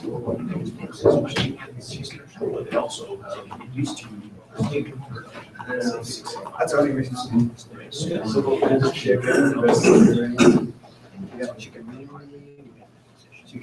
We've gone with the 9, whatever. 9372. Yeah, that so you one's. guys got to decide. We're using it as a campus switch. Yeah. Even though it's our. Yeah. It's not a campus switch. We have a few of those, but that's. Sure, appreciate you helping me on the slides and stuff there. And I don't know, one of the guys that was watching remotely, I guess during part of Kevin's talk, just had a picture of, couldn't see his slides or anything. I couldn't see the slides. Yeah, couldn't. He only saw some guy in a blue shirt. All right, well. I'll check to make sure. I'm not sure if it was picking someone else up. Yeah, it was displaying that. Usually it's pick which what you're viewing Yeah. remotely, but it could be just had the wrong screen capture, didn't have a great screen shared. I don't know. Just as an FYI. Okay. As soon as That was, he could hear okay. Right, just couldn't see the slides. Okay. I'll make sure, I'll test it now, actually. Make sure. I do appreciate all your help. And that's all we have a sort of flow going through. It's not. It was still. Because that's when you. So we have some errors. So for a long way. That's not supposed to happen. It's a switch. That's why it's so fast. Well, and, we also have had issues, isn't it the Nexus here in Juniper that thinks about the world? So we have some Juniper firewalls. Juniper firewalls and Nexus. And they say it's not, it's just like what was mentioned over here. Yeah, Juniper guys will say, yeah, it's working too. And we just beat our heads against the wall. We run into outside help. We have said, one oh, of yeah, and they were like, no, this should work. And we called them, they said, yeah, it would work. And we finally got their senior engineer. And they said, oh, well, yeah, you're right. Just go back and back. Yeah, I'm hearing that more and more. Oh, and I can't remember that, somebody actually explained this technically, it was something about the way they manage link. Yeah. And that it's actually about high availability and the way that it manages link between, you know, HA devices. between two HA devices. So if you have a high availability firewall on Juniper. Where'd you and find your the Nexus gear managing. No, there can't. You are in that, you are basically, so don't do that, because they don't want any lock the same. Yeah, you have to do it, and availability the same. Don't they say? Even though it's also being all Right. But that's all. So, Is that a net screen or? No. Well, so.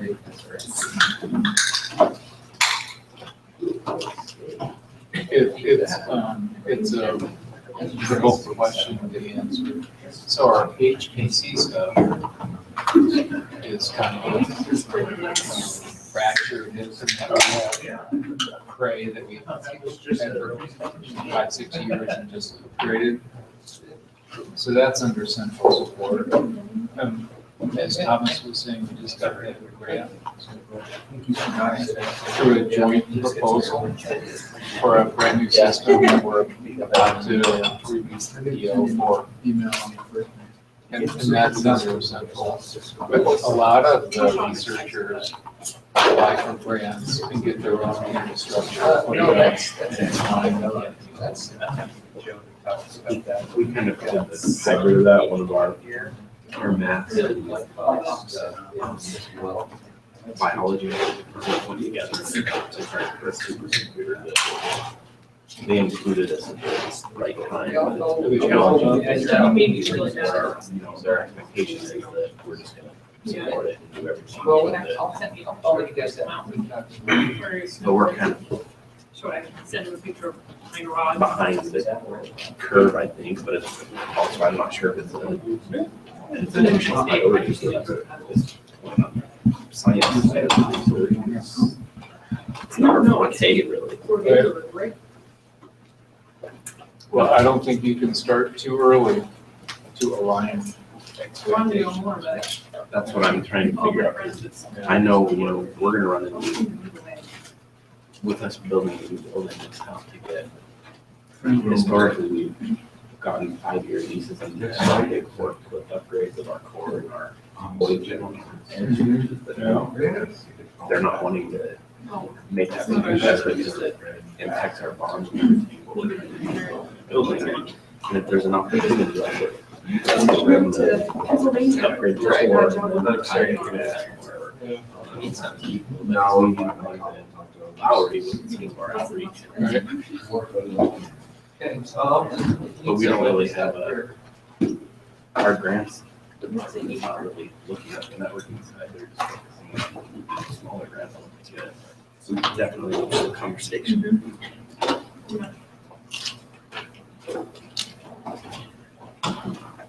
But if you wait until, it's implemented and then you say, oh, we can't do this. Yeah.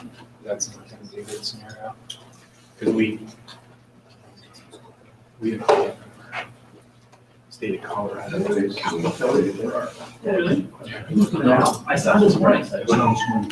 When he went down there, and presented that, he kind of, there's people in the locker. He's got his mic here. Oh, yeah. Pueblo's got less than one sunny day. We don't think we're gonna get any. My If we get guess any of them, Just because it's more than life safety. Yes.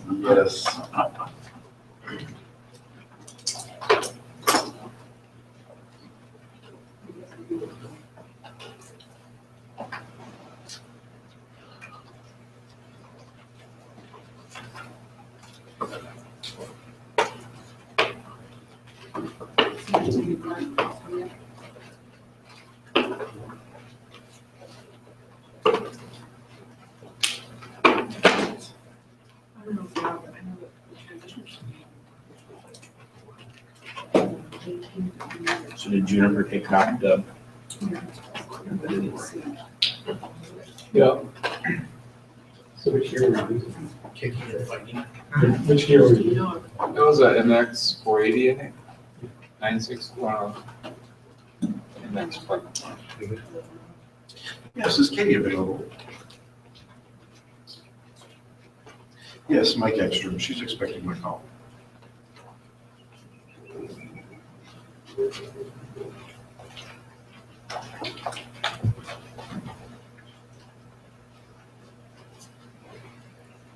Yeah, the whole refund thing was pretty interesting. Hey, Katie, how are you? Good.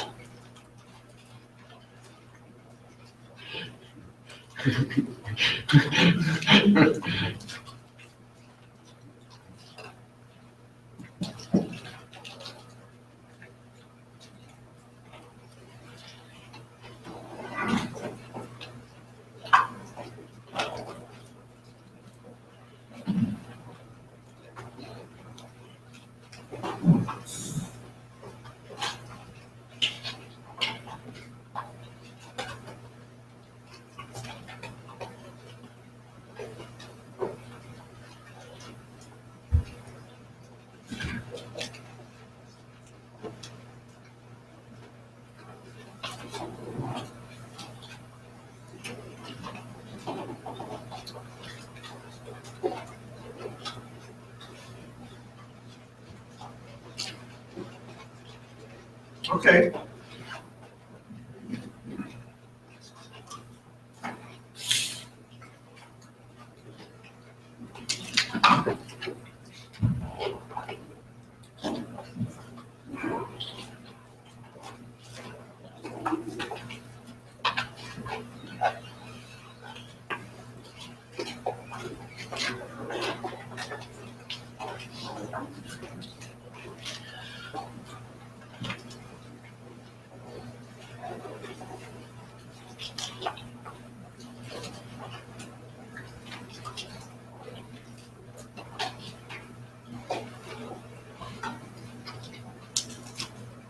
Well, I also have a folder that was forwarded to me by Caprice, that it's a bunch of emails she saved and just wanted me to be aware of, some of which I was CC'd on and they'd fallen off my radar without my email account that she kept. And so I'm just one, I've got, I mean, there are a lot of things, for example, like I said, that were re-forwarded to me by Caprice as we talked about things or responded to internal audit. And, okay.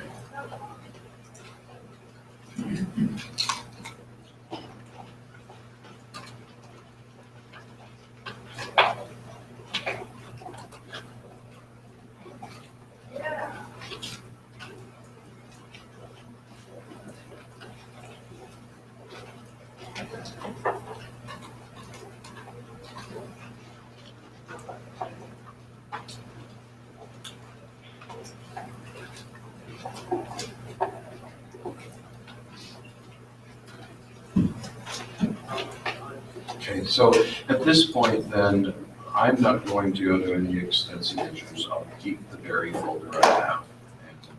And at that point, I'll just, I mean, as far as the official long-term record, it's HR, all of, they worked through that all of me, so I think it's not like I have a separate file in my office. Did you go? I didn't.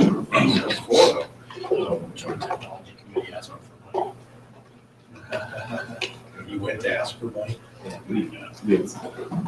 So, Chris, or, it's was it Bowen? You guys are going to Well, he was part of it. I'm trying everything we can. But look at it, so Yeah, I was just hoping there would be some. yes, Laura was on, yes, Laura actually was the one present when we delivered. Some good curb stuff. So. Probably.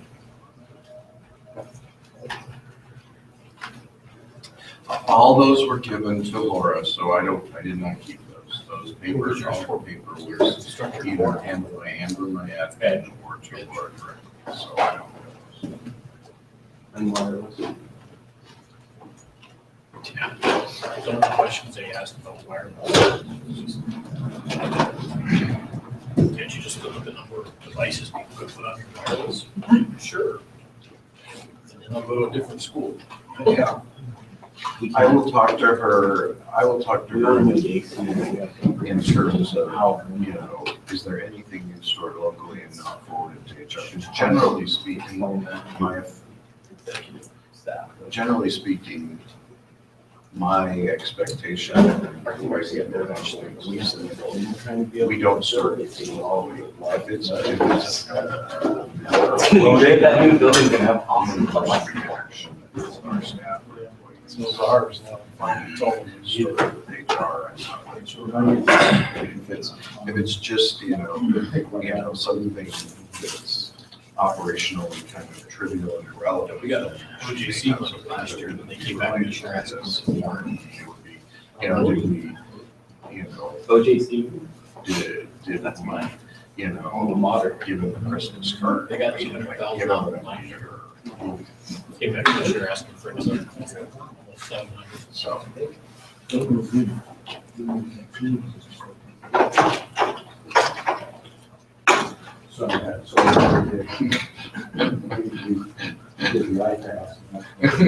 That's when they get everything to get back. It's constant technology.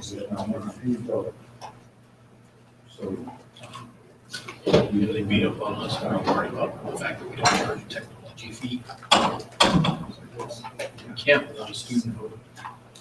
And every college that we have to students vote, and we have to board approval.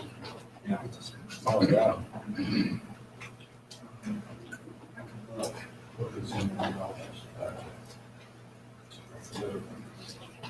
We either raise tuition or have a technology fee. Every time they come to board, they raise tuition and kill it. Well, they did. Well, all of those, I have created an archive. About 6 months ago, I created an archive, so I have an online archive for anything that's happened in the last 6 months, for sure. Technology fees are good. Pretty sure. When it opens, you get it, yeah. When it opens down, your fees. Just gotta, yeah, you gotta manage it.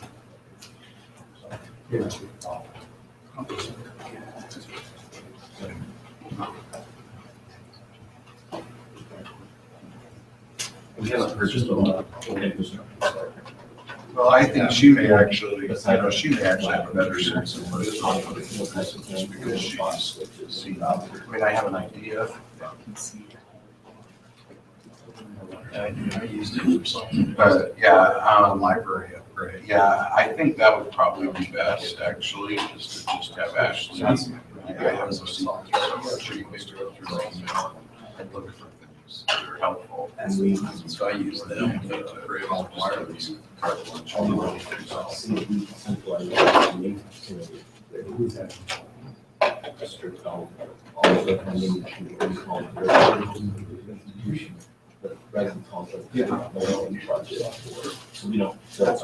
they just pay into the. We just get central funds.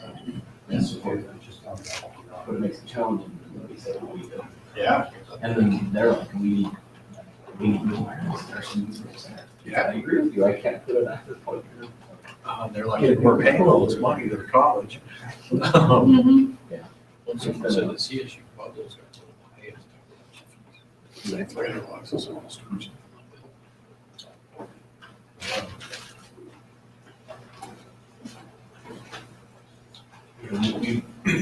started with Boyd where we go into it. Yeah, I can't, it's been so long. I already figured this out. And we did that, we went into the core, and then we went into UCS. No, that's fine. Like I said, I'm connected, so I'm fine. You know, I can't think of anything like that. I mean, it's been so long, you know, I mean, running UCS, you know, but, you know, I'm more than happy after actually sits down and looks at what she sees. I'm more than happy to sit down with her and we got to look for other items that may be of interest. Just schedule an hour or something, go out together. When I got to We've got 5 UCS Chelsea Center. whatever makes sense. So. It's ran really well, but now my problem is where our loads are starting to run this place. I'm already behind because I haven't talked with extra. You still have some twos in? Yeah. So, And so, for me, I would rather make sure that the computer's coming, so we'll have things that will just fail, then maybe just eventually go in and say. Read for the complaint.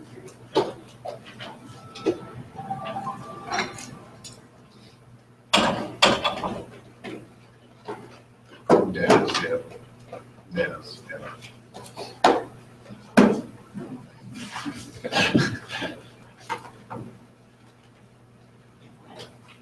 30% of the non-spam mail.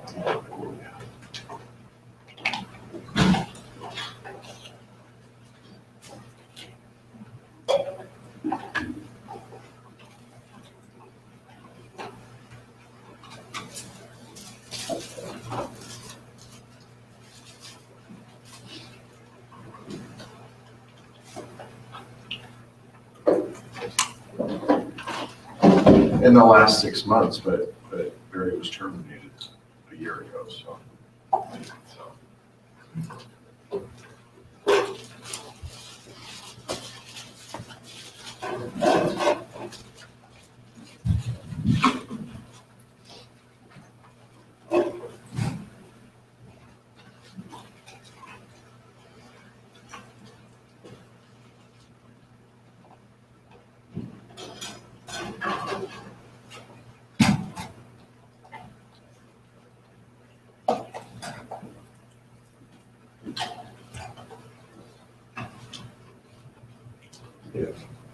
Yes.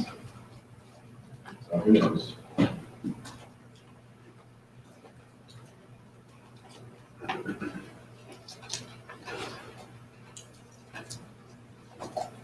Yes, I am. And Amber Angel's way out, so she can get that scheduled in the calendar. So just have your paralegal work with Amber. All right. Oh, thank you, appreciate it. Okay. It is, it's nice here. Thanks. Bye.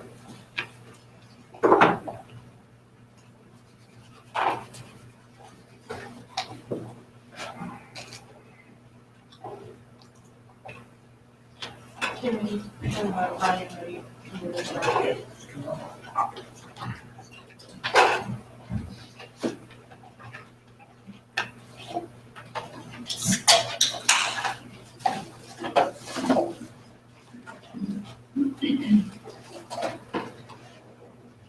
This will be stop.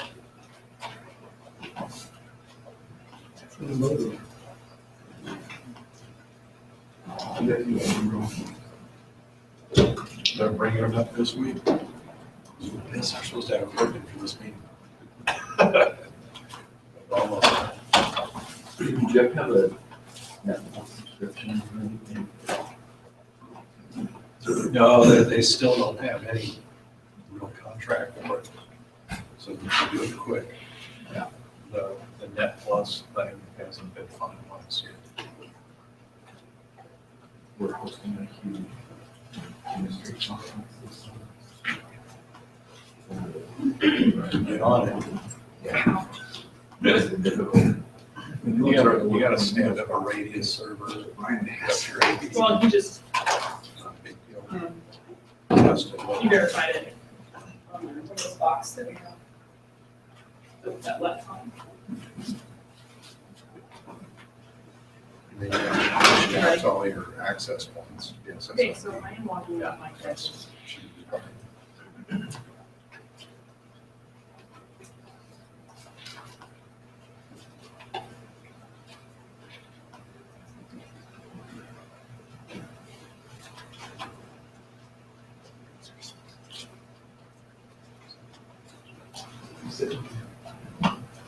Three.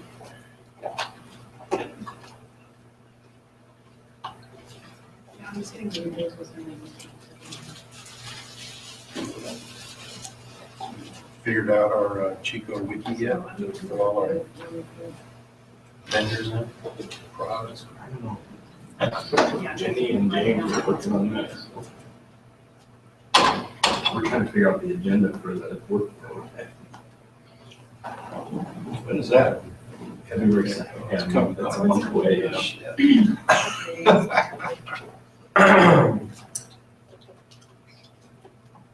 Yeah, it's not as easy as someone would have been, so maybe it's not as hot of a topic. Yeah. You're a little early on that. Seems like everybody's just getting started in some way. Yeah. Manage wireless. No wireless. I bet James is excited that he only has one more project. I have 2 years left. And Keith's gonna be on board. Well, he's a little bummed though too, because we only said 3 people, 3 out of 4 managers. So we rotate, he hasn't been in rotation because he's on the board basically, so now he's got to jump into rotation. He's volunteering.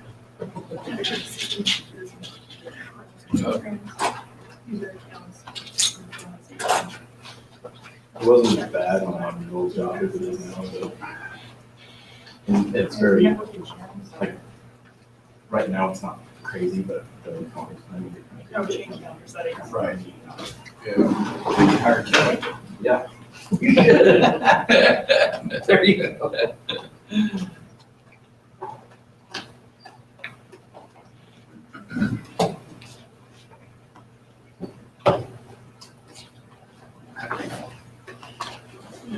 Start new business, right?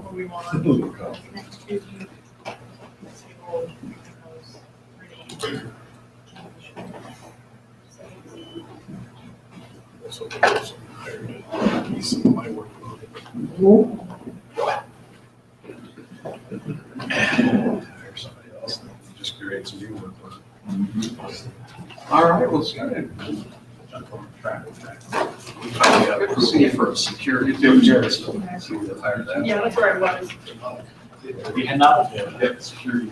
All right, thanks, Dave. Close our meeting up and- What were you paying? No. No, I'm not gonna be able to. Yes, to see. I'm gonna be able to make tonight. Well, on my travel allowance here for the month. Okay. So awesome. We'll see you around. Security and all. The guy we stole came from Nacogdoches, Texas. He's a college brothers. Steve Boston. Is it a CISO? CISO? That's cheap. Yeah, we're just gonna go with the security analyst. Hiring with the 70 grand. It's about, that's Yeah. For a full on. Well, so that, from my Yeah, understanding, you're Sean big. Rollins was previously appointed, right? So if you were to connect. He was with the Air Force before. He was with Steve in Boston. And, I can't get him past the. Okay.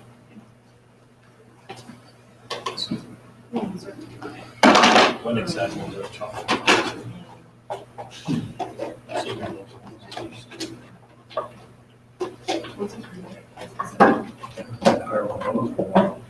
Our own. That's what folks are experiencing. Stable. Well, no, just I'm. Although I did just get all raised. Nobody else got a raise.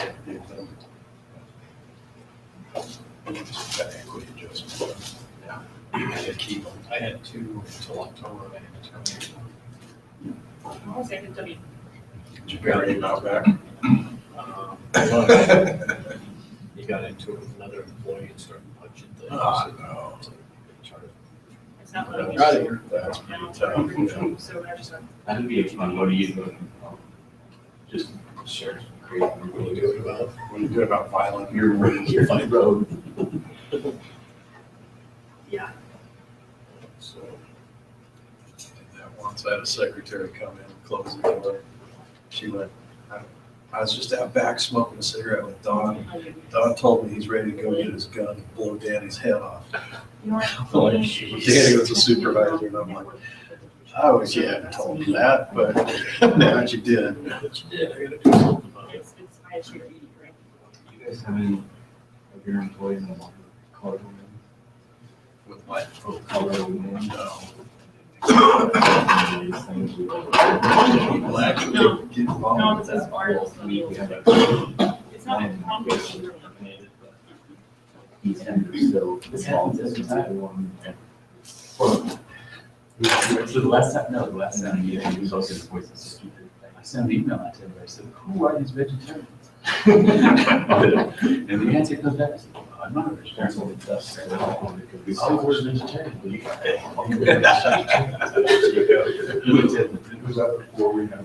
Exactly. I think it's started before. Maybe Mark gives up the money.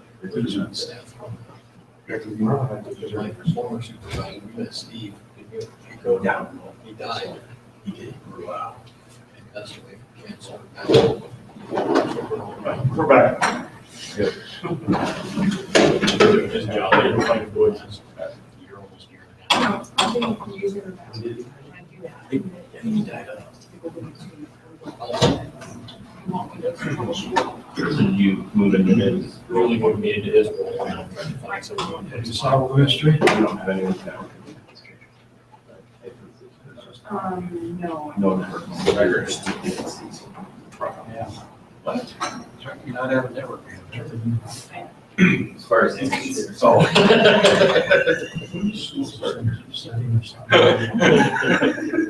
Start next week. Yeah, our research next Monday too. I don't know, depends who's disgruntled.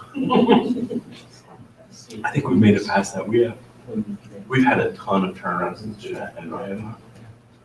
I think we're getting more. I did a presentation and 56% of our staff is either in a new role like me or is new to this. Yeah. I am, but I don't. 2 years ago, I had 40% turnover. Got people retired, got big jobs, stuff like that. Hiring. And just not gonna let them fully hired, except for the security person. I got two vacant. So it's a constant thing. Mine's So I was telling the education guy, that education job was pretty valuable. Right there, could you benefit from that?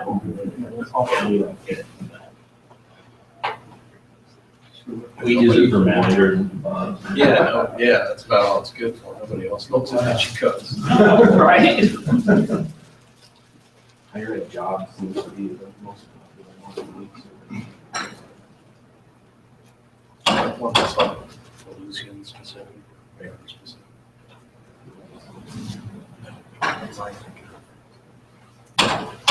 And you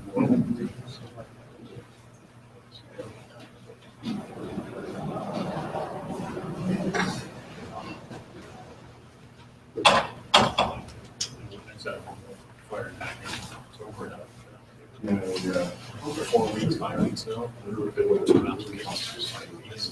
That's what I do. Wow. Stay away from our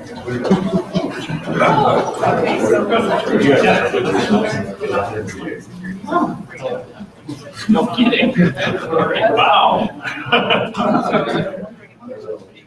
Maybe it's more expensive.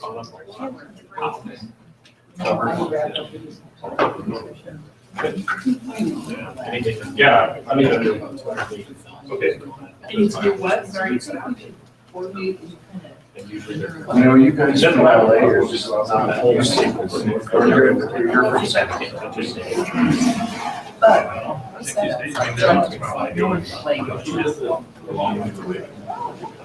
You should kind of look. I'm over by the airport. I don't know the end of one. Oh, you have to, you just don't take your.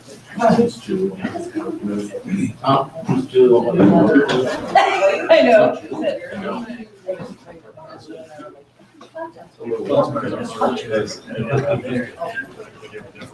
Yeah. Well, I was just surprised. I was outside and just making sure. We're getting ready for. Yeah, there was one place we were. Well, I give a talk and then the science or infrastructure. hey, Sam, we're just gonna swap with you and me because. I gave her a love. Well, it seems like you're yeah, that's good. It's been kind of fun listening to some like. Yeah, let's do that, so I'll. You know, could you?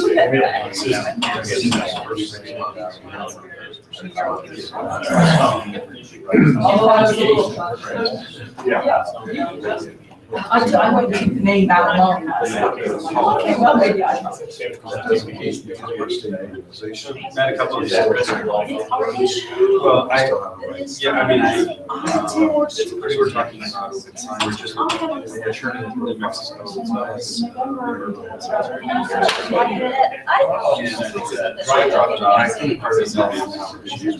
And I have to admit, I just. I was explaining. It's a small. You would have heard. It's always. I'm just. Overhead.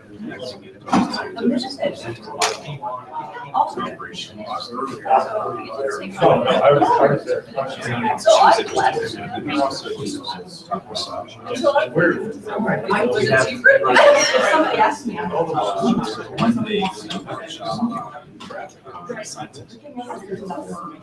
Well, no. Often attach it to. And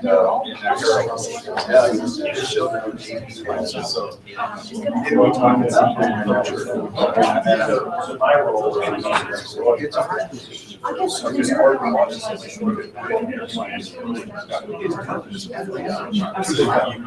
They write this thing. Oh, is this something you say that you said this? Yes. Then I would watch We're still trying to have.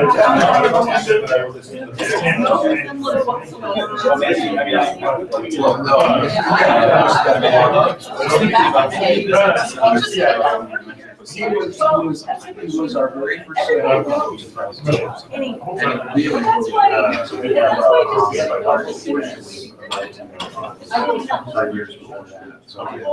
But then he went and my plan.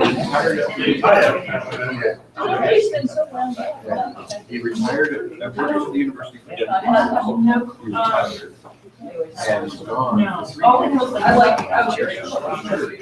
And then, and CIO VP of IT Americas. And so his business, so his position became open right at the time he came back, so. It's ready. Yes. We're missing people. Yes. Bill's on the call. We don't, I don't know, do we want to sit, stand? Still not everyone is standing. I have slides, I can also go without slides, so. Let's wait 5 more minutes.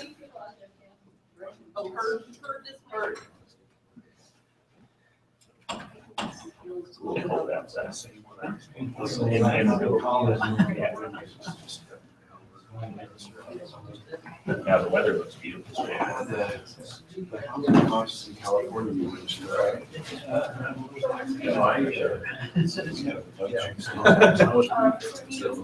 We should go. 2008.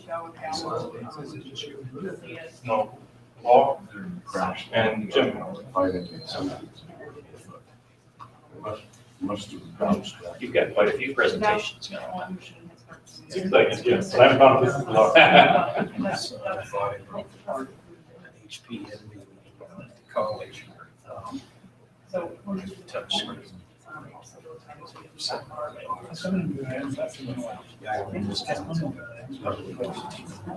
Of course, he's busy. I mean, he's so. You see the throw.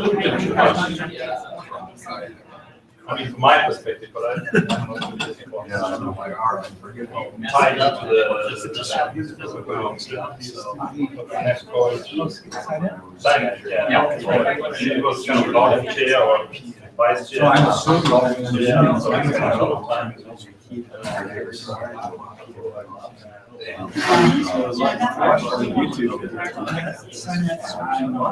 Yes. I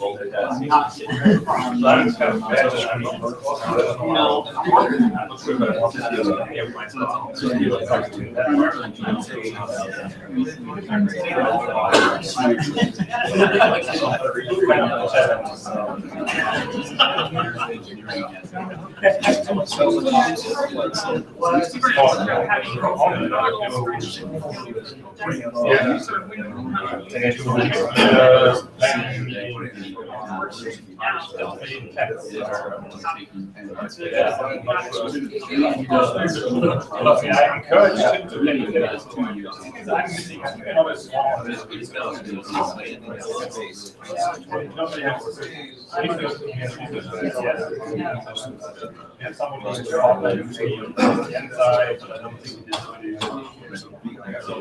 So that's why I like to go in.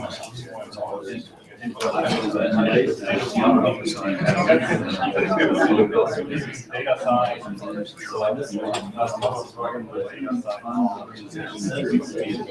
Yeah, so but I think on the network side, that's why I like this component, but I don't know how. Yeah, they did say it.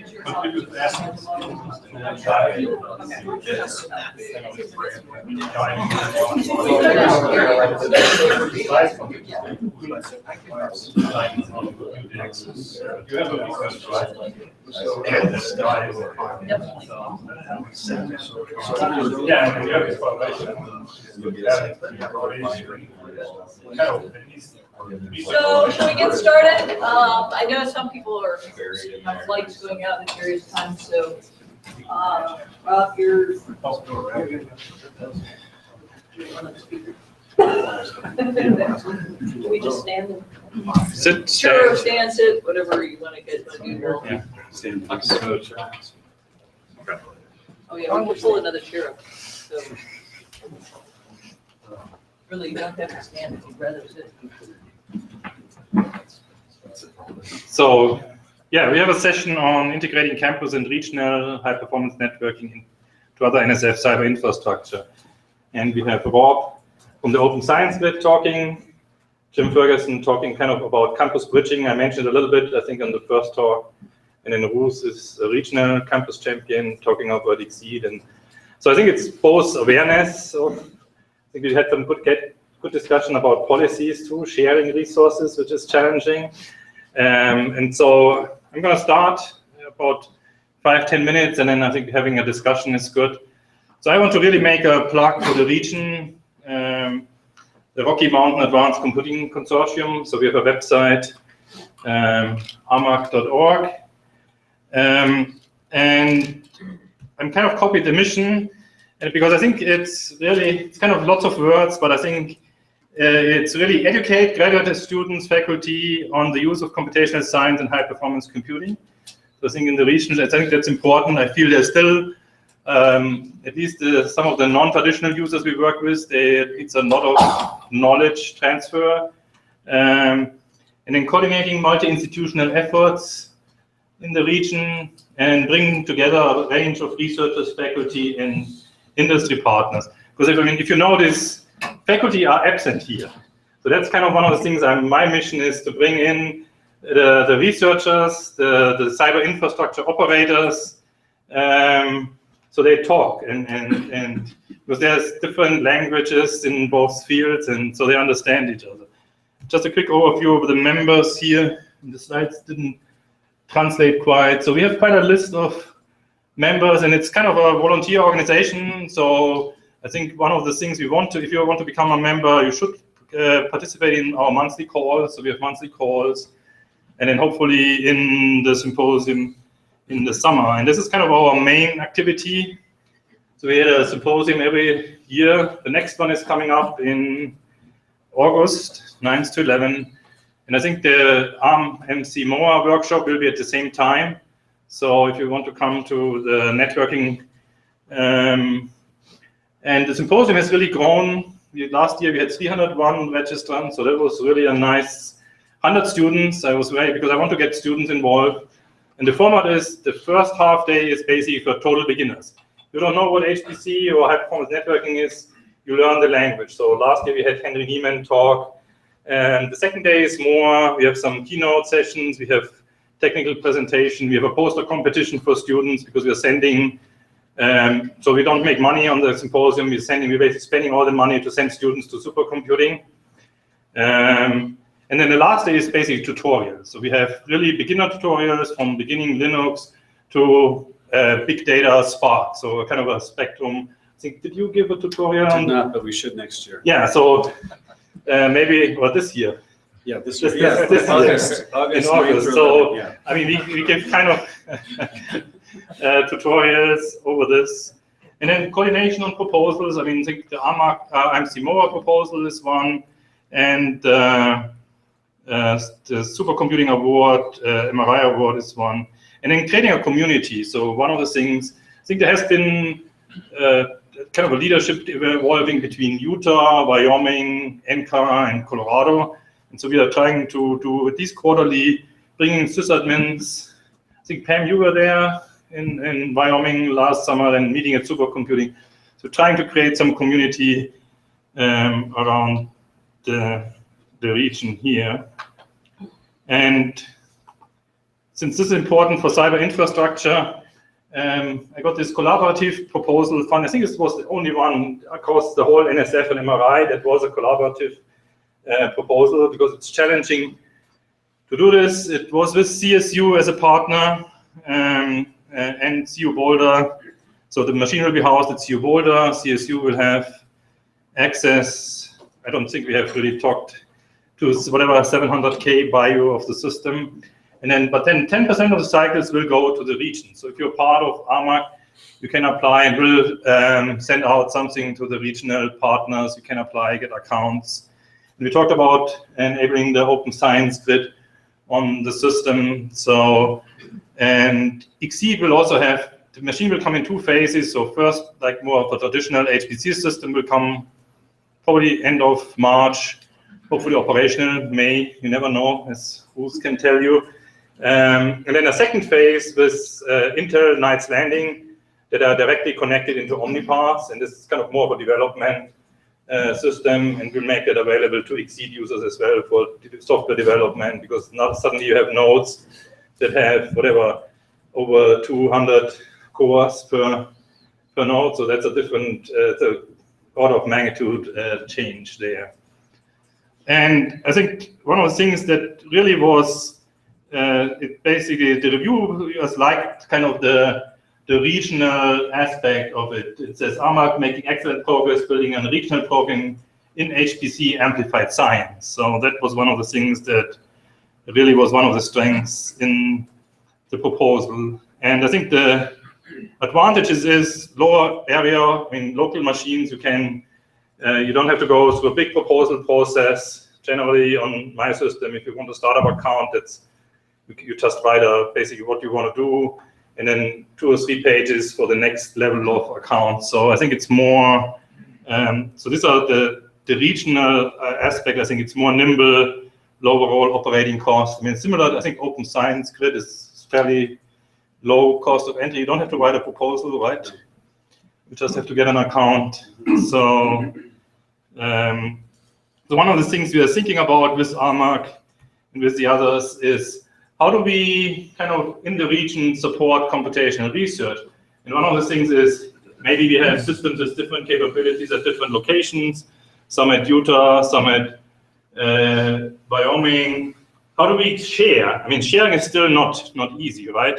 I mean, if I want to get whatever, a system, an account on a different university system, it's kind of challenging. How do we share that? So we kind of think about, can you get credits for sharing? So use some of my systems. I get credit to use it on your system. I think there's still some challenges there. We definitely already used some disaster recovery network with CSU. The other thing is local and regional resources is a training ground for CI, CIB researchers. I mean, a lot of researchers, I mean, for me, the experience I mentioned before with Lindsay, the kind of the biologist, and she learning, I mean, she was desperate for computing, but everything was single core, and then going to supercomputing learning, hey, there's parallelism, and just bringing her level up is, I think, a regional resource can be really good. And also ramp for going to exceed. Challenges, obviously, unfortunately, Kevin is not here, but I think he has seen my slide. Funding. I think regional, NSF MRI is not the right problem for some regional cyber infrastructure because you tie up slots at each institution. It's very competitive. And I think one of the things we talked today is we should add, and I think I'm going to finish that with my last slide, to require sharing. I mean, that was one of the things we talked over lunch. Basically, if we get a kind of regional CI resource, or maybe for other, even other smaller CI resources, then it's have to put some language in. Right now, for the CC Star Awards, I mean, there's a language on this, perf sonar IPv6. Can't remember what all the requirements are. But I think if there's some language, and Bruce mentioned their compliance office doesn't allow sharing. So even if this resource is idle, nobody else can use it. So if NSF can kind of come up with some language, and I think we need to really talk to Kevin about that if there's a mandate to share when it's not in use, or to integrate with Exceed, then some commitment on user training might be good. I mean, that's more challenging. I think that's more for regional resource. And then integrating with high performance and network. That's kind of my thoughts about, it's challenging setting up regional resource. I mean, I think that's definitely not an easy, but I think it can actually bring in new capabilities and connect researchers. So we'll see, this is kind of an experiment, I think.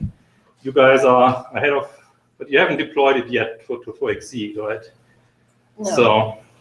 So for us, the emphasis is less on Exceed, is more on kind of the regional, building on this RMCMOA grant. So if you are smaller schools and need some compute resources, hopefully this summer it will be open for production and you can point your researchers to apply for grants, for kind of allocations on the system. With that, I'm going to turn over to Bob. Yeah. Do you have slides? I do have some slides. Yeah.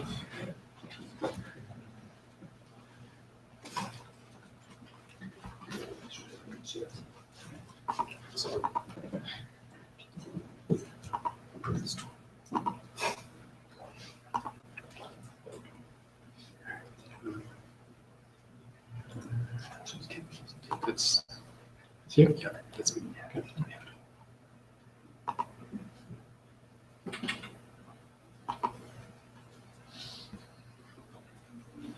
Okay, so do the full screen. Oh.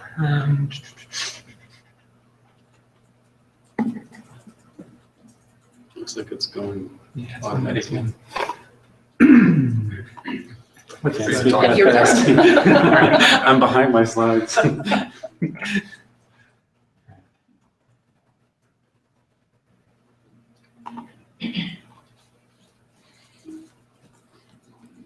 So while he's setting up, I just want to thank Marla for inviting me to come and speak. I'm coming to this meeting both as a CI provider coming from the Open Science Grid, but also as a, coming from a campus as well. So I have a lot of, I have exactly the same kinds of issues that we're talking about here. In terms of providing, how do I get our campus connected to a regional network? How do I make sure it's connected to the broader set of networks that are required on campus? And so all this, everything that's being discussed here today applies to me from the University of Chicago, as well as, in terms of things having to do with Open Science Grid. So I should just say, has anybody here, I'm just curious as to, from the audience, if you've heard of Open Science Grid or have some notion about what it is? Okay. So I should say that it's a project funded by NSF and DOE. We are sort of in year 4 of our second 5-year award. Before that, we had it sort of formed as a consortium before it was actually ever funded. So it really sort of exists as a consortium similar to the Rocky Mountain Consortium here. And it really sort of is, I think, a collection of institutions that have the idea of distributed processing. They have aligned research goals in terms of computing and sharing resources across different institutions, and it exists sort of as a consortium of universities, but also it's an infrastructure, and it has a sort of a core team to run some of the components for that infrastructure. Okay, and so I guess what I'm going to talk about is how does this relate to a campus, and what are the potential opportunities here. So I should say, okay, these are some of the sort of the bullet points of Open Science Grid is that it, the main idea is to basically speed up research for science, and how can distributed resources at different campuses do that. So one thing that you first come into contact with is that, yes, there's a HPC admin component, there's some software to deal with, and how do you get that software deployed and make it easy to do that. As time has gone on, we've sort of have evolved the different kinds of things we do to that help support this basic mission. One is that we used to have these workshops that we would host for site administrators to deploy different kinds of services and to work with different components, such as networking. And so in the old days, we used to let's not upgrade the operating system right now, okay? During the talk, that'd be exciting. So we started a very long time ago trying to install perf sonar, and so we set up little perf sonar test beds and so forth. And now this is sort of becoming more pervasive. And so one of the things we're doing in Open Science Grid is we're building sort of an archive of perf sonar mesh data, and then we are taking that data and indexing it to make it more useful. That's just one of the things that we're doing. In terms of a computing infrastructure, the Open Science Grid runs about 500,000 jobs a day. It actually, in 2015, it delivered 1 billion CPU hours, which is the equivalent of all the XSEED resources in terms of what they provided. So it is sort of, if you add up all the pieces from different campuses across the country, it actually does add up, just these small slices from different clusters around the country. We have like 125 campuses involved. It's data intensive, so it's really data intense. The style of computing that it is, it's not the classic HPC, large job size, MPI type application that you need an HPC cluster for. It's really distributed high throughput computing. That's the basic computing style that it is. So it's HTC rather than HPC, if you want to try to categorize it in some way. And it's data intensive. So the groups that are supported are very data intensive groups. Should also say that it's actually it partners with a larger computing grid. So we partner with our colleagues in Europe, in Latin America, and Asia. And this is really the computing grid that did all of the computing that was provided in the United States for the Higgs boson discovery at CERN in 2012, which led to a Nobel Prize in 2013. So it was really, driven by the requirements from the Large Hadron Collider community. On the other hand, now we have this distributed HTC platform that's generally useful for other sciences as well. And I'll talk I'll give a couple examples later. As I mentioned, we are since we are intrinsically distributed, we worry a lot about the network. We worry a lot about bandwidths between different sites, problems that arise between different sites in terms of network paths and identifying different factors that enter into data transfers and so forth. So this is so what we built is some additional infrastructure here, which is accumulating all this perf sonar data at the Grid Operations Center in Indiana. And then we actually are pumping it to an analytics cluster that we've deployed on Cloud Lab. So we're very thankful to Cloud Lab if there's anybody with a connection to the Cloud Lab group from Utah, for example. We've taken a set of machines at the Clemson part of Cloud Lab and deployed an analytics cluster. So we have basically all of the perf sonar data indexed from 250 sites around the world, actually. This is just an example of what this really doesn't come across at all, but hopefully the slides are available. Where this kind of thing shows up. So we can look at different pairwise and or small meshes and try to find problems. So we discovered, for example, this was just over the holidays, where we were finding that traffic between two sites was taking an unfortunate route and leading to a large unexpected latency between the two sites. And then we were able to contact the network engineers and have them fix the routing tables. This is just an example of the kind of things that are possible. And what we want to try to do is figure out how to build, for example, dashboards and so forth that are specific to a certain campus or a certain region, that kind of thing. This is just another picture of the kinds of data that gets collected and is available to analyze. And this is where we're actually able to see and meter some of the data flows and the amounts of data that are going between different sites and that kind of thing. So one of the benefits of having this infrastructure and having a science DMZ is that it makes it very easy to get science data into and out of an area. So within Open Science Grid, we've started a project to essentially provide a computing service for the large community of that's formed around the FreeSurfer application, which is a computational neuroscience or neuroimaging application developed at Harvard.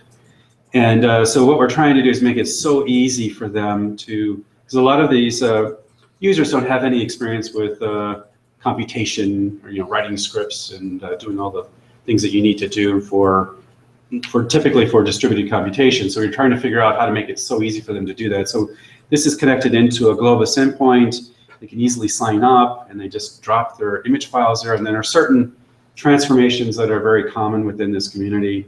And then we can take and automatically process those jobs and then store the data and give them an email message when the processing is concluded. This is an example closer to home. So this is an example from New Mexico State University. So I met at the Boulder meeting, PSET, we had lunch and I told them a little bit about Open Science Grid. And the idea was being able to provide a computing, easy on-ramp to a computing resource at your campus so that you can be an interface to this national CI. And so he took the suggestion and communicated this locally at New Mexico State, and we had a young faculty member here, so brand new faculty at New Mexico State, who is a EE faculty member working on signal processing and simulations in signal processing. And so his student picked it up, and suddenly he's able to gain access to these distributed resources that are provided by the contributing campuses of Open Science Grid. And since November, he's closing in on 1 million CPU hours for his application. So that's a sizable chunk of CPU delivered in this way, and it was fairly straightforward to get started and so forth. In terms of connecting campuses to distributed cyber infrastructure, so again, this is driven by a community. So a specific research community came to us, and they're actually our dark matter search experiment in Gran Sasso laboratory in Italy, and they want to do they want to build an analysis platform, an analysis hub at the University of Chicago. So this is a collaboration between Chicago, Columbia, Purdue, San Diego, and they want to bring their data over from Europe, and they want to process it there, and they want to do some of their simulation on Open Science Grid, and they want to use XSEED resources. So they want to use a local HPC campus. They want to use OSG for distributed simulation, and then they want to use, they're applying for allocations on XSEED. So we're trying, and they want to do all of this sort of without ever leaving the home cluster. So we're providing them a set of tools and a platform to route their jobs depending on what they want to do, to be able to reach all these resources and to provide this as a uniform software environment. We also do some training. So we have sort of built off of the software carpentry model. Does anybody here use software carpentry or sponsor software carpentry boot camps at their campus at all? I mean, there's sort of a lot of campuses do this. I don't know that it's the best way to do it, but it seems like a nice framework to sort of get some introductory Unix experience and experience with Python and that sort of thing. So we said, okay, well, this seems to be pretty popular. Why don't we add a little module here for it with HTC computing? So here's how you do high throughput computing, sort of at the end of the other modules as well. So we've extended the curriculum for that, and we partner with Software Carpentry to do this. We've held a couple of workshops like this, one at Duke University, and then this week actually at the University of Nebraska. Okay, in terms of connecting a campus to national CI, so Open Science Grid provides one way. I mean, there are many ways, many different dimensions of this problem. These are just some resources here. One is connecting campus research. It's just following the New Mexico State model. It's really the barrier of entry into this is really low.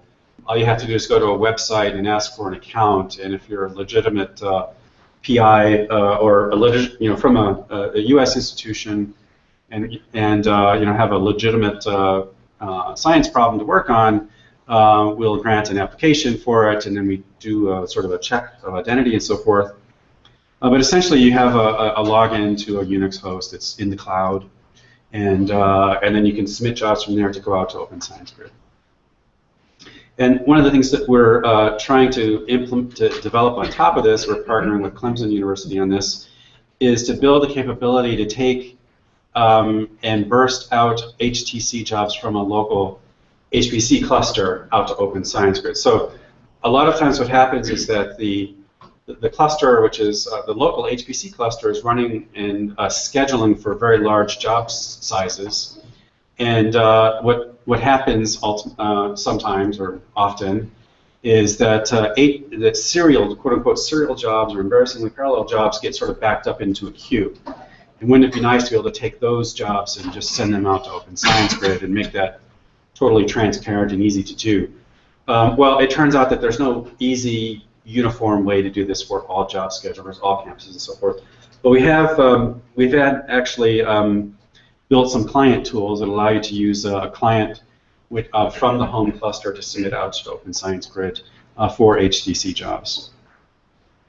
Then secondly is actually sharing resources from the campus out to Open Science Grid. So we have two ways of doing that. One is sort of the traditional standards OSG software stack, which we call a compute element, which basically is providing a gateway between the community of virtual organizations and Open Science Grid and your local job scheduler on your local HPC cluster.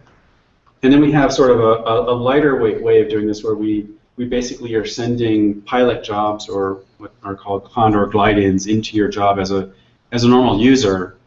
And so you basically see the Open Science Grid as just another user on your system.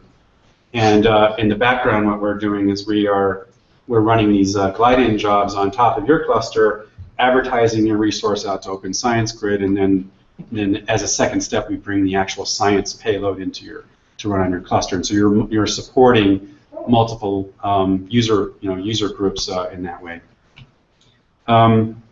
Okay, that's basically what I wanted to say. I have some sort of Chicago-specific things later in terms of like what we've done with our science DMZ and so forth. But I sort of as a general set of points, which I don't need to repeat too much of it here because we were talking about it in discussion, is that, you know, I certainly am advising my university to really take seriously the IT footprint and creating the conditions to be able to innovate and to connect our local resource, you know, into regional, into the national and international landscape.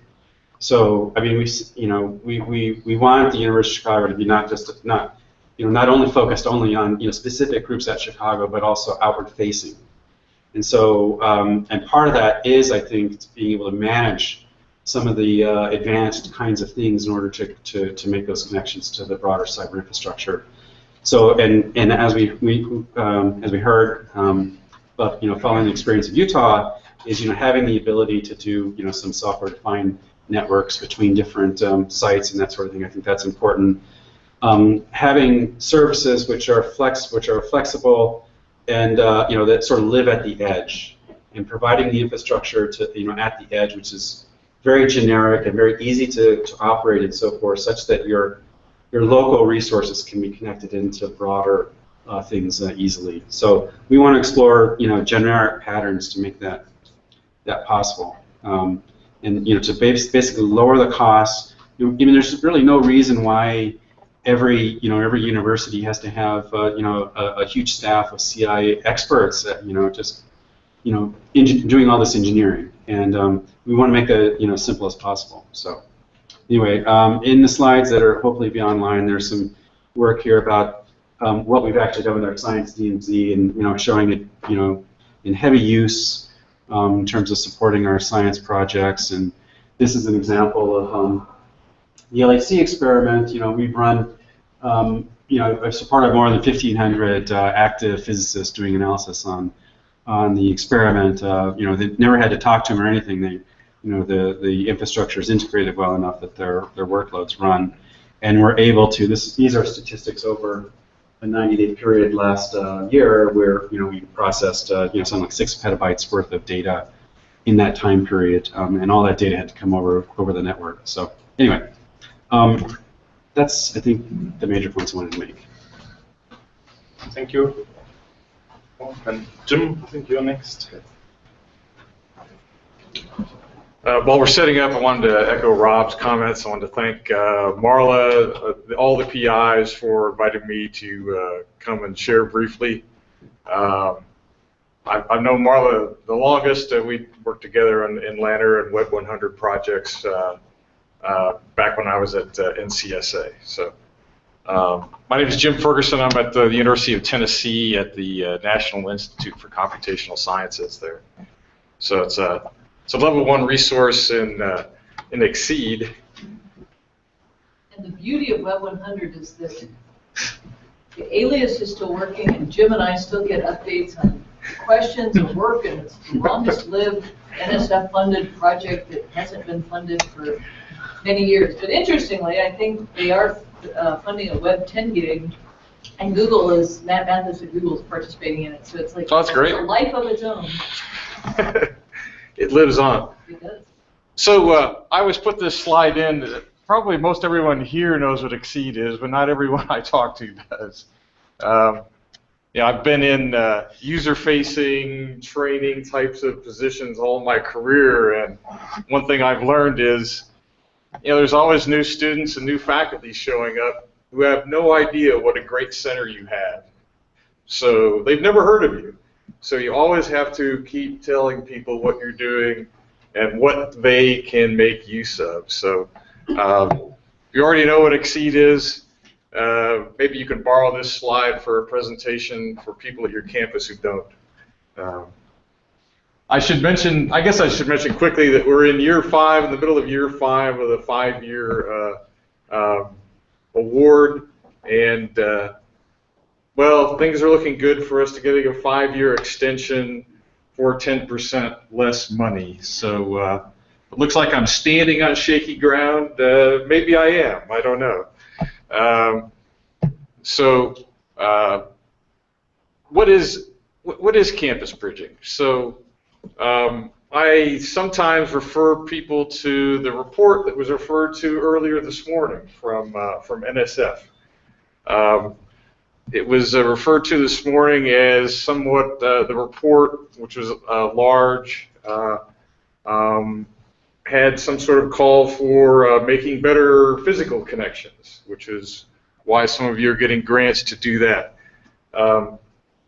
But it also involves people and software. So in Exceed's case, what we're really trying to do is to do a little of the software side, along with some of the people to help out with that. So the idea of the idea of being able to bridge users, now you have an account on Exceed. Now what do you do? It's sort of a big gap, and you have to jump over a big gap. And you're just trying to narrow that with different campus bridging type activities. You want everything to seem like OSG is trying to make. You want to make everything seem close to your laptop, right? You want to be able to access your data, access your compute, more or less like, maybe not you're using your laptop, but maybe you're using your departmental cluster down the hallway or in another building on your campus. It'd be really nice if all these high-performance computing resources were like that. So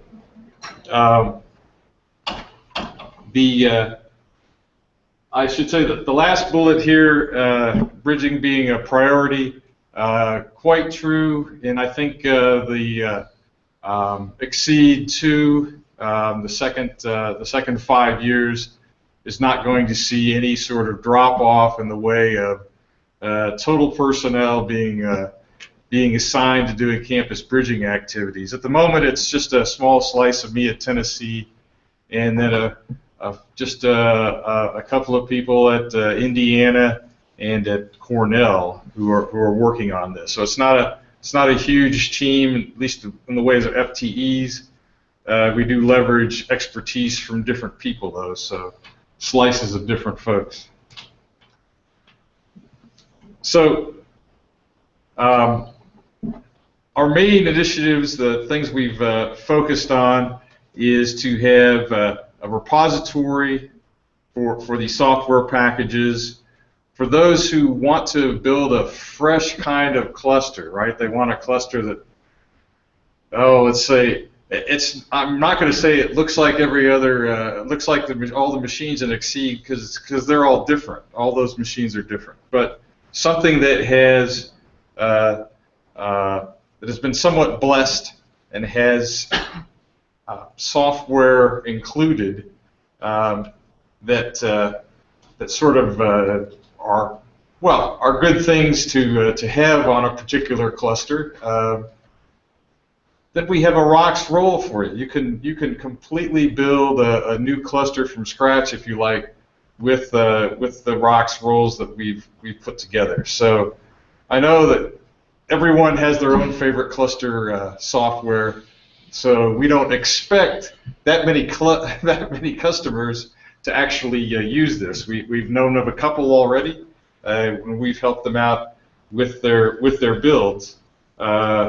But we do see this as more of an option for for schools, for places that don't have that many resources, don't already have an idea of what kind of cluster software they want to use, but they want to bring something up that will be somewhat compatible. So, but for everyone else, the repository of the software packages, different packages that you can get and put into your cluster, whatever it happens to be, that's the thing we see much more traffic on. So I would invite you to take a look at those things. So we also, of course, Exceed has the Globus transfer nodes are required across all the level 1 resources. We certainly encourage them for all the other resources that join up to Exceed. I know at NICS we have 4 of them that are operative, and they get heavy use. Also, if you like Unicore 6, that's available. It's available on most of the resources, most of the level 1 resources, or maybe all, at Exceed. So that's another option you can have. So I mentioned the Exceed compatible basic cluster. This is where you can pull that down. The National Integration Toolkit. There's a bit of back and forth over what should we call that. Everybody wanted to say, well, how about NITs? We're not sure about NITs. Okay, XNIT. We've got to put X in front of everything at Exceed. So those are the 2 things I mentioned before: the complete cluster build, if you like, or the tools, the toolkit that you can put on your cluster because you have your favorite cluster management system on yours. So, and as I mentioned, Globus Online and Unicore. So those are the services that are available on Exceed today at either centrally or at the resources. So I have some other details about these resources, but I think I'm going to. You can look at the slide deck. We don't. I don't need to go over all these. This is really a presentation for more a total presentation. I just really wanted to do an overview really quick. But you can take a look and see it. Look at the details, and if you want to talk to me more about them later, or we can have questions about them later. I don't wish to go over all these things. But let me just skip right on down to the 4 more information slide. And yes, that does include a phone number. So if there are problems with the Exceed, the compatible basic cluster, or anything in the toolkit, we have someone at IU is taking phone calls during regular business hours. And as you see, we also have a mailing list that you can email to. Multiple people see that and will be able to answer your queries as well. So with that, I'll hand over to Ruth. Thank you. I have no slides. 1, I'm not very good with PowerPoint. 2, I just transitioned to using a Mac. And one thing at a time, I can now log into my Mac. I could connect to a network in here, so that's a positive. So maybe next time I see you, I'll be able to give you a presentation that was created on my Mac with something other than PowerPoint. So Jim talked a bit about campus bridging and the importance of campus bridging from the sort of software aspect of cyber infrastructure to ease the transition for people from campus resources to other resources. But another critical part of the cyber infrastructure gobbledygook term ecosystem that Kevin referenced this morning really is the people. It's great to have the hardware, it's important to have the network, it's important to have the software, but it's really the people, the boots on the ground that help knit all of that together. A number of those people resources are based in organizations like Exceed and OSG, those VOs, but actually at the campus level, at many of the campuses that have faculty or researchers with NSF grants, there are actually boots on the ground people whose part of their job is to help you and your researchers connect to the national resources and use those. And those people are referred to as campus champions. There's an Exceed Campus Champion program or Champion program. I don't know, the name keeps kind of changing. But essentially, we have about 200, probably more than 200 now, folks scattered across the United States at different institutions who, again, part of their mission is to help researchers know about, access, and then leverage the infrastructure and cyber infrastructure resources that you've heard described today. I'm a campus champion for Stanford. I've been at Stanford about 3.5 years. I was a campus champion at University of North Carolina before that. And I have to say that for me personally, in terms of professional development and networking opportunities, the Campus Champion program has been outstanding to connect me with like people who have these same frustrations, these same challenges, hopefully some of the same successes, and really build from each other, share best practices, whatever best practices means, share war stories, share success stories, and collaborate together. Thomas has referenced repeatedly today the importance of community, and the Campus Champion community is just that, and it's grown really from a set of people whose primary focus in that community is to connect you with Exceed resources, so you, researcher X, can use Comet or can use Trestles or can use Stampede, to actually a community of folks who are supporting researchers. There's a wonderful listserv for the Campus Champion program, and if you look at the messages that go across the Campus Champion listserv every day, and I think maybe James Cuff and some others have actually analyzed this. If they haven't, they'll do it as soon as they think of it. A lot of the traffic on that list is not about how do I log into Stampede, how do I compile, I don't know, GROMACS for this architecture. It's really, hey, I've got a researcher with a problem. Here's how I'm thinking about approaching it. What are you doing? It's really seeing cyber infrastructure as that whole range of opportunity sort of above the desktop. It's not just focused on parallel processing and MPI, although there are plenty of questions about that. It's really thinking of how do we, as a set of IT professionals, wherever we may be, help each other, and by doing so, help our research communities take advantage of resources wherever they may be. So I would encourage you and your institutions, if you're not part of the Campus Champion program, see me and we can hook you up.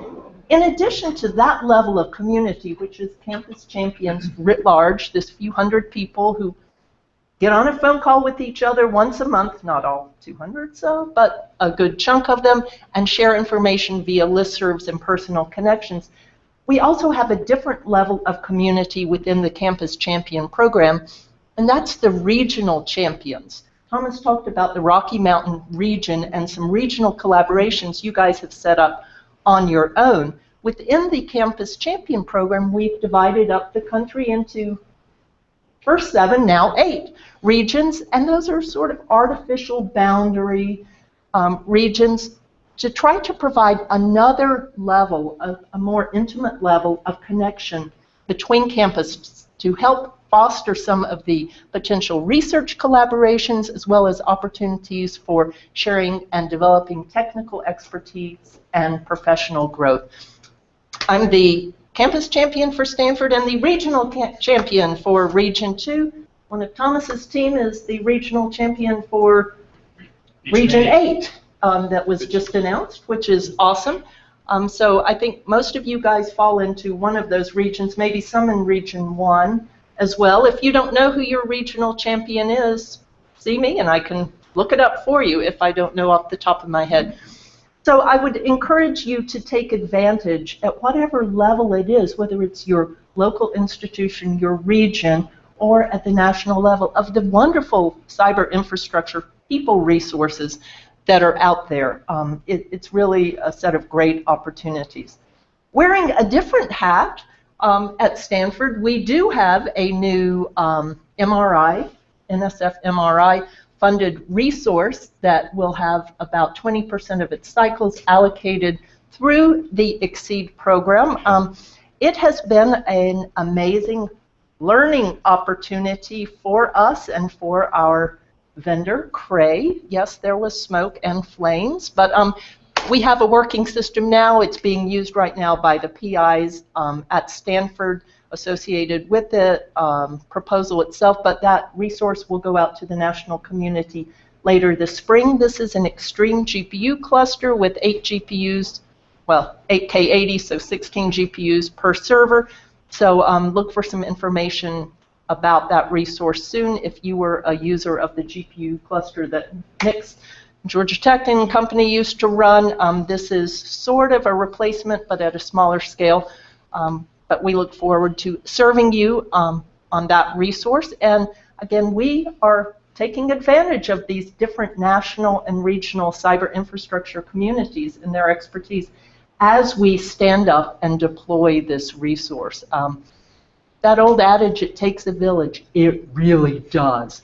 And I think it's wonderful what you're doing here in this region with your workshops and your collaborations and your proposals, because it's that kind of boots on the ground community that really is going to make a difference. So I hope we can have some similar things in California. You know, California is gigantic. And believe it or not, Stanford is presumed to be rich, but we're rich because we spend no money. So we sort of fall in that poor community when it comes down to travel and the like. But anytime you're in the Bay Area, please come by and visit us and see the Extreme cluster. Of course, as you said, everything associated with EXCEED has to have an X. So the new GPU cluster is Extreme, or stream processor. Thank you, Urs. So, any questions to any of us here?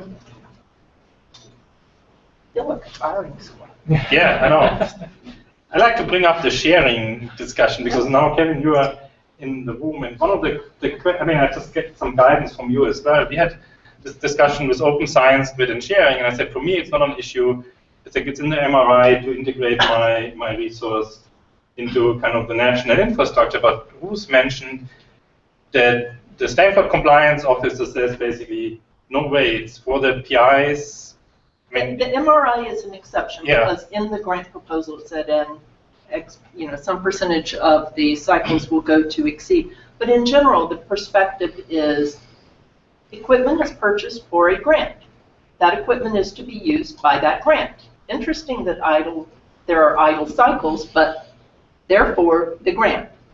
And so we would love to share more, but they and our cognizant agency interpret the letter of the law, not the spirit of the law. So we would love to have more incentives to share nationally funded resources, if that's possible. Point taken. I don't know if I need to comment.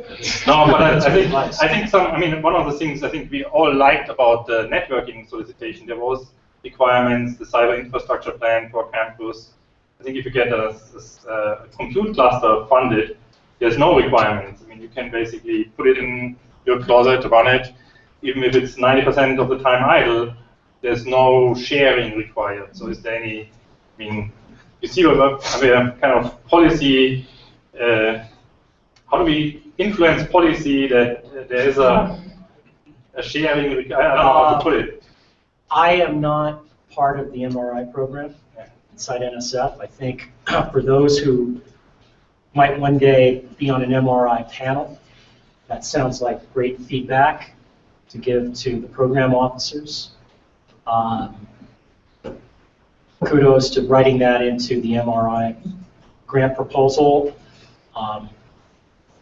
I don't know, I'm assuming that was well received by the panel reviews, that element of sharing 20% through EXCEED. So, you know, I'd like to believe that there are natural incentives there. You know, I think it's been the case for many years that these small clusters have been purchased within these, one of the many awards that I put up on that screen that we make per year. It's thousands of them. Yeah. I don't even know how to track that in our internal systems, how many of those project-specific clusters have been bought. I did not realize that, this is a reminder that I'm not on the computing side in our division, but I didn't realize until you just mentioned it that there's, I guess, a rule stipulated that if it's bought under those project funds, it cannot be used. That's the interpretation, I think. That's an interpretation By of- Stanford lawyers. By By Stanford lawyers. And then not just Far be it Stanford, from not me just if- Stanford, University of Michigan is like Michigan, Yeah. UNC Naively, to a I would like. Can I cut in? This is Henry Neiman. I'm cutting in over Google Hangouts, but so one way in the context of an MRI that you can get permission to share is to explicitly put that sharing in your project description. So I'm actually about to. Ooh, that's ugly. Off my camera. There he is. Much better. I'm about to submit an MRI next Wednesday, and it is explicitly for providing a resource that will be shared. And we have a list of collaborators, some of them local, about half local and half at other institutions in 5 other states. But then we're also specifically and explicitly putting in a provision to allow other institutions to buy in on a condominium basis if they are outside of the 6 participating states, including my own. And I think, so there are mechanisms that take up very little proposal real estate, but that can not only cover the spirit but also the letter of the law by explicitly either allowing or promising to include people outside of your institution or whatever the interest group may be. But still, that's goodwill, right, on the PI. I think if there's some nudging from the agency saying, hey, if an instrument is idle, well, I think you raise it. I mean, that's a much stronger statement. I totally understand, and I wrote this similarly, but I think the issue is, I mean, this is per PI. But from my perspective, it's a waste of resources, and then especially like if you look at the open science grid, you can harvest idle cycle, it's preemptive. I mean, getting these more, hey, you should really, this is encouraged, or I think like the CCNIE, there's all these, hey, you have to have a cyber infrastructure plan, you need to address persona, kind of, I think if that comes, I think that's a much stronger message than your goodwill or my goodwill or the, whatever the extreme GPU cluster.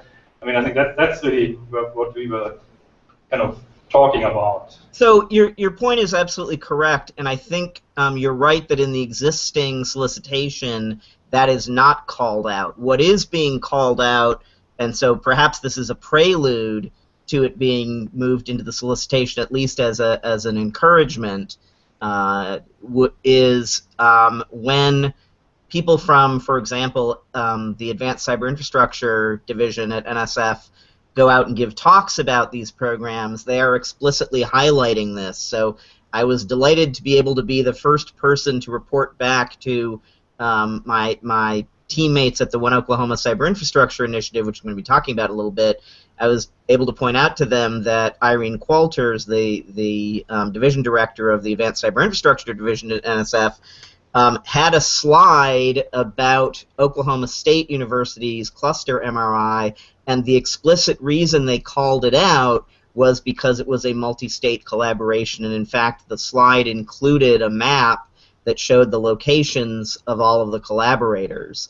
And I think that's tremendously exciting, and so people who see those talks, which I agree is a subset, but people who see those talks are getting the message that multi-institutional and in particular multi-state collaboration on these MRI cyber infrastructure proposals is an important component that does play a meaningful role in the review and the decision-making process.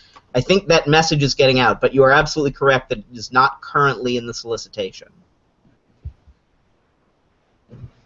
So maybe in the solicitation you could have some kind of language which describes what you'll be doing when, during periods of low demand. This is the MRI solicitation. The MRI, yeah. So it could be, I mean, I think that's the only vehicle, right, to fund the computing hardware. This level. Yeah. Clearly the ACI HPC solicitation. Yeah, but that's the, I mean, that's a national resource. Right. I'm just, keep talking. Yeah, I mean, I think part of this is I mean, we were talking about, how do you make the case to someone who's fortunately receives one of these awards to share their resources, right? And what are the incentives, right? If somehow there were more recognition or more, that actually, look, this is a campus which, yes, they received 5 or 10 MRI awards, and they've got so many clusters there, but they actually are providing a resource to the national community. They figured out how to integrate it well with other research communities and how to share the resources. If that were somehow, if they could be rewarded for that, I think right now the focus really is provincially focused. I mean, I think, yes, I mean, there might, there's some examples of showing like multi-state or the power of that actually does get recognized. But other than that, there is no real no real incentive, I think, for a research computing center director to say, yeah, you know what, I really need to make sure that this gets plugged in and and is outward facing and connects with other campuses, connects to the national cyber infrastructure, because I'm going to be rewarded for that. I'm going to be recognized for that later, right? I mean, how do you do that? Right? What we really liked about the way suddenly, with on the networking side, thanks to the language that got put in, suddenly everyone now talks about a science DMZ and perf sonar. I was shocked when I saw that. That now you have 77 campuses which are all talking about this kind of thing, and they sort of have the vision that yes, this is what we need to build for. This is this is the general direction. I can no longer just worry about my own campus, right? I need to have I need to think about how this connects with the national CI. And I think having that sort of described in there, and you talked about surgical statements about make sure that they're thinking about IPv6. At least now the campuses are thinking that way. I doubt that most MRI proposals that go through to fund a campus cluster have in their planning, with the exception with Henry at Oklahoma, are going to be talking in that direction. We have now, okay, so granted there are a couple examples here today, but are they really thinking about how their resources fitting in with the general national CI or regional CI? I would be skeptical to see that. I mean, I'll be interested to know if that's actually happening or not, based on just people are thinking that yes, this is going to be a way that we can strengthen our proposal with with very little effort. Right? It's actually not only an NSF problem, because I mean we have condo users from DOE, DoD that buy hardware, and I think if there are these restrictions, obviously, I mean they sit idle for a while, because I doubt that any research group can. It must be a fairly big group that keeps the cluster fully 100%. Well, and it takes people to manage keeping. I mean, Edinburgh has people that's all they do is try and keep those computers fully loaded, running all the time. And but even over Christmas, was your system fully 100% utilized? Well, it's usually unlike it can, because they go out and they make sure people know their cycles to run, and they try and make sure that they've got jobs queued up and ready to go. I mean, it takes work. It doesn't just happen. I mean, they would go idle if you weren't proactively running them. So. Well, and my understanding, and I'm not an expert on science DMZs, is that even though it's supposed to all interoperate, it's not a given that just because everybody gets personas and gets science DMZs that they do interact. And I think Larry Smarr's proposal is actually looking at that all the science DMZs aren't actually playing nice with each other, and how do you make sure that you do have an integrated national infrastructure? I mean, it's this problem we've been dealing with really Web 100 was a, out when we were talking about Web 100, but was the start of this end-to-end, there's been different terms, Quilt talked about it for a while, this frictionless, networking, where scientists, one, don't have to know about it, but two, you somehow manage this infrastructure at a national scale or international scale, and you hide it from the scientists, but you also make it perform optimally. And we've never accomplished that. There's still stuff that gets in the way. There's still stuff that doesn't operate completely. And I think that in some sense, the campuses are building out these networks, but there isn't a larger scale. Is this going to interoperate with the rest of the high-end networking? And so, I think we just have a lot of work to continue to do, which just makes our jobs interesting. Right? So, and Personar doesn't just work. I mean, it requires skill sets, and it also is more more powerful, more valuable if you're kind of proactively working on it instead of waiting until you have a problem and then you run Personar to see that, okay, we've got a problem. So that's a lot of these dashboards and things are trying to use Personar in more of a proactive fashion, looking for problems. And there's a lot of issues with that because somebody has to be looking at it and somebody has to dig in and say, okay, what's wrong? Why isn't this working? And we had a fairly long conversation about why that's not trivial either. So. Right. I mean, granted, all those points are true. What I would just say is that at least it's in their thinking, and at least it's starting to appear there. I agree with you. I think it's the first step. It's the first step towards having friction-free, or whatever the language you want to use, to get end-to-end computation and sharing of cycles and sharing of data between institutions. No, I'm actually agreeing with you that I think that's important to make that bigger picture awareness. I don't necessarily think that's there right now. I think we do need to make it aware that you aren't just doing this for your campus, you're doing it for a bigger infrastructure. So I agree with you that it would be good to add language to address that. So, other questions, discussion? So all right, I have a quick question I'm just curious because software on Exceed, is there a way to standardize, or is there an initiative to standardize modules? Or because I think every site has a different name for the compiler, for the MPI, or is that outside of the scope of Campus Virginia? I think we thought that was outside of our scope. We certainly have some things that we've thrown in and recommended, so to speak, just by throwing them into our toolkit. But that doesn't mean they're necessarily the best tool for your campus in that particular area. But we put a lot of different, we've added a lot of things to that, with different compilations, but not, we're trying not to oppose anything, lower that barrier. If that's a barrier that some people perceive because we're trying to impose something upon them, then they won't come and use stuff. So just to add on to that is we liked a lot what XE did in terms of providing this repo. I didn't know it was called XNIT, but I always think it was campus bridging. It's pretty new, right? So but basically a repository of all the most commonly used applications on XE, right? So what we did in Open Science Grid is we basically take that repo and then we've added in other things that we hear or that we get requests for on Open Science Grid. We put that into a common software repository that then is exported via HTTP and cached locally at all the sites, and we distribute a version of modules which looks at that software stack and ignores what's installed on the platform. That way the users get basically a common software environment across all of the different sites they run on OSG. So we've sort of taken that and I wouldn't call it standardized, but basically you're guaranteed to, the same module commands you issue, locally if you have, it's called Oasis, by the way. That gets mounted on a cluster in Open Science Grid. So we add a new cluster into Open Science Grid. Basically, we ask the cluster admin to be able to attach to this remote software cache, and then they use this module command that they can set up. And so you get identical environment, basically, independent on which site you're on. But that's really not the case in this Exceed, right? Unfortunately, it's not. But that was my question. Not with all the heterogeneous hardware. Yeah. I mean, this works for.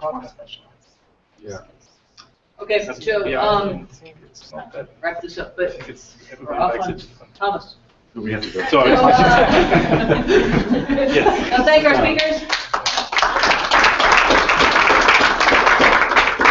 So Jen, I'll invite you up. I think Jen introduced herself earlier, but Jen is the president and CEO of the Quilt, which is a consortium of regional optical networks, which is Front Range Gigapop and Mexico and IRED and others. I think very much for trying to Denver, but and Henry is presenting remotely from Oklahoma because he said he had this proposal he had to get submitted and couldn't travel. So there you go. He's committed to the NSF proposal. Thanks for doing this, Henry.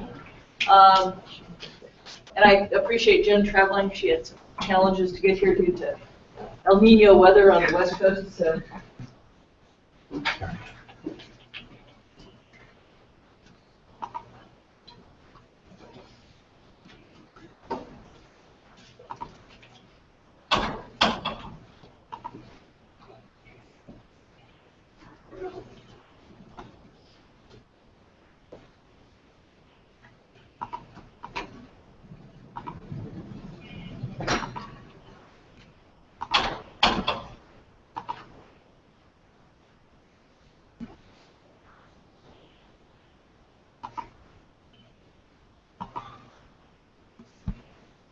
All right, perfect. Thank you.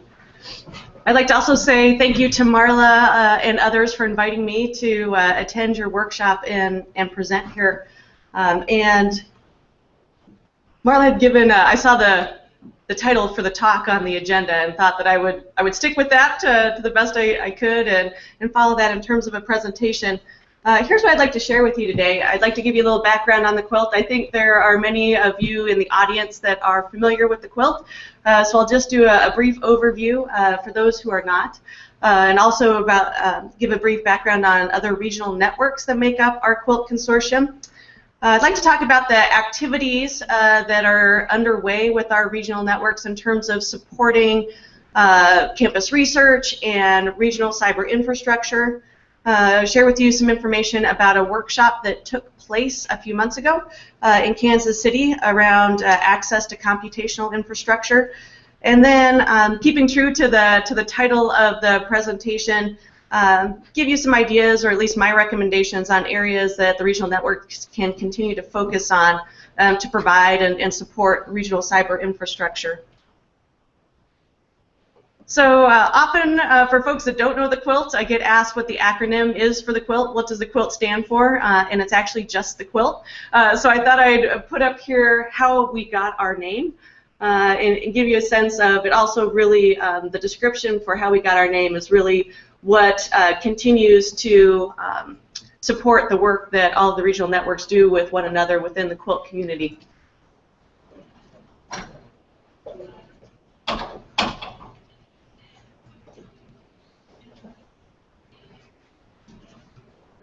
So the quilt just celebrated its 15-year milestone, and the mission of the quilt, well, we've got the official mission here and a description about our members.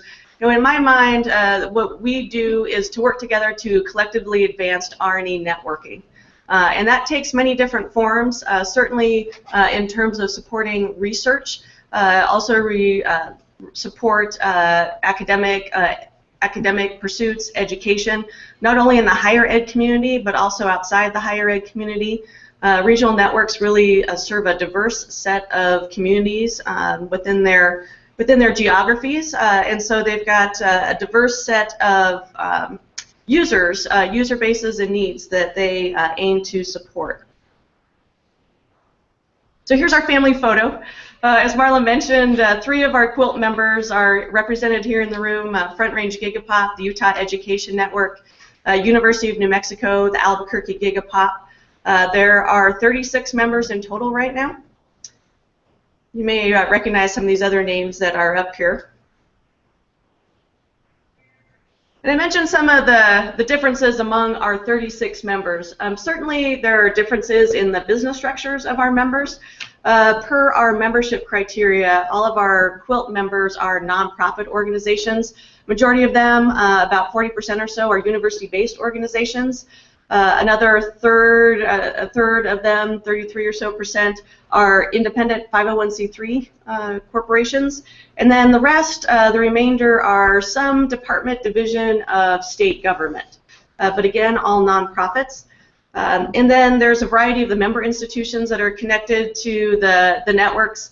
The regional roots are within higher ed. Higher ed universities founded the regional networks in terms and are the founders and supporters of the regional networks initially, and then many of these organizations have expanded over the years to include other communities such as K through 12 schools, community colleges, public libraries, nonprofit healthcare institutions.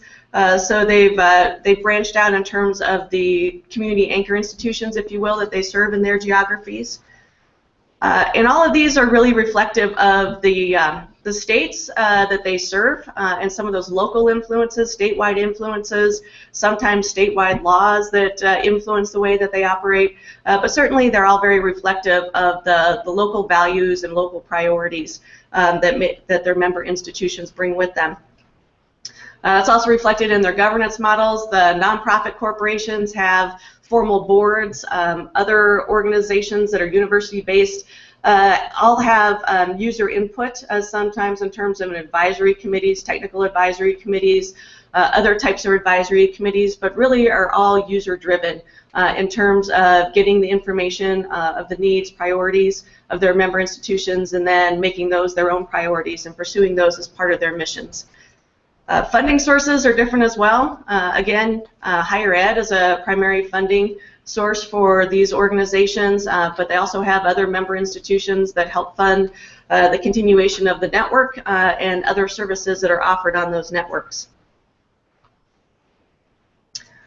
So even though we've got a diverse set of organizations that make up our quilt community, all have very similar missions. That's what keeps us coming together and talking about how we can work with one another, learn from one another, share best practices, exchange ideas, just for the same reason that you come together here within WestNet and within these workshops to network with one another, learn from one another, and again, collectively advance.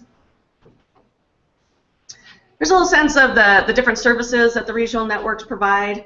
I'll let you read through that. The connectivity services are certainly primary ones, but there's also a portfolio of services that these organizations are offering to support their higher ed members as well as those other communities that I spoke to.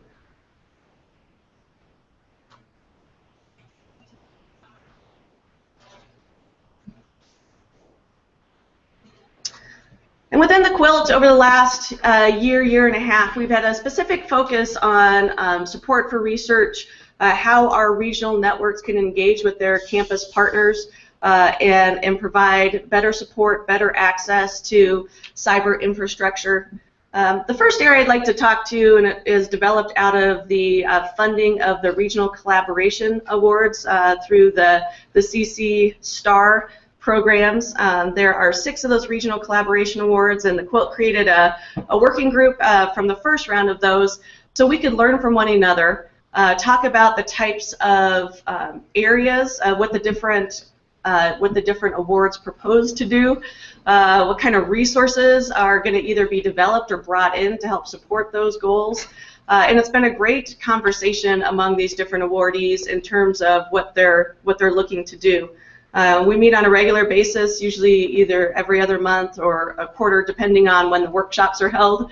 We like to time our meetings from the cycles of the workshops so we can talk about what happened, what really resonated with the folks that were participating in the workshops, what more we think that we could be doing, and what we could learn to incorporate into upcoming workshops across these different projects. We also, Quilt helped to support and host a CC STAR PI workshop that happened in September a few months ago. I don't know how many of you were in attendance at that meeting in Austin, but it was really a thoughtful conversation, really thoughtful program that engaged all those different areas across the last at least two solicitations. And in developing the program for that, it was interesting. We talked about trying to connect the under-resourced institutions with the larger institutions to learn from one another, and certainly that happened. But one of the learnings that I took away in those in that discussion in the workshop was that even the larger institutions share similar problems with under-resourced, and there was a lot to learn from one another at that particular workshop. So that was a great work done here in the last few months. I'll come to this workshop that we recently held in October, talking about access to computational infrastructure. Really ties into the conversations that are happening here at this workshop.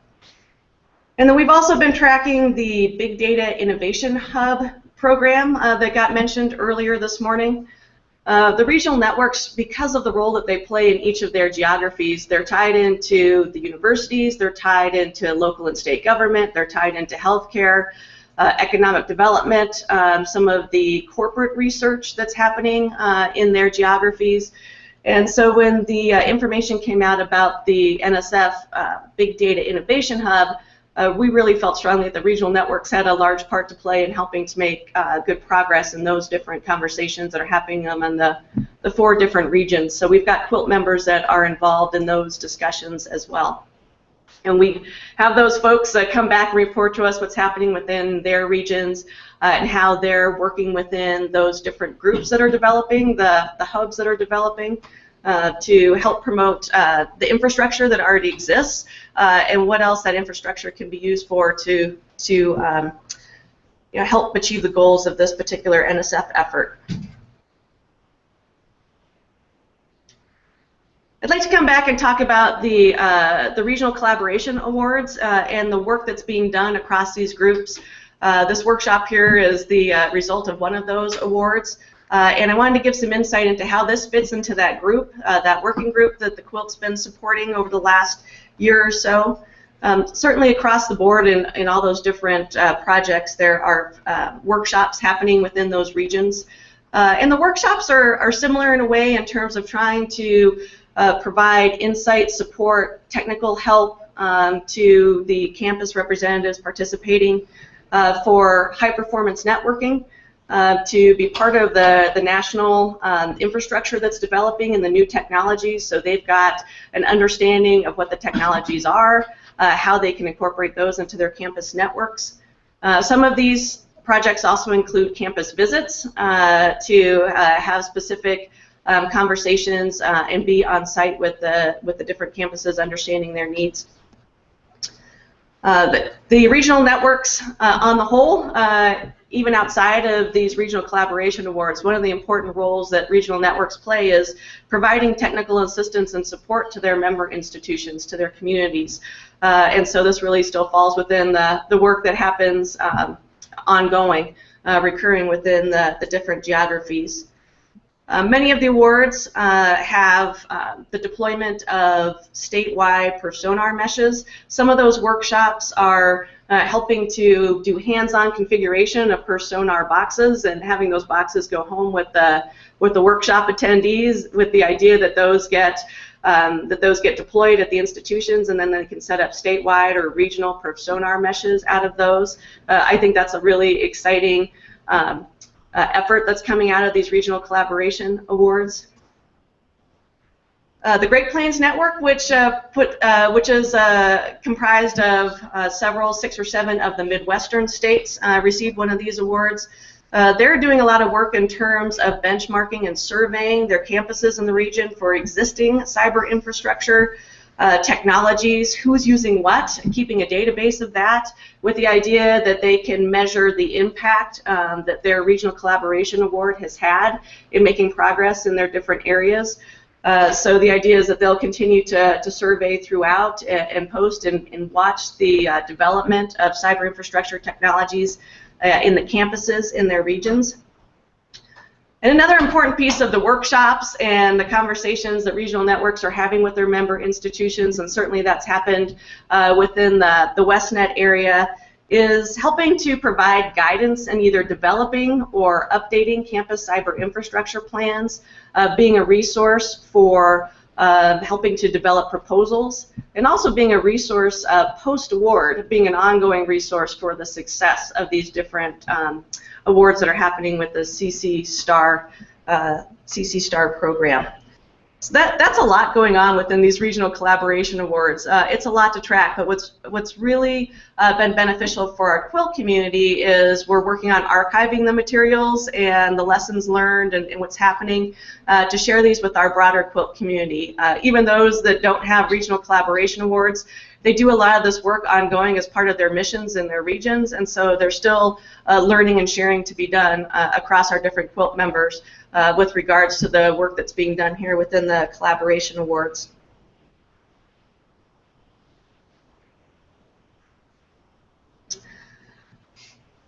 I mentioned a computational infrastructure workshop that happened last fall in October in Kansas City, and the workshop was a proposal in response to a Dear Colleague letter that came from Irene Qualters in terms of how to improve access to computational infrastructure nationally. And what was great about this workshop, and Henry was also at this workshop. I think several folks here were also part of this workshop. It brought together a lot of individuals from different areas of our R&E community, at the local level, the state level, regional, national level. All these different individuals representing organizations that have a vested interest in the success of accessing computational infrastructure for campus researchers. And so these are folks that play key roles in facilitating researcher access. We had several researchers in the room with us from different disciplines. There were about 30, let's see, I have it right here, 30 plus attendees. Which was a great level of participation for a workshop because everybody had to talk. And we did a lot of work in small groups and breakout groups. And it really was a lot of chance to exchange with individuals that, personally speaking, I would not have otherwise had a chance to do that. So I certainly learned a lot.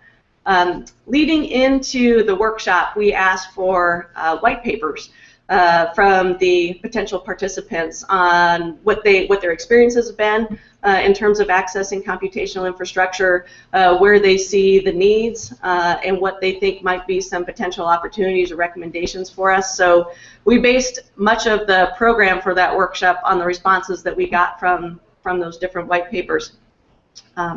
Out of those white papers, we also had a diversity in campuses represented. We had small campuses, under-resourced campuses, large campuses, different researchers from each of those campuses. For those of you that have heard me talk about this workshop, one of the most compelling stories that I heard came from a chemist at what would be known as a smaller institution, having trouble accessing, getting some compute time at any kind of national resource for her class, computational chemistry, and listening to her experience, just trying to find the right resource for what she needed.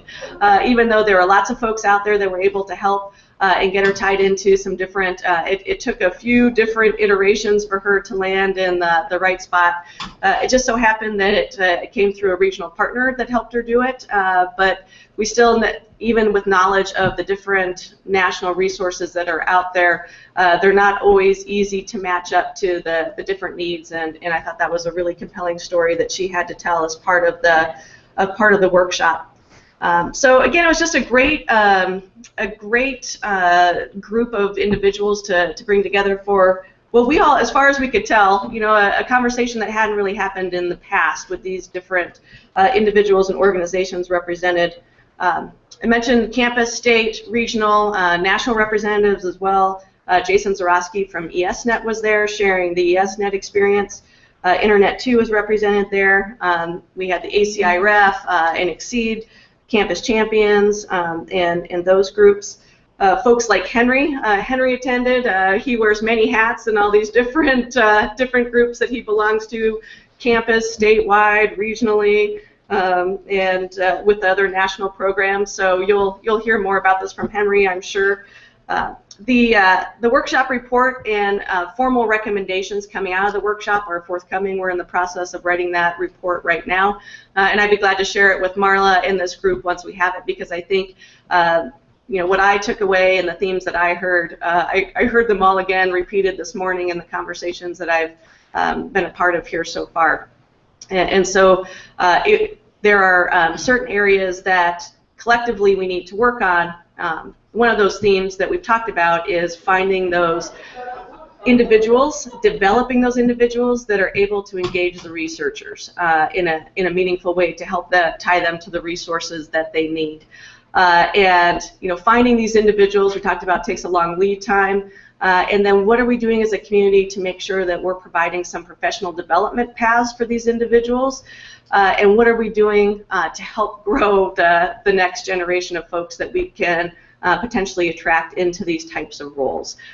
This workshop spent a lot of time on the human side and understanding what kind of network we can develop from a human support standpoint to develop these campus engagement folks. Let's see. Jen, any ETA on that? Is it within weeks, months? I would suspect, given the holidays, that the initial draft should be done here in the next couple of weeks with some review. I'd expect that formally it would go in probably in a month or so into that. So, shortly here, we should have that report complete. We've all had our writing assignments over the holidays, different sections of the report to be working on. Some of those are further along than others, including me.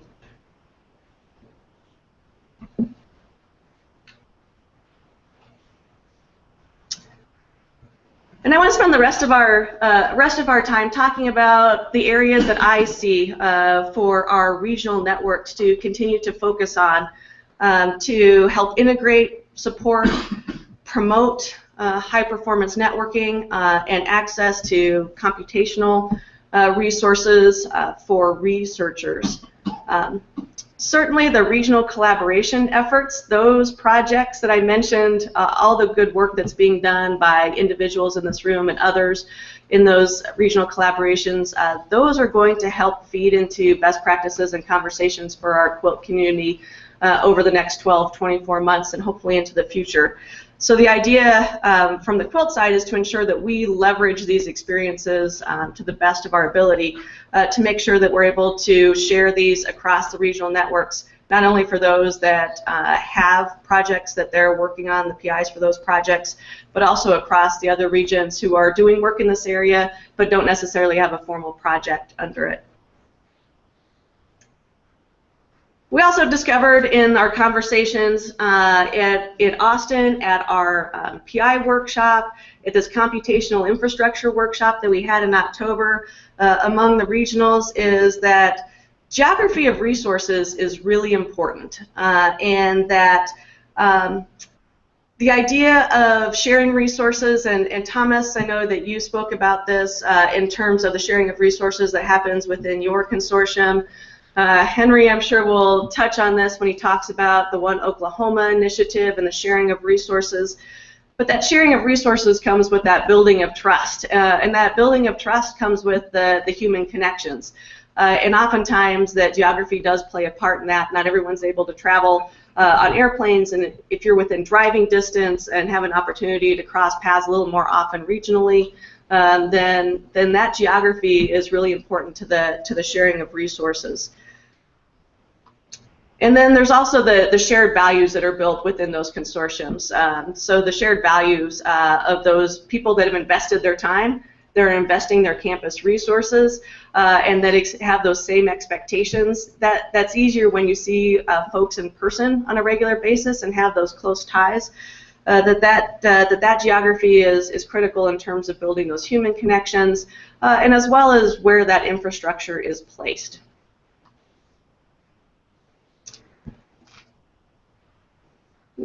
We recognize with the role that the regional networks play. They are critical aggregators of networking traffic in their geographies, which makes them very good candidates for providing other services that support high-performance computing in their areas and networking. I saw some of this on earlier slides, so forgive me for repeating, but there are needs in terms of data storage, needs in terms of business continuity.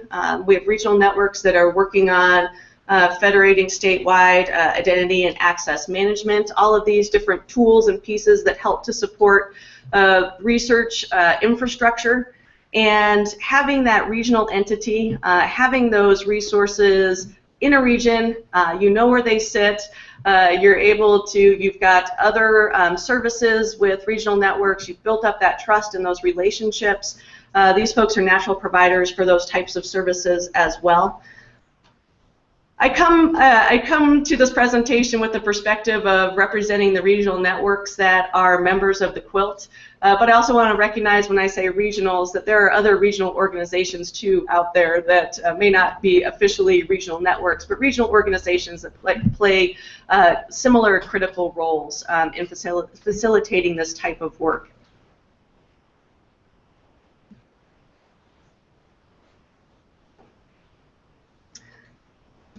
So there is still an important networking element that happens that the regional networks provide that critical infrastructure for, and there continues to be needs for upgrades to that infrastructure to ensure that campuses are able to access regional resources and national resources at the level they need to. So there's an important networking component within the regional I don't want to lose track of, but there's so much more an important role that the regional networks play beyond the network that I want to speak to here in my next bullet point of leveraging the inherent role of regional networks. First, as trusted conveners. Regional networks are typically the organizations that bring together the different institutions in their geography, whether it be state or multi-state.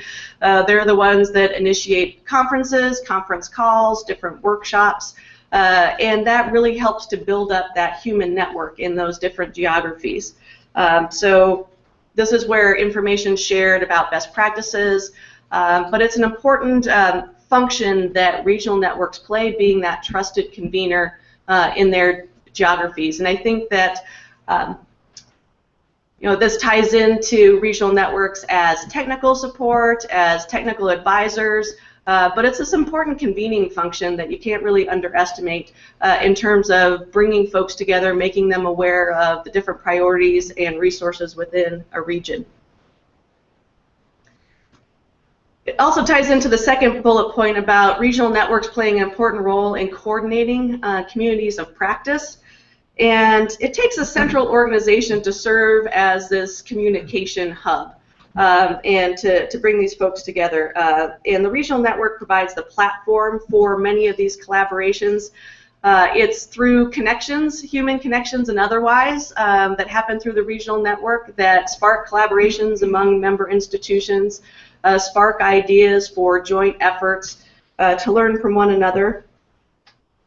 Often it's regional networks, and again, regional networking type organizations, they don't not only take the technical role, but they take an administrative role in bringing together and convening these. And we've watched how these different collaborations can happen among member institutions. We've learned through different funding agencies, not just National Science Foundation, but those member institutions that are involved in other grant writing, National Institute of Health, or other different areas, that it's collaborative projects that are getting a lot of interest, and it's these collaborative projects that you learn from one another. If you've got researchers that have similar areas of interest, maybe it's watershed management, maybe it's bioinformatics, but if you've got these pockets of research and interest within a region, often those are discovered through conversations that happen with your groups talking to one another, in a regional network hosting a conversation that you identify that there are these areas for potential new ideas and new areas to explore. One of the other areas I think is interesting that regional networks often get asked to participate in when it comes to sharing of resources, sharing of data, finding the right place to maybe put a shared resource. If there's a pool of funds going in to invest in and share a resource, oftentimes folks aren't comfortable with having just one institution host that or another for whatever reason that is. But the regional networks can play this neutral third-party role where folks feel comfortable having these resources housed or at least directed, administrated through, because they are this trusted entity within their region which all the member institutions have relationships with.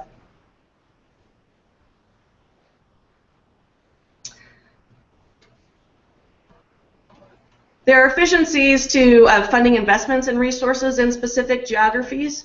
And so I want to talk about this again. That geography is important when it comes to these investments. One is on the facilities side, in investment in specific regional facilities. I have the Wyoming Supercomputing Center down as one such regional investment. But the other is the human resources, and I've heard it mentioned several times here today, talking about these cyber infrastructure engineers or these campus, these engagement folks, that for under-resourced institutions, they may not be able to see a sustainable path for this position, a full-time position at this point, so maybe they feel like they can't provide or can't write a good proposal to support it beyond the term of the grant. But if there is a regional entity that can help share this resource, that can ensure that time is split evenly, that information is shared among the participants, that this shared resource, these shared human resources, some of these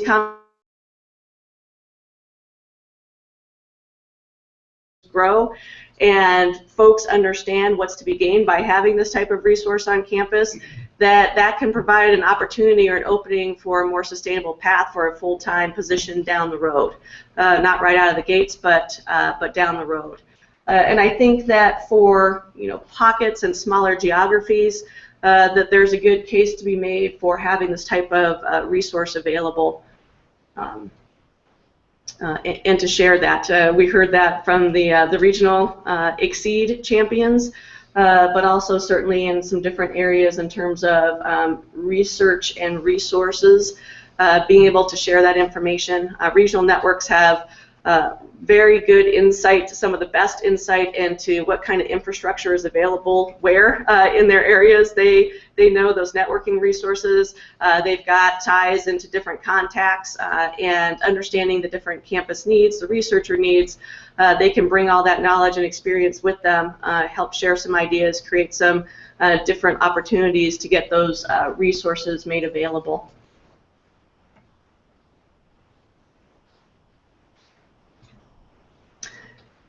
I had this down on an earlier slide, and it came out of the conversation that we had in Kansas City at the computational workshop, but I thought it was so important here that when it comes down to building cyber infrastructure, supporting cyber infrastructure, and understanding how it's needed and used, it's about people, it's about connectivity, and it's about connecting the people. And that's a very simple statement. We all know it's a lot more complicated than that. But I thought that it also ties together nicely the conversations that you're having here in this workshop and beyond, in terms of how important forums like this are to making sure that we're continuing to evolve and advance our R&E community.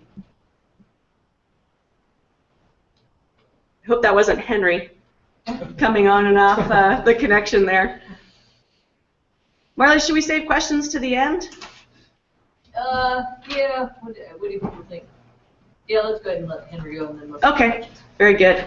Thank you. Henry, you still there?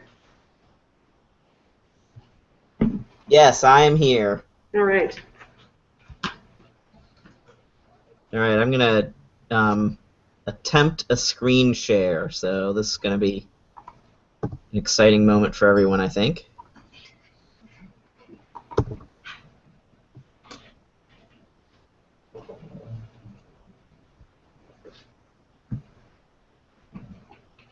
So far, at least on my end, it's not that great. Hang on.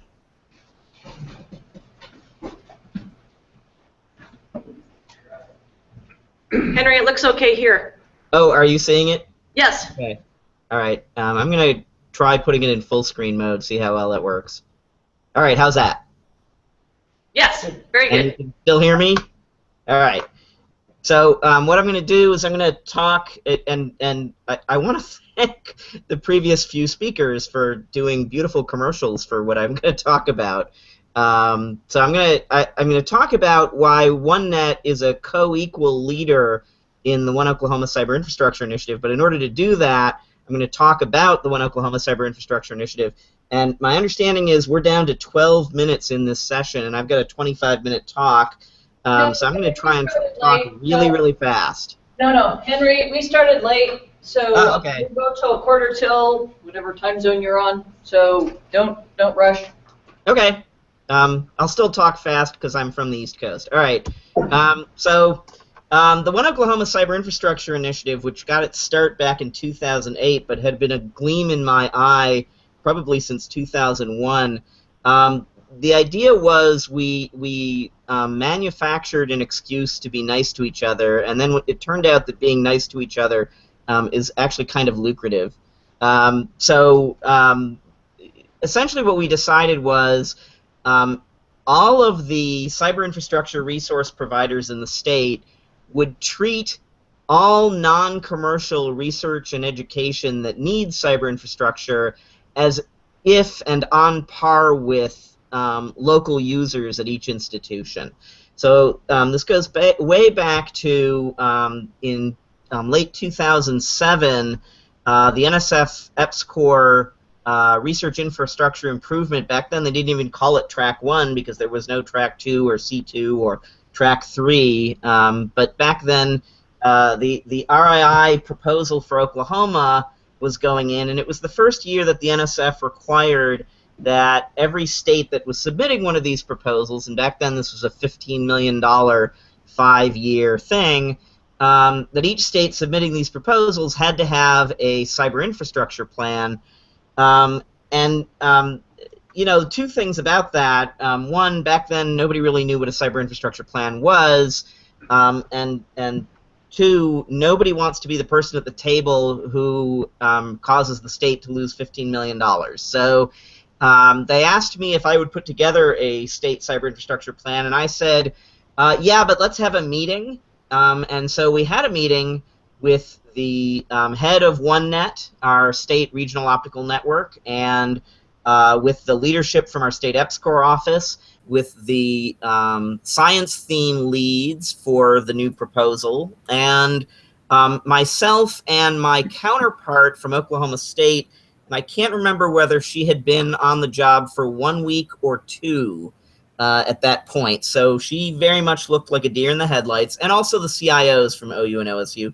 And what I suggested at this meeting was, let's share our goodies. And back then we mostly meant let's give each other and others in the state access to our physical cyber infrastructure. Well, it's grown kind of beyond the bounds of that. By the way, real quick, distinction, it was originally called the Oklahoma Cyber Infrastructure Initiative, but when we did the 2013 Research Infrastructure Improvement Proposal, the State Science and Technology Plan was called the One Oklahoma Science and Technology Plan, so we just threw that in to the name to make all these things look like they're connected. The goals that we have are to reach not just the researchers at the large PhD granting institutions, we have 3 of those in the state, but also outside of that sort of mainstream of advanced computing, to serve all of higher education. And we have actually served every public bachelor's and above granting institution in the state, as well as most of the private ones. If anybody's got contacts at Oklahoma Wesleyan University, I haven't been able to break through with them, but they're about the last holdout. Educate Oklahomans about advanced computing and attract underrepresented populations. And of course, we know that in advanced computing, as lopsided the representation is in other areas of STEM, and particularly in computing, in advanced computing, I think the situation is even more acute. So we came up with a significant number, or we evolved a significant number of mechanisms, methods for serving researchers and educators throughout the state. And the most obvious one was just giving them access to our goodies, just giving people logins on essentially a no questions asked basis. If someone wants a login on any of the academic cyber infrastructure in the state, We basically just give it to them. And so that's reached a couple dozen institutions, most of them academic. Then we have an annual symposium. Some of you have been to it. We've reached over 100 academic institutions, including 25 of them in Oklahoma, and then the rest in about 24, about half of the US states. And then commercial and government and non-governmental as well. We have a workshop series called Supercomputing in Plain English. Some of you may have seen it. We've reached 362 institutions. These are 11 presentations on advanced computing, but they're targeted at people who are sophisticated about their own area of STEM research and very novice with respect to computing. So our target is you can follow along if you've had one semester of programming in more or less any of the commonly used programming languages. So 362 institutions in every US state except Rhode Island and Vermont. So we're doing it again in spring of 2017. If you know anyone in those two states who might be interested, do let me know. And 17 other countries. We haven't done Australia and we haven't done Antarctica, but we've covered the other continents. We do workshops every summer. I heard mention, I think, of software carpentry earlier. We've hosted that. We've done the Linux Clusters Institute, Virtual School for Computational Science and Engineering, and the National Computational Science Institute, as well as training from relevant vendors. We have an informatics group that embeds with research projects that grew out of another EPSCoR grant. We do outreach. I go all over the state and give a dog and pony show about about what supercomputing is and why it's valuable and interesting. We support proposals. So if somebody needs a letter of commitment, we're happy to provide that. We've got a research data stewardship initiative. And in fact, the proposal that I have due next Wednesday is in direct response to that. We help institutions around the state get technology. In the olden days, those were little things. That's grown up quite a bit, and you'll see that in a moment. And then we have a workforce development program that we call the Oklahoma, or now One Oklahoma Information Technology Mentorship Program. And the idea is we send IT professionals to institutions all over the state, mostly higher ed. And in this context, higher ed starts at career techs and works its way up to the PhD granting institutions. But also we've done some high schools as well. And what they talk about is what it's like to do IT for a living. So this is fundamentally different from content, which the faculty at institutions across the state are great at providing to their students. This is the profession, which typically does not get a lot of discussion in most CS and IT courses. We've served over 100 institutions and organizations in the state. Slightly over half of them academic. I really would like to get 3 more non-academic, so I could say over 50 of each kind, and that would make it a lot easier to do. Here's a picture of that. This is out of date, by the way, and fairly wildly out of date, but kind of at least gives the general sense of the thing. And those institutions that are shown sort of in the large, those are actually institutions that are providing resources, cyber infrastructure resources, and you can see right at the center of that is OneNet. And this is not a coincidence, because in an important sense, OneNet is at the center of everything we do. And I'm about to start talking about the CCNIE grant that we have in the state, which is creating a multi-institutional science DMZ. And not only is obviously OneNet the core component of that, because the rest of us are essentially spokes off OneNet's hub, but on top of that, OneNet was actually the instigator of it. So James Deaton, who is OneNet's CTO, twisted our arms until we agreed to submit a proposal back in 2013. We had not actually been planning to do that. And he talked us into it, and unfortunately he talked us into it a month and a half out from the due date. So the process of getting that proposal put together was a little bit hellish, but we did, and it was successful. And so what we've got now is, or what we're in the process of deploying is a multi-institutional science DMZ where we've got the friction-free aspect, we've got the software-defined aspect, and that aggregate compute number that's on the right-hand side and about the middle there, that's actually woefully out of date because at OU, we're finishing up deploying our new system, which is just under 350 teraflops. And at Oklahoma State, they've gotten a major research instrumentation grant for a new cluster. Their old one was a little under 50 teraflops, so I would assume the new one would be in the 150 to 200 teraflop range. I don't really know the precise numbers that they're going to end up with, but it's going to be somewhere around there.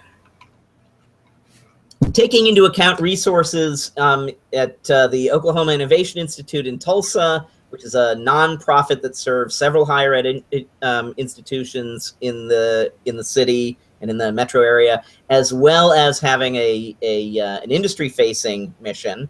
There's a resource at Langston University, which is Oklahoma's only historically black university, and I believe is one of a very small number of historically black universities in the U.S. that have an HPC center on campus. And they will be the first to tell you that without OneOki, that would not have happened. It's not just that they wouldn't have had the wherewithal to do it. In fact, I would argue they probably would have. It's that it would not have occurred to them that they could do it if they hadn't been involved in what we had been doing. And then not shown on this map, but an important component of this, University of Central Oklahoma is also part of this, and they've just deployed a cluster of about, I think, 35 teraflops or thereabouts. So by probably midway through this calendar year, certainly by the end of calendar 2016, we should have just over half a petaflop of aggregate capacity within the state. And in the middle of all of this sits our regional optical network. And I think Jen earlier was the one who pointed out that the regional optical networks can serve as a trusted convener, and that is absolutely crucial to what we've been doing in OneOki. And really, I think the leadership that they've provided in that area has been extremely important in many cases, sort of pushing us over the hump to get us moving on some of these kinds of projects. So I don't want to spend a huge amount of time on this. Aside from the fact that it's multi-institution, this is a relatively vanilla project. Here's a picture. This was actually the T-shirt for our annual symposium a few years ago, but captures, I think, very nicely the role that the regional optical network plays within the state. It's already, of course, out of date, but I think captures pretty well what's going on. And then, here's some kind of a conceptual thing. Here's some equipment, so gearheads can enjoy that. But the other thing I wanted to show that I think was really important, and this is already several years ago that this happened, when the BTOP program happened and Internet 2 created the national 100 gig research backbone. I believe it is the case that Oklahoma ended up being the first state to light up a connection into what was then called the innovation platform, now is the Advanced Layer 2 Services, AL2S. But I mean, clearly going 100 gig, and this is now I think on the order of 3 years ago, going 100 gig was a terribly expensive thing to do back then. The price has come down quite substantially in the meantime, but back then that was an enormous amount of money to invest, and they did it essentially on spec because they trusted us to be able to make good use of it. And this grew out of projects like, I think this actually predated the Oklahoma Innovation, the One Oklahoma Friction-Free Network, the Science DMZ, but it grew out of our EPSCoR cyber connectivity grant, which was really how a lot of the real sort of day-to-day interaction among the institutions in the state began. And now we're at the point where we have a weekly phone call, and there's usually between 10 and 30 of us on that call, It's very popular. It's from people from all over the state. It's not constrained to resource providers. So while the resource providers are on there, it's also the case that we have people from smaller institutions, from government agencies, and so on, from nonprofits.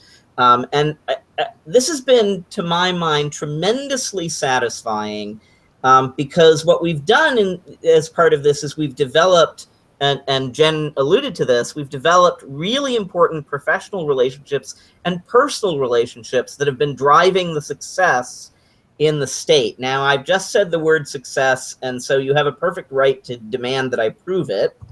So let me do that. Here are just those grants that the state has received that if we weren't doing first Oki and now one Oki, so I'll just use the latter term as the umbrella for this, would not have happened. Some of them, most of them, in fact, are cyber infrastructure grants. A couple of them are these EPSCoR Research Infrastructure Improvement Track 1 grants. But this has been a huge deal. We facilitated over $200 million worth of external funding, but there's been 44 million, I think a little over now, of external funding that required one Oki to happen. And then this is, I think, the really compelling thing. So before there was a one Oki, our center, the OU Supercomputing Center for Education Research, OSCAR, we had been in business since fall of 2001. We'd been providing resources since spring of 2002. And in that time, from 2001 to 2008, there were a grand total of 3 cyber infrastructure grants to the entire state of Oklahoma, totaling less than $750,000. Since we started Oki and one Oki in late 2008, it's been 12 times as much money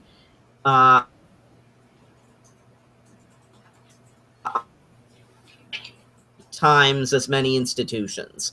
And so what that tells us is what we've been doing in the One Oklahoma Cyber Infrastructure Initiative has been hugely important in acquiring these funds, but also, if I roll it back, in facilitating all manner of computing and data-intensive research within the state and at every scale. And what I mean by that is everything from, millions of core hours per year to a lone investigator at a non-PhD granting institution who wants to do, one paper every 3 years or something, just running Gaussian. And we talked our chemistry department, who has a Gaussian license anyway, we talked them into letting people from outside of the department and even outside of the university use that license. And that's been very popular and very successful. And in fact, we've also supported coursework that way, where for example, there's a small university in the town in which the musical Oklahoma takes place. We are here in Oklahoma all up into that musical, but in that very town, there's a small university, and pretty much every semester, they use our system to run chemistry coursework there. So that's something that to us is tremendously exciting. And bear in mind, from our perspective, this is not a lot of resources going out the door. At OU, our resource consumption by projects that didn't involve anyone from OU, so purely outsider projects, that resource consumption has skyrocketed from an original 0.4% of our resources to now a staggering 1.5% of our resources. So there's been a sea change in how we function. And what I mean by that is it's still essentially round-off error. So we give away resources to institutions that if we weren't giving these resources away, they'd have essentially nothing. But so for them, it's a huge deal. For us, it's not a huge deal. And that's been a big, big win for everybody. So here's some papers that we've published about this. I particularly want to focus you on the very first one there, and I encourage you to go read it. But we wrote a paper for the Exceed conference last year about how we fostered this culture of cyber infrastructure grant proposals within the state. And we actually had the record for the largest number of co-authors on a paper at that conference for that year. We had 15 co-authors, but more than that, we actually had every participating institution on that paper send at least one person to the conference, and we basically lined up in a line up against the wall, and we each did like 2 slides on our own institution as part of the talk. And so this was very, very successful, and I think really captured the degree of collaboration that we have with the state. So here's the grants that have been funding this. Some of them are completed, some of them are active. I also want to thank Dell because they gave us the seed systems that began our Science DMZ and also our internal research cloud. And I think questions now are open for both me and Jen. Thanks, Henry. So Jen has to leave quickly, so if you have any questions for Jen. Questions? Jen? Questions? So for Open Science Grid and Quilt, do you see any synergy there, or is there a way we can help you out with? Because what we talked about kind of is in some of the activities we're doing, and I don't know that we've had. I mean, I could be wrong, but I don't know that we've had any sort of formal connections or anything like that. So. I think it'd be very helpful. I think being able to have an overview of OSG to our Quilt members that may not be plugged in already and be knowledgeable about where to point their member institutions and just have an update of where it's going would be extremely helpful. So maybe I can hook up with you afterwards and we can schedule that type of introduction and just refresh for some folks if they need to be made current. Yeah, thanks. Yep. I have not so much a question, but a comment. Some of the things you said really resonated with me and made me realize even more how important it is for, say, my team, which is HPC Research Computing, to be joined at the hip with networking. Because while my boss is the president or the chair or whatever the term is of CNET, which is part of Quilt, I guarantee you that the networking folks at Stanford who are engaged with CNET, yeah, this is what they know about the resources other than the networking resources on the campus. So it pointed out to me how really, again, I talk about building these, regional collaborations. We've got so much work to do just on our campus to make those connections. And that's a great point too, in terms of making sure that those contacts are available with the regional networks too, so they know that they've got some direct contact with not just the networking entities on campus, but have access to folks like you too. Yeah. Thank you. Other questions for Jen or Henry?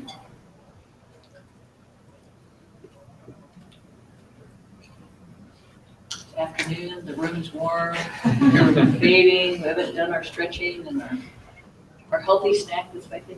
Well, I really want to appreciate Jen coming out and Henry for taking time away from, so back to work, Henry, on that proposal. We hope it's successful. Hope to see you soon. Thank you.